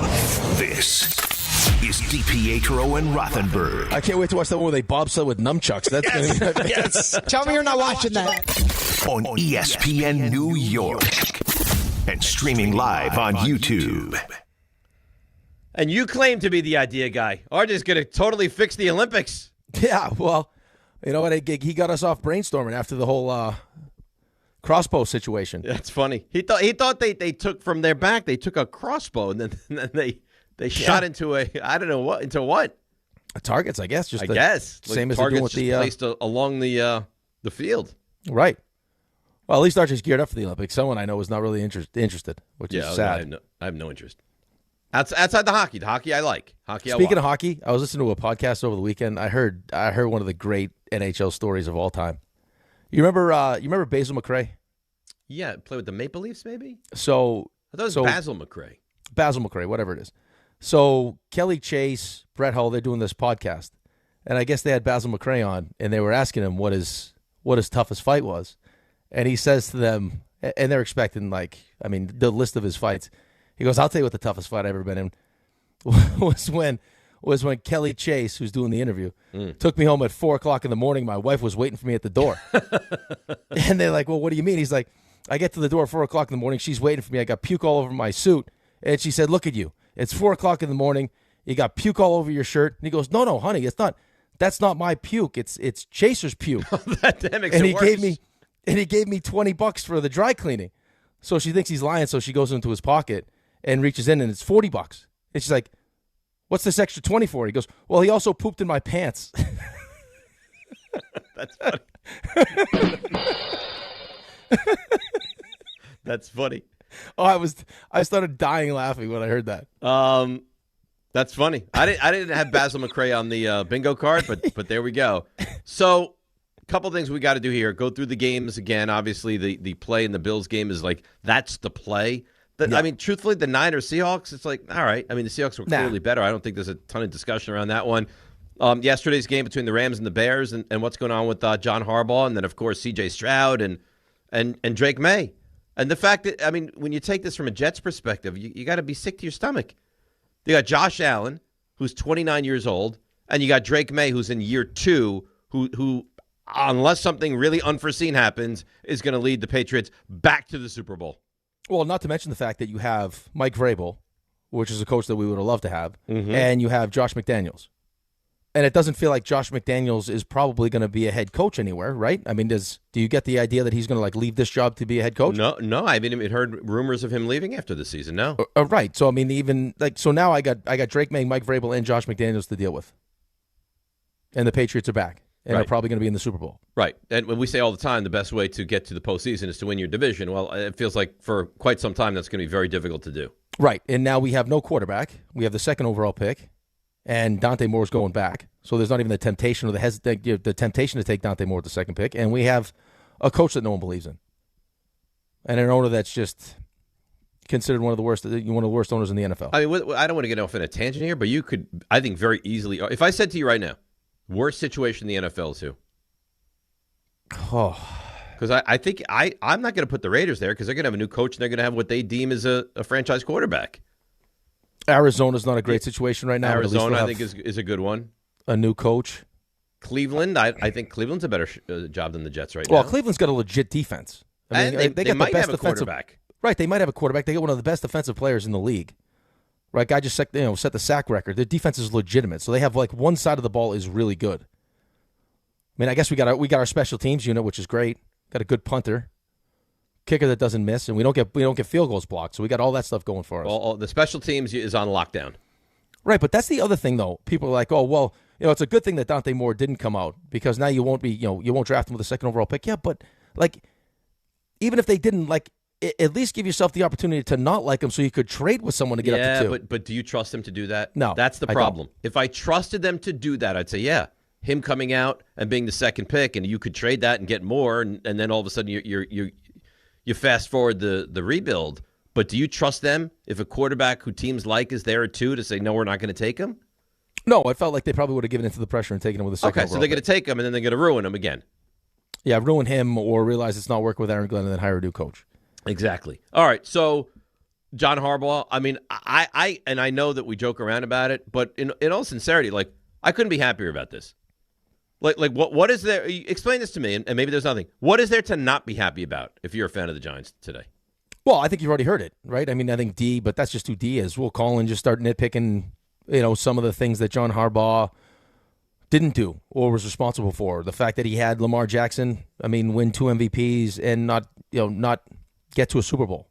But how much of that? And I'm not saying that's not Harbaugh responsible at all. But aren't there other factors that have to receive blame for that? Yeah, of course. But we've gone so far in the other direction, though, where it's less about the players making mistakes and more about the coaches not being very good. Like, you don't want to point to you're quicker to point to John Harbaugh's mistakes than you would be, well, shouldn't Mark Andrews catch that 2-point conversion? Or Zay Flower. Like, there are so many different things that go out during the course of a game, a season, a playoff run that are the combination of, coaches making mistakes, players making mistakes. It's a team effort. Everyone has blood on their hands when you lose. Like, it's just the same thing yesterday with the Bills game. Right? Like, as much as people want to feel bad for Josh Allen, like, a lot of that loss is on Josh Allen. Like, there are plays that he makes in that game and doesn't make in that game. Correct. That could be the difference. Well, you can't turn the ball over that many times. And to be fair, he missed a couple of wide open receivers. Right. But, because you ask him to do so much, it's easier to blame. You feel better blaming, the GM or the coach or whoever you want to blame for the referees for the game. John Harbaugh, I'll tell you what I like the most about this is that you're bringing someone into your building now that has the gravitas to make the people that make decisions a little bit uncomfortable and make some decisions that they normally wouldn't make and some changes that they normally wouldn't make. Because, again, I said this to you earlier in the show. The idea that it took a couple days to figure this out was because John Harbaugh had some things that he wanted changed. Mm-hmm. And if it wasn't John Harbaugh, it was just someone else, those things aren't getting changed. It's, hey, it's the Giants' job. This is how we do business. Take the job. And that person, Stefanski, would have said, okay, I'll take the job. That's not John Harbaugh's not going to do that, though, because you're selling yourself to John Harbaugh. If you don't want to do it my way, I'll take the Atlanta job, or I'll 100%. Take the Tennessee job, or I'll hang out. I don't need to take any job if I don't want to. Right. I'm going to go somewhere else because I need it to be set for me to ultimately win and to get where I need to get to and I need the organization to get to, I have to be in charge. Right. But just think about how far you were, like in reality, from being one of those teams. If going from Gettleman to Joe Shane, who we all think stinks, was such an improvement that you wouldn't fire him after 7 wins in 2 seasons, that now John Harbaugh steps in your building and spends how many days trying to explain to you all the things that need to be changed with your organization? Massive. You were one of the laughingstock teams in the NFL. But I really do give a lot of credit to the Giants because there's some teams that might not recognize how bad they've been and how broken it is. It was, they made a full court press from the jump. They wanted this guy. I also think that now, because of the circumstances, though, there's probably more of a sense of urgency to fix those things. Because how much, Like it's like it hasn't worked. It hasn't. I don't care what. It hasn't worked. I don't care what they'll tell you. This is just how we do it. Well, the way you're doing it's not working. They can't try to tell you that this has worked. Right, but until I have someone in my building that's had 18 years of success and comes from an organization that is consistently one of the best in football, that knows what it's supposed to look like, to come in and explain to you exactly what they do that you don't. Right? Like, hey, here's the things that we do that you're not doing that'll get you to this level. I think for John Mara, who's dealing with what he's dealing with, I think there's as hesitant as you would be to make those changes, you also recognize, like I don't know what's going to happen here. And I want to make sure that whatever does happen, right, I have this franchise in a great place. Well, it feels like for the first time in a long time, this franchise is in a good place and an improving place. Everyone I heard from over the weekend is ecstatic. I don't know that I've ever had a situation with any of my teams where just everyone is on the same page. This is a great hire. Yeah, it seems like it seems like a slam dunk no brainer. The fact that he wanted your job after how bad the team has been is, I'm not surprised just with how many pieces that they have in place, especially the most important piece. But the idea that Like, you have the most attractive candidate on the market that had multiple offers. I mean, had teams that had coaches calling him, and he felt like this was the best job is great news for you. And I think they'll be one of those teams that everyone points to as, the team that can make the biggest jump in year one with the new coach. And how could you not after, they really won 2 games. We'll call it 4, but. Right. No, they were handed 2 games. Right. You're playing against teams that aren't trying to win. I don't know how much I want to count those. But again, that for me is the biggest thing, though, is how far they must have actually been from being one of these top-tier organizations, and then now not being surprised at all with how bad it's been. It's been right, brutal. because it happens. Listen, it happens. Like, you don't know what you don't know, and there's a certain way we do things, and then until you bring someone in that's actually like been around a program that's done to the highest level, right? Like, for us, I use the Islanders for an example. Like, I thought Snowy did an unbelievable job. He drafted really well, and under the circumstances, he had success. But then all of a sudden, you bring someone like Lou in, who's had the ultimate success, and then how different, how things all of a sudden now end up changing. Because it's just like Lou's been there, he's done that, he knows exactly how it should look. Mm-hmm. He's had success doing it that way. Like, he has the recipe to do it. Right. You don't know that you don't have it until you have it, and then once you get it, you're like, oh. Right, but in its organization, like, Joe Shane was in Buffalo. Buffalo's a really good organization, but there's a certain way Buffalo does things. And then to get to the upper, where it's like, the way that Baltimore handles their business, how much money they invest. Like, Bart's talked about it.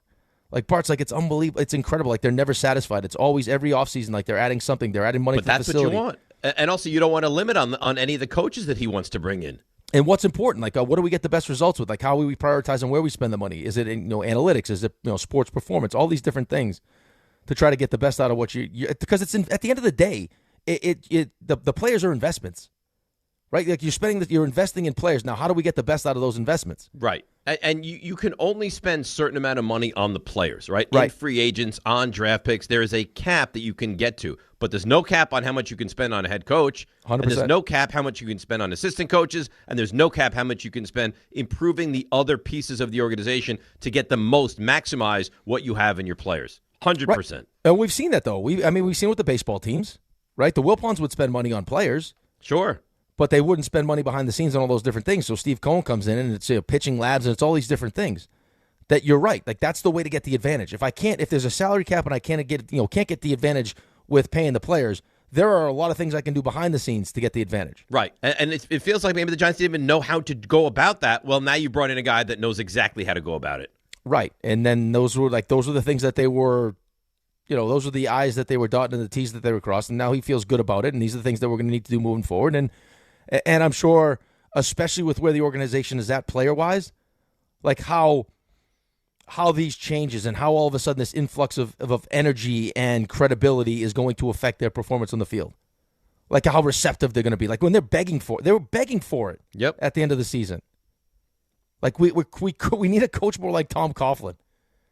Like, that's how bad it was. I know. I tell you what, all the crap that you had to deal with the Abdul Carter and guys, the country club atmosphere, gone. Oh, out the window. See you later. We're just with the tiniest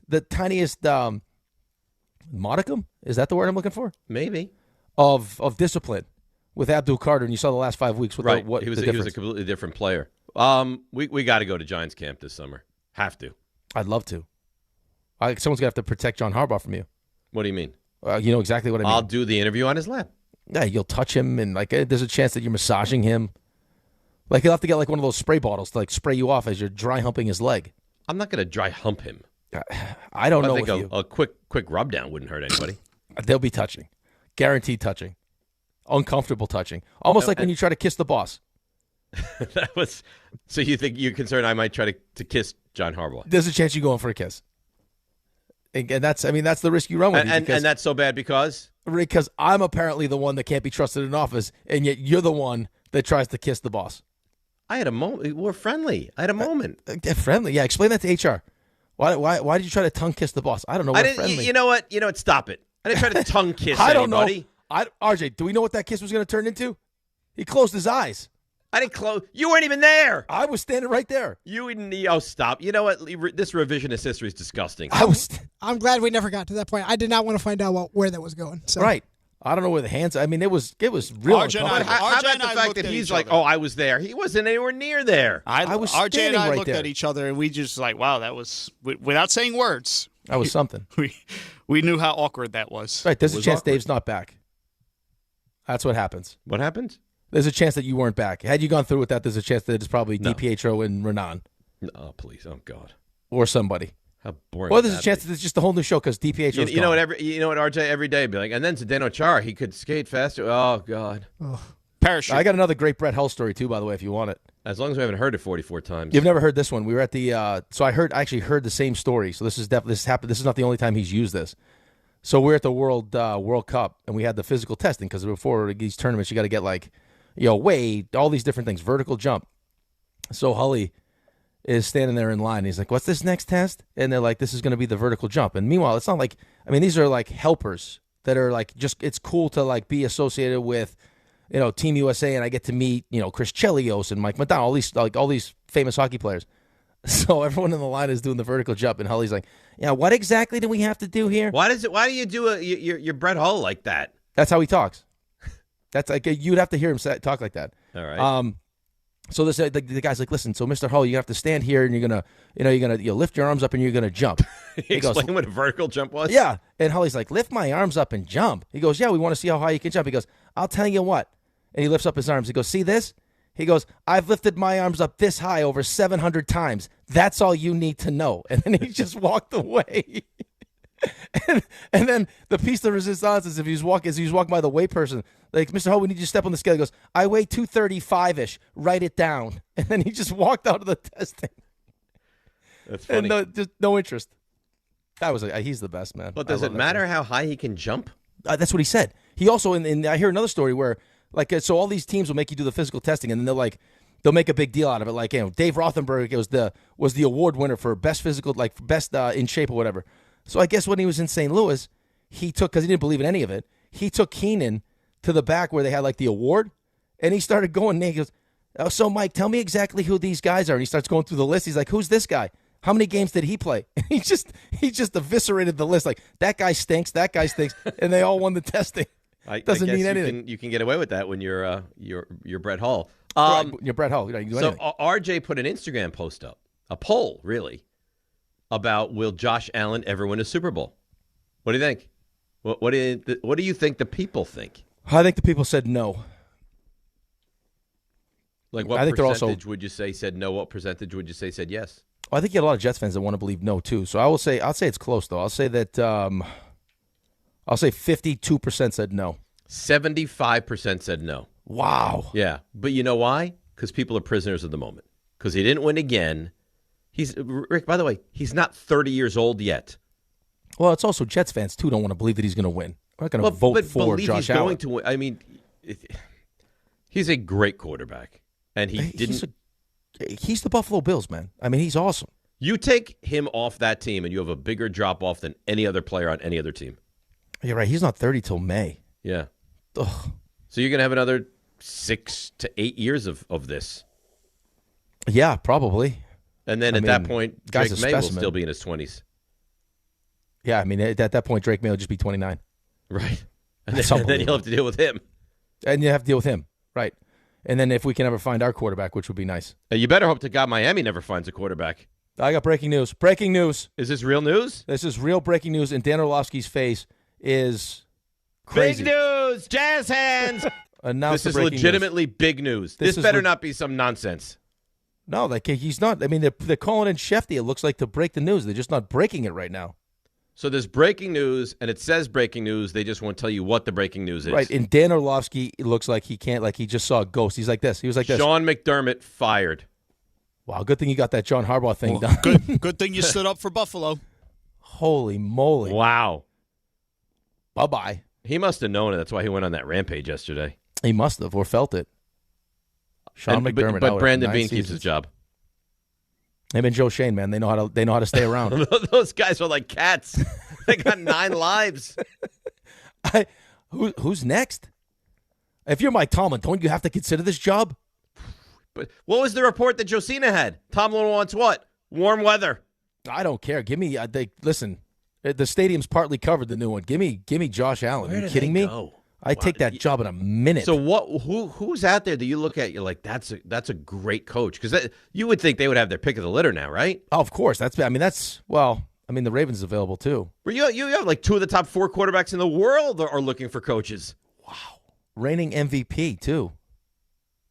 I mean, who are you taking now? I mean, Tomlin's got to think about this. I know you want to do TV and relax for a minute, but still. I mean, you don't get jobs like this that open up with No. quarterbacks like that. You think Harbaugh's like, damn, I screwed this up? No, I think he has to be a I little don't bit. think so. I think he wanted to come to the Giants. You wouldn't want Josh Ian Allen? said he talked to him. Ian put it out there in a tweet. Connor was great with this whole thing, and he asked him something about, I don't know, the Giants or Dart, and he said we like the day after.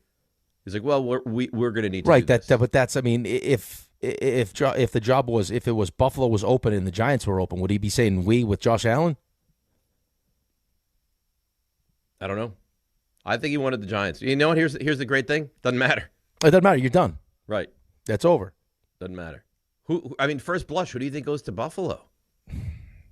It's such an attractive job. I think you're probably doing. I think you're probably going offensive minded. No. Yeah, but I mean, you have to hire a great head coach. Yeah, I don't know how many. There's no great head coaches Right, still like available. a Ben Johnson would have been such a perfect fit for that. But I Ben don't know Johnson? who's available that you look at as like an offensive Well, great mind. offensive. Mike McDaniel's a great offensive mind. He is, but can you give him the head coaching job after he got fired in Miami? That's going to affect his That would outfit be choices weird. too. Buffalo. That'd be really weird. Wow, that's McCarthy, big. Mike McCarthy. Yeah, maybe. Maybe. I'm sure Stefanski's not pumped that he took the Atlanta job already. Is there a coordinator that you would point to and say, yeah, let's take a chance with the coordinator at this point? I'd have to think it through, but nobody that jumps off the page right away. I mean, if you're Kubiak? Saleh looking for a second job, you're begging for this job, especially because you get to stay in the same division as the Jets.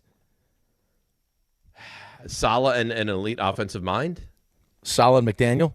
Yeah, that's In not Buffalo? unattractive. Yeah. RJ, wow, this is big news. RJ, Hi. how you doing? This Is your phone blowing up with all your Buffalo brethren? Yeah, news is making the rounds. I would be shocked. Stand up for Buffalo. Shocked if Brandon Beane finds a way to keep his GM job. So you think they're going to have a complete overhaul? I think now is the time. I think we talked about it, I don't know, 2 hours ago. You pick your guys. We've seen phase 1, the first half of Josh Allen. They made the playoffs 8 times under Sean McDermott. 8. Yeah, and they're 8-8. And they Do they consider made the giving playoffs Joe Brady no the job? times from 2000 to 2016. Joe Brady, I think right now in You Buffalo, think that happens? I think would be a tough sell. I don't think they're as high on Joe Brady as everybody else.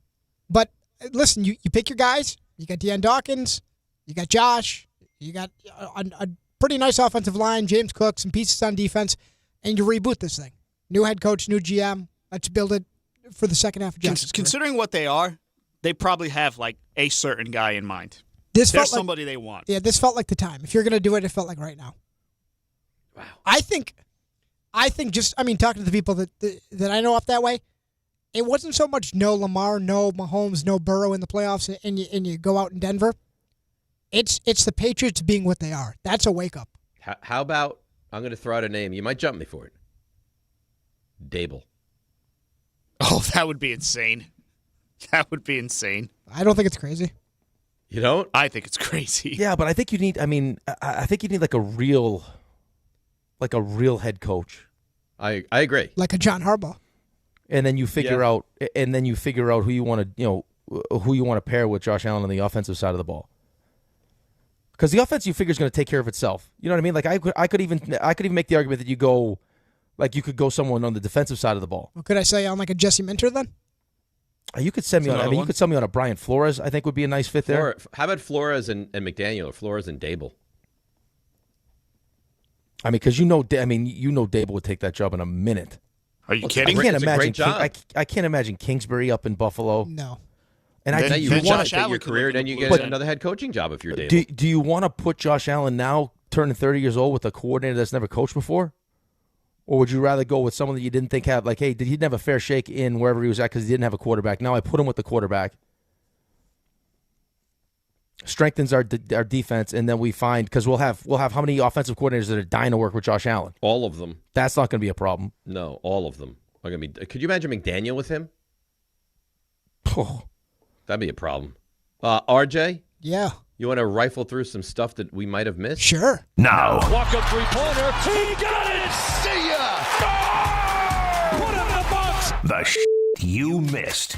Oh, boy. And by the way, yeah. Thanks to the Buffalo Bills, because this news usually breaks at like 10:01. Yeah. Oh, yeah. Good job. So thanks for getting that done in the 9 o'clock hour. Much appreciated. That is solid. You mentioned Brian Daboll, so he will interview for at least he's scheduled to. We'll see if the Bills don't try to intercept him. But he's scheduled to interview for the Philadelphia offensive coordinator job and has already interviewed for the Titans head coach opening. Some other coaches off the board. You mentioned it. Stefanski goes to Atlanta, the first major move under new team president Matt Ryan. The Packers have brought back Matt LaFleur on a multi-year deal.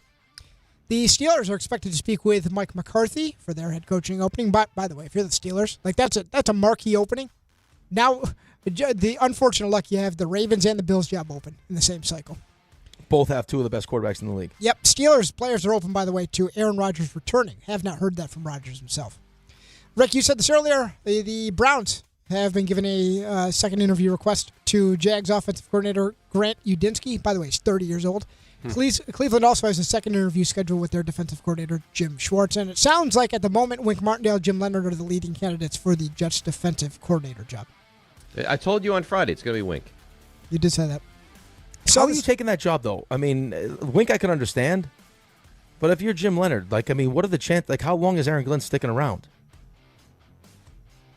Is there really that's a scary opportunity? Right, and he can get the Cowboys possibly or the Giants possibly. So why would he take the Jets? Sean McDermott, by the way, 98-50 in his time in Buffalo, 8-8 in the playoffs. Not good enough. 98-50. Not good enough. So the stat also, Jarrett Stidham, 4 career starts, the fewest for any quarterback ever in a conference championship game. 1 fewer than Jeff Hostetler by the time he got to this point. That was great. So you're saying there's a chance? There's a chance. There's a chance. Never know. They have a good defense, home field. The thing is, they don't run the ball very well. NBA, Kobe White scored 24. Bulls beat the Nets by 22. Kevin Durant moves past Dirk Nowitzki, 6th all-time in the NBA all-time scoring list. John Morant back on the floor for the Grizzlies, says he wants to stay in Memphis. Some NBA injuries. Jalen Williams of the Thunder going to be week to week with a hamstring strain. Darius Garland of the Cavs out at least a week with a toe sprain. Men's college hoops over the weekend. St. John's beats Villanova. North Carolina. Huh. Not good. No. Not good. How was it in the Ross? And it turned my house on edge. I can imagine so. Not a good loss to Cal. ACC rival Cal. He now wants to challenge Hubert Davis to a fight. Yeah. That's not surprising. Rangers send out another letter, I believe it was on Friday, from Chris Drury about the retooling. Then they go beat the Flyers. Flyers 6-3. The Flowers. Flyers hate seeing Zibanejad coming. Lightning had their win streak snapped over the weekend at 11 by the Blues. JT Realmuto back with the Phillies, 3-year, $45 million contract. Braves shortstop Ha-Sung Kim going to be out 4 to 5 months. Has a torn tendon in a finger.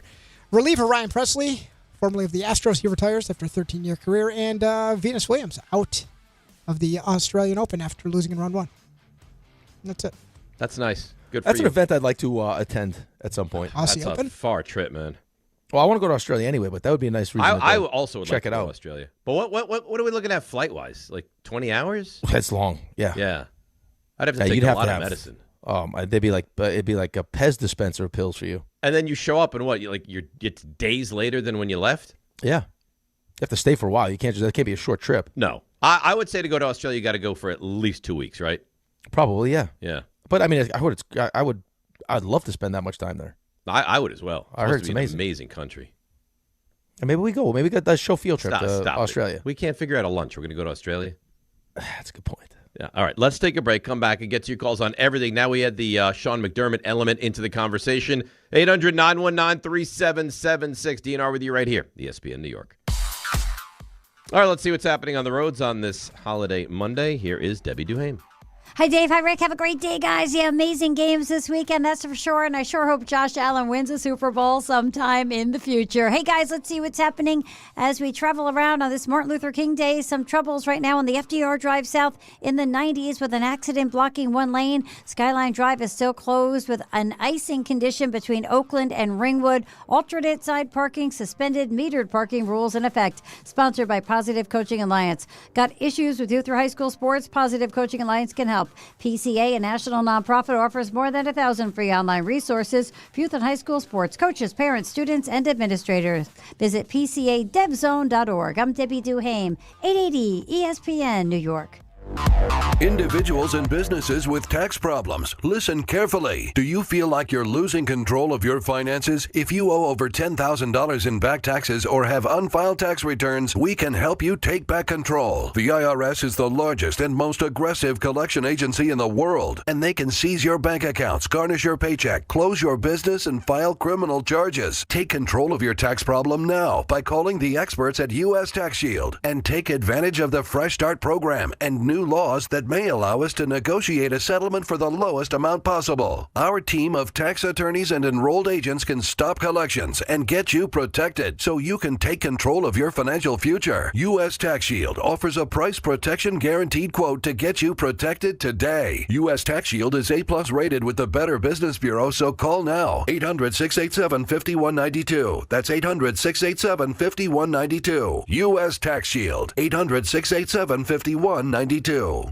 If you've been injured in an accident that wasn't your fault, then you need a lawyer who knows New York's unique personal injury and workers' compensation laws. At the Parisman Firm, they have decades of experience handling all types of accident cases and a proven track record of delivering huge results. Their team has already recovered nearly $1 billion for injured New Yorkers. From construction to car accidents and slips and falls, they've got you covered. Call the Parisman Firm now at 718-WORKERS, where your case is their cause. Get the justice you deserve today. FanDuel is giving all customers a profit boost for the college football championship tonight. It's your last boost of the season. Pick the side you believe in or build a parlay that fits the moment. Then apply your profit boost and go after a boosted payout with everything on the line. So if you think Fernando Mendoza and Indiana will complete their run tonight, then bet it. Or if you think Miami is set to pull the upset, bet it. FanDuel is the best place to get into the championship action, and when you win, you'll get paid instantly. Visit FanDuel.com/local to get your college playoff profit boost today.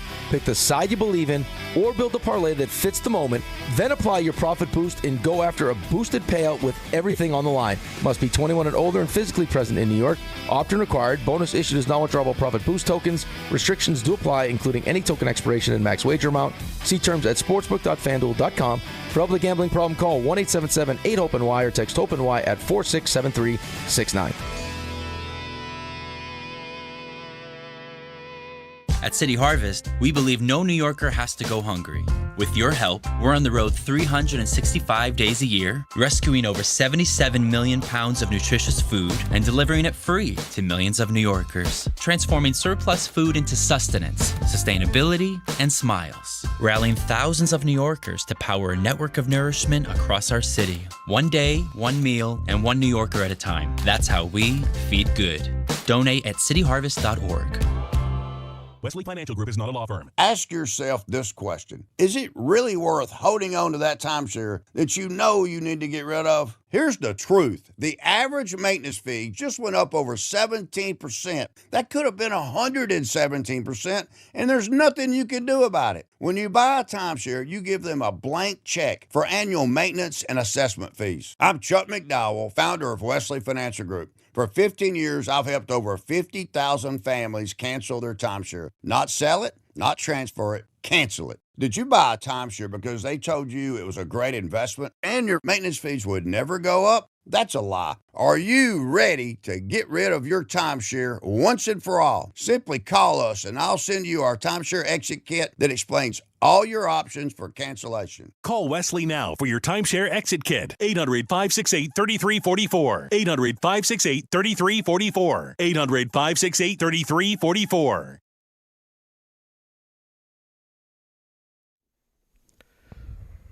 All right, DNR with you, ESPN New York. I can't believe that they just fired Sean McDermott. I guess I shouldn't be that surprised because there were rumblings about it, but I just find it very surprising. 9 seasons. Yeah, I mean, I'm just shocked that we're sitting here with Baltimore open, John Harbaugh's out, Tomlin stepped down, Pittsburgh's open. Now, Buffalo with Josh Allen. So you got Lamar and Josh Allen sitting there with no head coaches. I was just doing some research for the show because that's what I do. We know it's what you do. Dialed. Yeah. Dan Orlovsky's first thought was Brian Dable and Joe Brady. And Brady's already there, right? So they just keep him on. Right. Well, could that be one of those ones like in Tampa, right? Like the idea that Liam Cohen could get a job. Do we move on from Todd Bowles and keep Liam Cohen? The chances that Joe Brady might get a job somewhere else as a head coach. Do we decide, hey, we move from McDermott and hire Joe Brady as the head coach so we don't lose him? Could that be part of the thought process? Maybe, but let me just throw this back out there at you. If you're a fan of the Buffalo Bills, how can I sell you on Brian Dable? The guy just was awful with the Giants as the head coach. Right. I think it would be more because of his relationship with Josh Allen. I'd like Dable as the offensive coordinator. No, that's fine. Dable as the I don't OC, need him as the I head think coach. is a good hire. Right. And then Rex, like I just said, Rex's thought was Bill Belichick. That was his thought. Bill Belichick. Interesting. I don't think there's enough good coaches for the good jobs that are open. That's the problem. I mean, right now you're down to, especially with just that have had head coaching experience, you're down to Mike McCarthy, you're down to Robert Saleh, Brian Flores. Marcus Freeman said he's going back, so that it feels like that option's off the table. He's going back to Notre Dame. Right. Is he and going now back to you Notre got Dame with Buffalo open though? Kingsbury's had coaching experience. McDaniel's had coaching experience. But all these guys have failed. I mean, how do you hire a guy that just failed and just got fired, like McDaniel or Dable? Well, the way that they describe the Giants building, I would stay away from Brian Dable. I don't think that's necessarily what they need.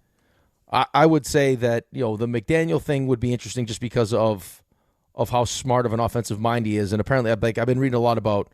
I've heard Darren Waller talk about him and how amazing he is, and then I've also heard just like when you sit him down in a room and he starts explaining offense to you, it's like the guy's a freaking genius. We're talking about McDaniel. McDaniel. Yeah. Listen, I get it. I think he's a really bright guy. I worry. But here's my problem though. It's not. Josh Allen's awesome, right? So if you get a good offensive coordinator, you feel like the offense is going to be fine. It's the rest of the team that you need to worry about. That's right. It's getting the best out of the defense. You know who I like there? And I don't know that it will ever happen. I like Brian Flores. I said that. Give me Brian Flores and Mike McDaniel. That, to me, that's a winning combination. Right. Listen, I mean, even potentially Robert Saleh and Mike McDaniel would be interesting. Because of what Robert Saleh, like you saw him do with our defense. And the difference when Robert Saleh was the coach and not the coach of our defense. How does he's doing Brandon San Francisco's defense. Stay employed? That's another one. I mean, I don't know if there's a coach in here. I don't know if there's a coach now that's available that could do what John Harbaugh is doing, where he steps in and he's got, unless it's Mike Tomlin. They can say, hey, listen, no, I want my own guy. I mean, because again, there were moves that were made during this deadline that could have definitely helped the Buffalo Bills. Absolutely. That have helped other teams. Raymond is telling me that Schefter's reporting that Brandon Beane is leading the search for the new head coach. Correct. So him and Joe Shane, same playbook. Yeah. Yeah, but at least he's got success. Right, but still, like, I mean, like at a certain point, like I think they got a new stadium. Maybe that's part of it. Like reignite the fan base with the new. But but who's the coach going to be? Unless you think that if the job's available, like Mike Tomlin's going to take the job. Or is the thought that they go get Bill Belichick? If you're Mike Tomlin, I mean, do you? I guess. Listen, the is whole Belichick argument about still ultimately that attractive as a coach? I don't know, but the whole argument with Bill Belichick is that he wasn't good without Tom Brady. Well, guess who we'd have now? We'd have Josh Allen. I mean, listen, you'd be buttoned up. You'd be buttoned up. Your Adobe situation would be on point. Oh, unbelievable! Presentations would be phenomenal. Imagine what their new webpage, the new website would look like. Yeah. Cheerleaders on point. Click, click, click. I mean, if you're Mike Tomlin and your intent at some point is to get back into coaching, don't you have to? And you want to take a year off? Don't you have to strongly consider this now? Yes, absolutely. Like this just might be one of those opportunities. Because jobs like this don't open up all the time. Right, and it doesn't sound like, listen, I mean, I would be hard-pressed to think that he would take the Ravens, as good as the Ravens job could potentially be, like that they, A, would hire him. I know they joked about it. Or, B, he would want to do that to Pittsburgh. Right, like, I mean, you even hear the young quarterbacks, like Ty Simpson talked about it, which I think was a mistake for Ty Simpson, but he said, like, I didn't want to play anywhere else because, because of what Alabama meant to me. Quinn Ewers was the same way. Quinn Ewers could have got a bag of money to go back to school, and he's like, well, no, I'm just a Texas guy. Well, like Mike Tomlin's not going to probably go coach Baltimore after spending 19 seasons. That would be a Pittsburgh. weird optic, right? To be the on the other side of that and then go on that side of it. Would be right. Weird. Like, what does that do for your legacy in Pittsburgh? Now all of a sudden the fan base doesn't like you don't want to take away from that. But Buffalo with Josh Allen, right? I mean, TV's always going to be there too. Like if he wants to do it for, hey, do it. Go do it for the duration of Josh Allen. 7 years, right? 9 Maybe years? do it. Not even 7. Do it. Try to win. Say to yourself, I'm going to try to win a championship in 5 years. And if it doesn't work out, that'll be it for me. If you bring in the right coach, and I can't believe Brandon Breen keeps the job, but they're going to win a Super Bowl. I would think so. The new stadium's beautiful too. You didn't take a tour of it, did you? No, I was listening. I stopped by, I looked at it. It's nice. Yeah. The top of it's open. It looks like it's like there's enough where it's going to cover some of the fans, but then there's Can a they hole close in the it middle. or it's not retractable? Like you're no, gonna it's not retractable. You'll still have the elements. So you're going to have the elements, which I kind of like. Well, you should. It's Buffalo. I mean, I still want to make it tough. Look, you had this weekend, right? In Chicago was great. In New England is great. I like that. That's what football is. It was snowing in New England, man. Holy moly! But that's a great scene. That's fun. Yeah, it's awesome. I love it. I don't know if I love playing in it, but it's awesome to watch. All right, let's take a break. 800-919-3776. There's a lot to unpack. There's a lot going on. DNR with you, ESPN New York.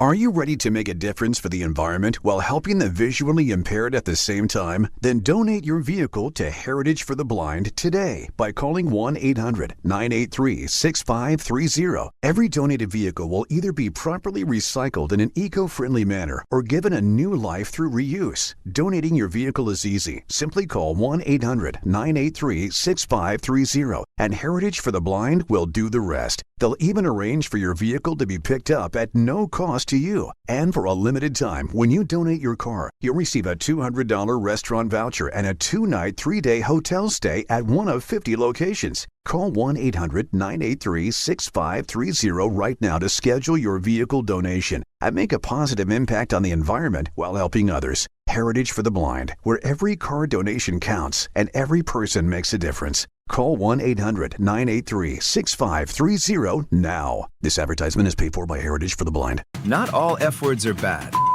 Some are actually great, like fast, free fiber for 4 months. Yep, switch to Optimum Fiber for as low as $25 a month. Plus, for a limited time, you can get 4 months free, HBO Max included for 1 year, and a 5-year price lock.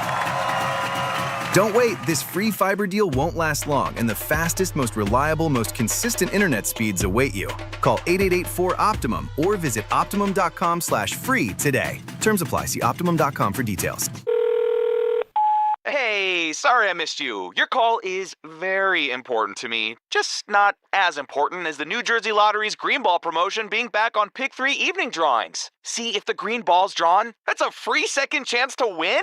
So, yeah, you get it. It's only through February 1st, though, so try me after then?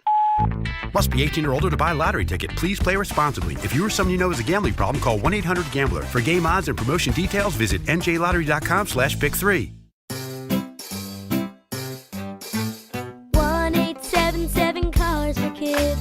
KARS Cars for Kids. 1-877 Cars for Kids. Donate your car today. Call 1-877-CARS-FOR-KIDS to reach a friendly live agent. Donation's super easy, and your car can be picked up as soon as tomorrow. Call us now. 1-877 Cars for Kids. Donate your car today. Did you know you can donate real estate too? He's coming. Here he goes. Surprise! Your table saw broke. Also, the warranty expired weeks ago, so you need to pay for a new one out of pocket. At Progressive, we know small business owners don't usually like surprises because they cost you money. But a good surprise that could save you money? Getting a commercial auto quote from Progressive. Oh, and the replacement part you ordered doesn't fit, so it's completely useless. What a waste. Surprise yourself. See if you can save in as little as 8 minutes at ProgressiveCommercial.com. Progressive Casualty Insurance Company and Affiliates. Score more with the college-branded Venmo debit card. Rep your team with every tap and earn up to 5% cash back through Venmo Stash, a new rewards program where the more you do, the more you get. Get your Venmo debit card today and start earning rewards with Venmo Stash. Learn more at Venmo.com/collegecard. The The Venmo MasterCard is issued by the Bancorp Bank N.A. Select schools available. Venmo Stash terms and exclusions apply. Max $100 cash back per month. See terms at venmo.me/stash terms. The College Football Playoff National Championship. Let's go! The magical run by the 10th-ranked Miami Hurricanes continues. There's no bad play, no bad call, no injury that we can't overcome. When they faced a top-ranked and undefeated Indiana Hoosiers. All I can say is go IU and Hoosiers! Number 10 Miami versus number 1 Indiana. Coverage begins tonight at 6:30 on 1050 ESPN and the ESPN New York app. From the unbelievable Sylvester Stallone vehicle we call Daylight. What a song. What a movie. What a time. Game Time brought to you by Tullamore Dew Irish Whiskey. When it's game time, that's when it's Tully time. Oh, man, busy schedule today. 5 o'clock, Knicks and the Mavs. Game you can hear right here on ESPN New York. 7:30, Nets host the Suns to Barclays. Also 7:30, the College Football National Championship game between the Indiana Hoosiers and the Miami Hurricanes on 10:50 a.m.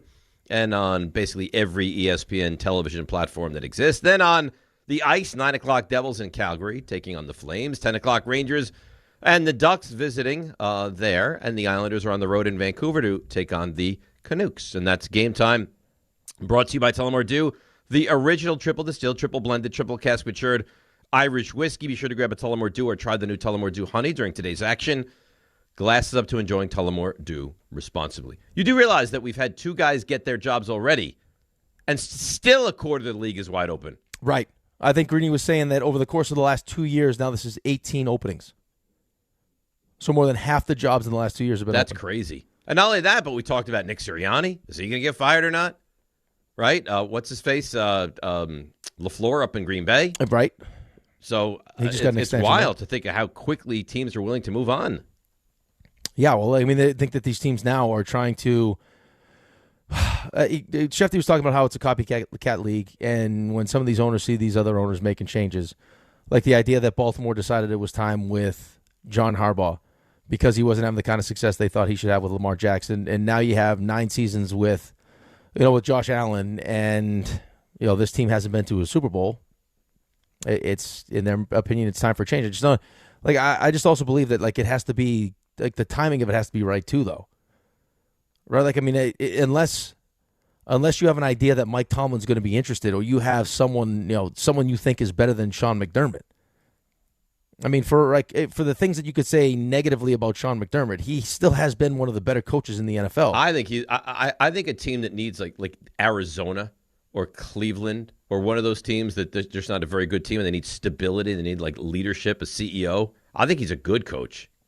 Right, I don't disagree with you, but it's just like, I mean, if Sean McDermott is going to have, you would think, options, right? Like, I mean, am I going to take Cleveland? Or am I going to go from Josh Allen to Arizona? Ugh. No. Well, maybe he goes to Baltimore. Yeah, man, listen, that would be a nice fit for him. Of course. I would take, of course you take Baltimore. That ownership with that quarterback and that, of course you would do that. That could be an upgrade. You imagine you go from Josh Allen to Lamar Jackson. It's pretty. That's pretty nice. Yeah, right. That's fallback. Rarefied air. Right. That's a nice fallback right there. What's that? Why is Carlin on the screen here? That's a great question because now I have half of me and then half of Carlin. We have half of you and we have Carlin. I could tell. Nice. You could tell by the look on his face. He doesn't seem like he's in a great mood. But why? I don't know. I feel like for some reason maybe I shouldn't bring this. I feel like often he's not in a great mood. It feels like often he is not happy. Yeah. I don't know. Why do you think that is? It's the tremendous amount of weight maybe that he's carrying around. I don't know. Oh man, I'm just saying. What do you do that for? Oh man, I got to put my socks on again. Oh, stop it. These are all challenges that could put you in a bad mood. I guess. All right, so walk me through it. Tonight's national championship game. What are you thinking? I'm thinking Indiana. Comfortably? Comfortably, I don't know. It's just every game you watch this team play. Miami's defense is legitimate. Like Miami has legitimate like NFL yes. talent. Yes. Right. During the course of this playoff, Carson Beck has looked good. Better than he's looked in quite some time. That's right. Like that's this is the true. Carson. Well, this is the Carson Beck that you thought you were getting when he was talking about being the first overall pick. Remember? Well, now he doesn't have to go to classes. I didn't realize that. Right. He's been in college long enough. You don't have to go to classes. I just think Indiana from top to bottom, especially just starting with the coach, and then the amount of experience. I mean, the average age is 23 years old on this team. Right? Like, he's done an unbelievable job with the portal and bringing men in. Like, their offensive line is really good. The season that Mendoza's having, I just think that Indiana's going to end up being too much for. I agree. Michael Irvin in Miami. I agree. And did you see they did a spoof of Michael Irvin on Saturday Night Live hilarious. this week? It was hilarious. The things that I got to leave now because I'm running down to Miami. I'll be there in like 6.5 hours. Haven't slept in 20 years. The head coach is a slam dunk, right? Signetti is awesome. In-game coach Signetti over Cristobal is not even close. And quarterback, I know Carson Beck has been better, but Mendoza is going to be the number one pick in the draft for a reason. And you get into the red zone with this kid, and he's lights out. Yeah, it feels like everything, like every test that Mendoza's had this season, he's answered it in flying colors. They just feel like they have this whole, like they feel like they have that team of destiny kind of. Well, I mean, there are those magic carpet rides, right? Yeah. And I said to Ray before, I said I expect the crowd is going to be pro-Indiana. He's like, how is that possible? It's in Miami. But apparently they flooded the Miami market with Indiana people. It's an expensive ticket too, boy. I mean, I don't ever remember a ticket more expensive than this. Expensive ticket. I think get-in price is like $3,500. This is Super Bowl-esque. What a great place to win a national championship, though, huh? And then you go out and you go nuts. Oh, yeah. Oh, wow. Just wild. Imagine Mendoza. Could you imagine Mendoza out, like, getting wild? No, he won't. Hometown? Won't do that. No, he's not a wild guy. No. You don't think so? He didn't have a wild side? No. Like, he's not, like, at 11 just getting crazy? Winning the national championship and then going to Vegas to start your career, that's a heck of a test, but I think he'll pass it. So it feels like he's equipped for that, though. One of the brokerage sites. The brokerage sites. The cheapest ticket to get in. Cheapest. And it's way up in an awful area. $4,000. Oh, my God. You know what I love? You know, you've been on these sites before, right? $4,338 in section 345, and it says amazing deal. Amazing. Amazing deal. Yeah. No. I mean, you can't think of any better ways to spend $4,000 than those seats. That's for one ticket. In Miami, mind you. Yeah, I'm good. I think I probably pass. I go to Miami, find a place to watch it, and then spend the $4,000 on something else. Wow. That's some ticket, huh? Ray, you ready for the 3 stars? Oh, sure. Oh, go ahead. Today's 3 stars. Number 3. I mean, we had an incident last week with Robin, but she did call in to make good. I want to apologize. I did think you were a wildlife lover, but I guess it's a different type of wildlife. You are so full of crap, Robin. You know, Robin, you set us up. No, it's not a setup. Rick is all into the wildlife. I mean, he was just in Buffalo. Oh, you know what I saw up in Buffalo, too? I saw bison. No, not bison. It was Buffalo fans kind of feeling sorry for him. This is a tough time for all of us, really. Number 2. Not for me. Not for you. I mean, but you said this. The thing is not how bad you've been. It's that there's no light at the end of the tunnel. No light. It's like that movie with Stallone. Which one? With the tunnel. Daylight. Daylight Is what he's trying to say. Yeah, eventually we got there. The movie with Stallone. Yeah, that movie. Well, no, because that not Rocky. They're getting trapped in a tunnel in Rocky. No, it's a famous quote from Daylight. It's not how many times you get knocked down. You got knocked down. It's you get up, and then you keep going forward. Listen, it could be worse. You could have quoted this. Hey, yo, cop, fair link. You want some turtle food, hey? You know, listen, there's plenty of what memorable. Was that? That was Dan. That's Dan. Dude, feeding the turtles. Yeah. I see 3 of them out there. Hit the one in the middle. Right. Hit the one in the middle. That's right. Hit the one in the middle. Number 1. Which is what Dave is going to do because he's feeling great. Harbaugh's here. The Giants are back. Aggressive Dave is back. I don't know if people are ready for this. Well, you know what? You're going to get it. Yeah, clear. I'm back. Just got it. Poor Subi just got it. Well, he'll get it again. And we haven't even gotten to the good stuff. Just wait till the press conference. Oh, no. Just wait. You're canceling meetings. I had a buddy say, you want to get some lunch on Tuesday? I said, I can't. I got a press conference. No, we got to send you. Why don't you go to the press conference and cover it for us? Ask a question. Do you think that's a good idea? I don't think so. Dave Rothenberg at ESPN New York. John, I love you. I love you. I'd be like that woman. Yeah, you'd put that lady to shame. I just want to tell you, and then everyone have to glaze all over me because that's what they did for her. I mean, I can't believe you're here. Pinch me. Look at my hoo-has. Let's go.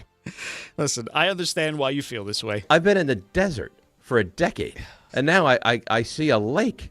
I can't help but just slurp up all the water. And you know what? Slurp away. I will. Slurp away, Dave. Slurp away. And then they glaze all over me. Yeah, that's right. Like that It's woman. fantastic. It's only going to get better. What kind of press conference do they have? It's only going to you get know what? better. It's going to be something. It's Rule 76. No excuses playing a champion. It's DiPietro Rothenberg. Everybody. Right here on ESPN New York and on YouTube. I just want to say one thing to my wife who's home. Yo, Adrian! I did it! Show your team spirit and say big only at Security Dodge during the Start Something New sales event. For a limited time.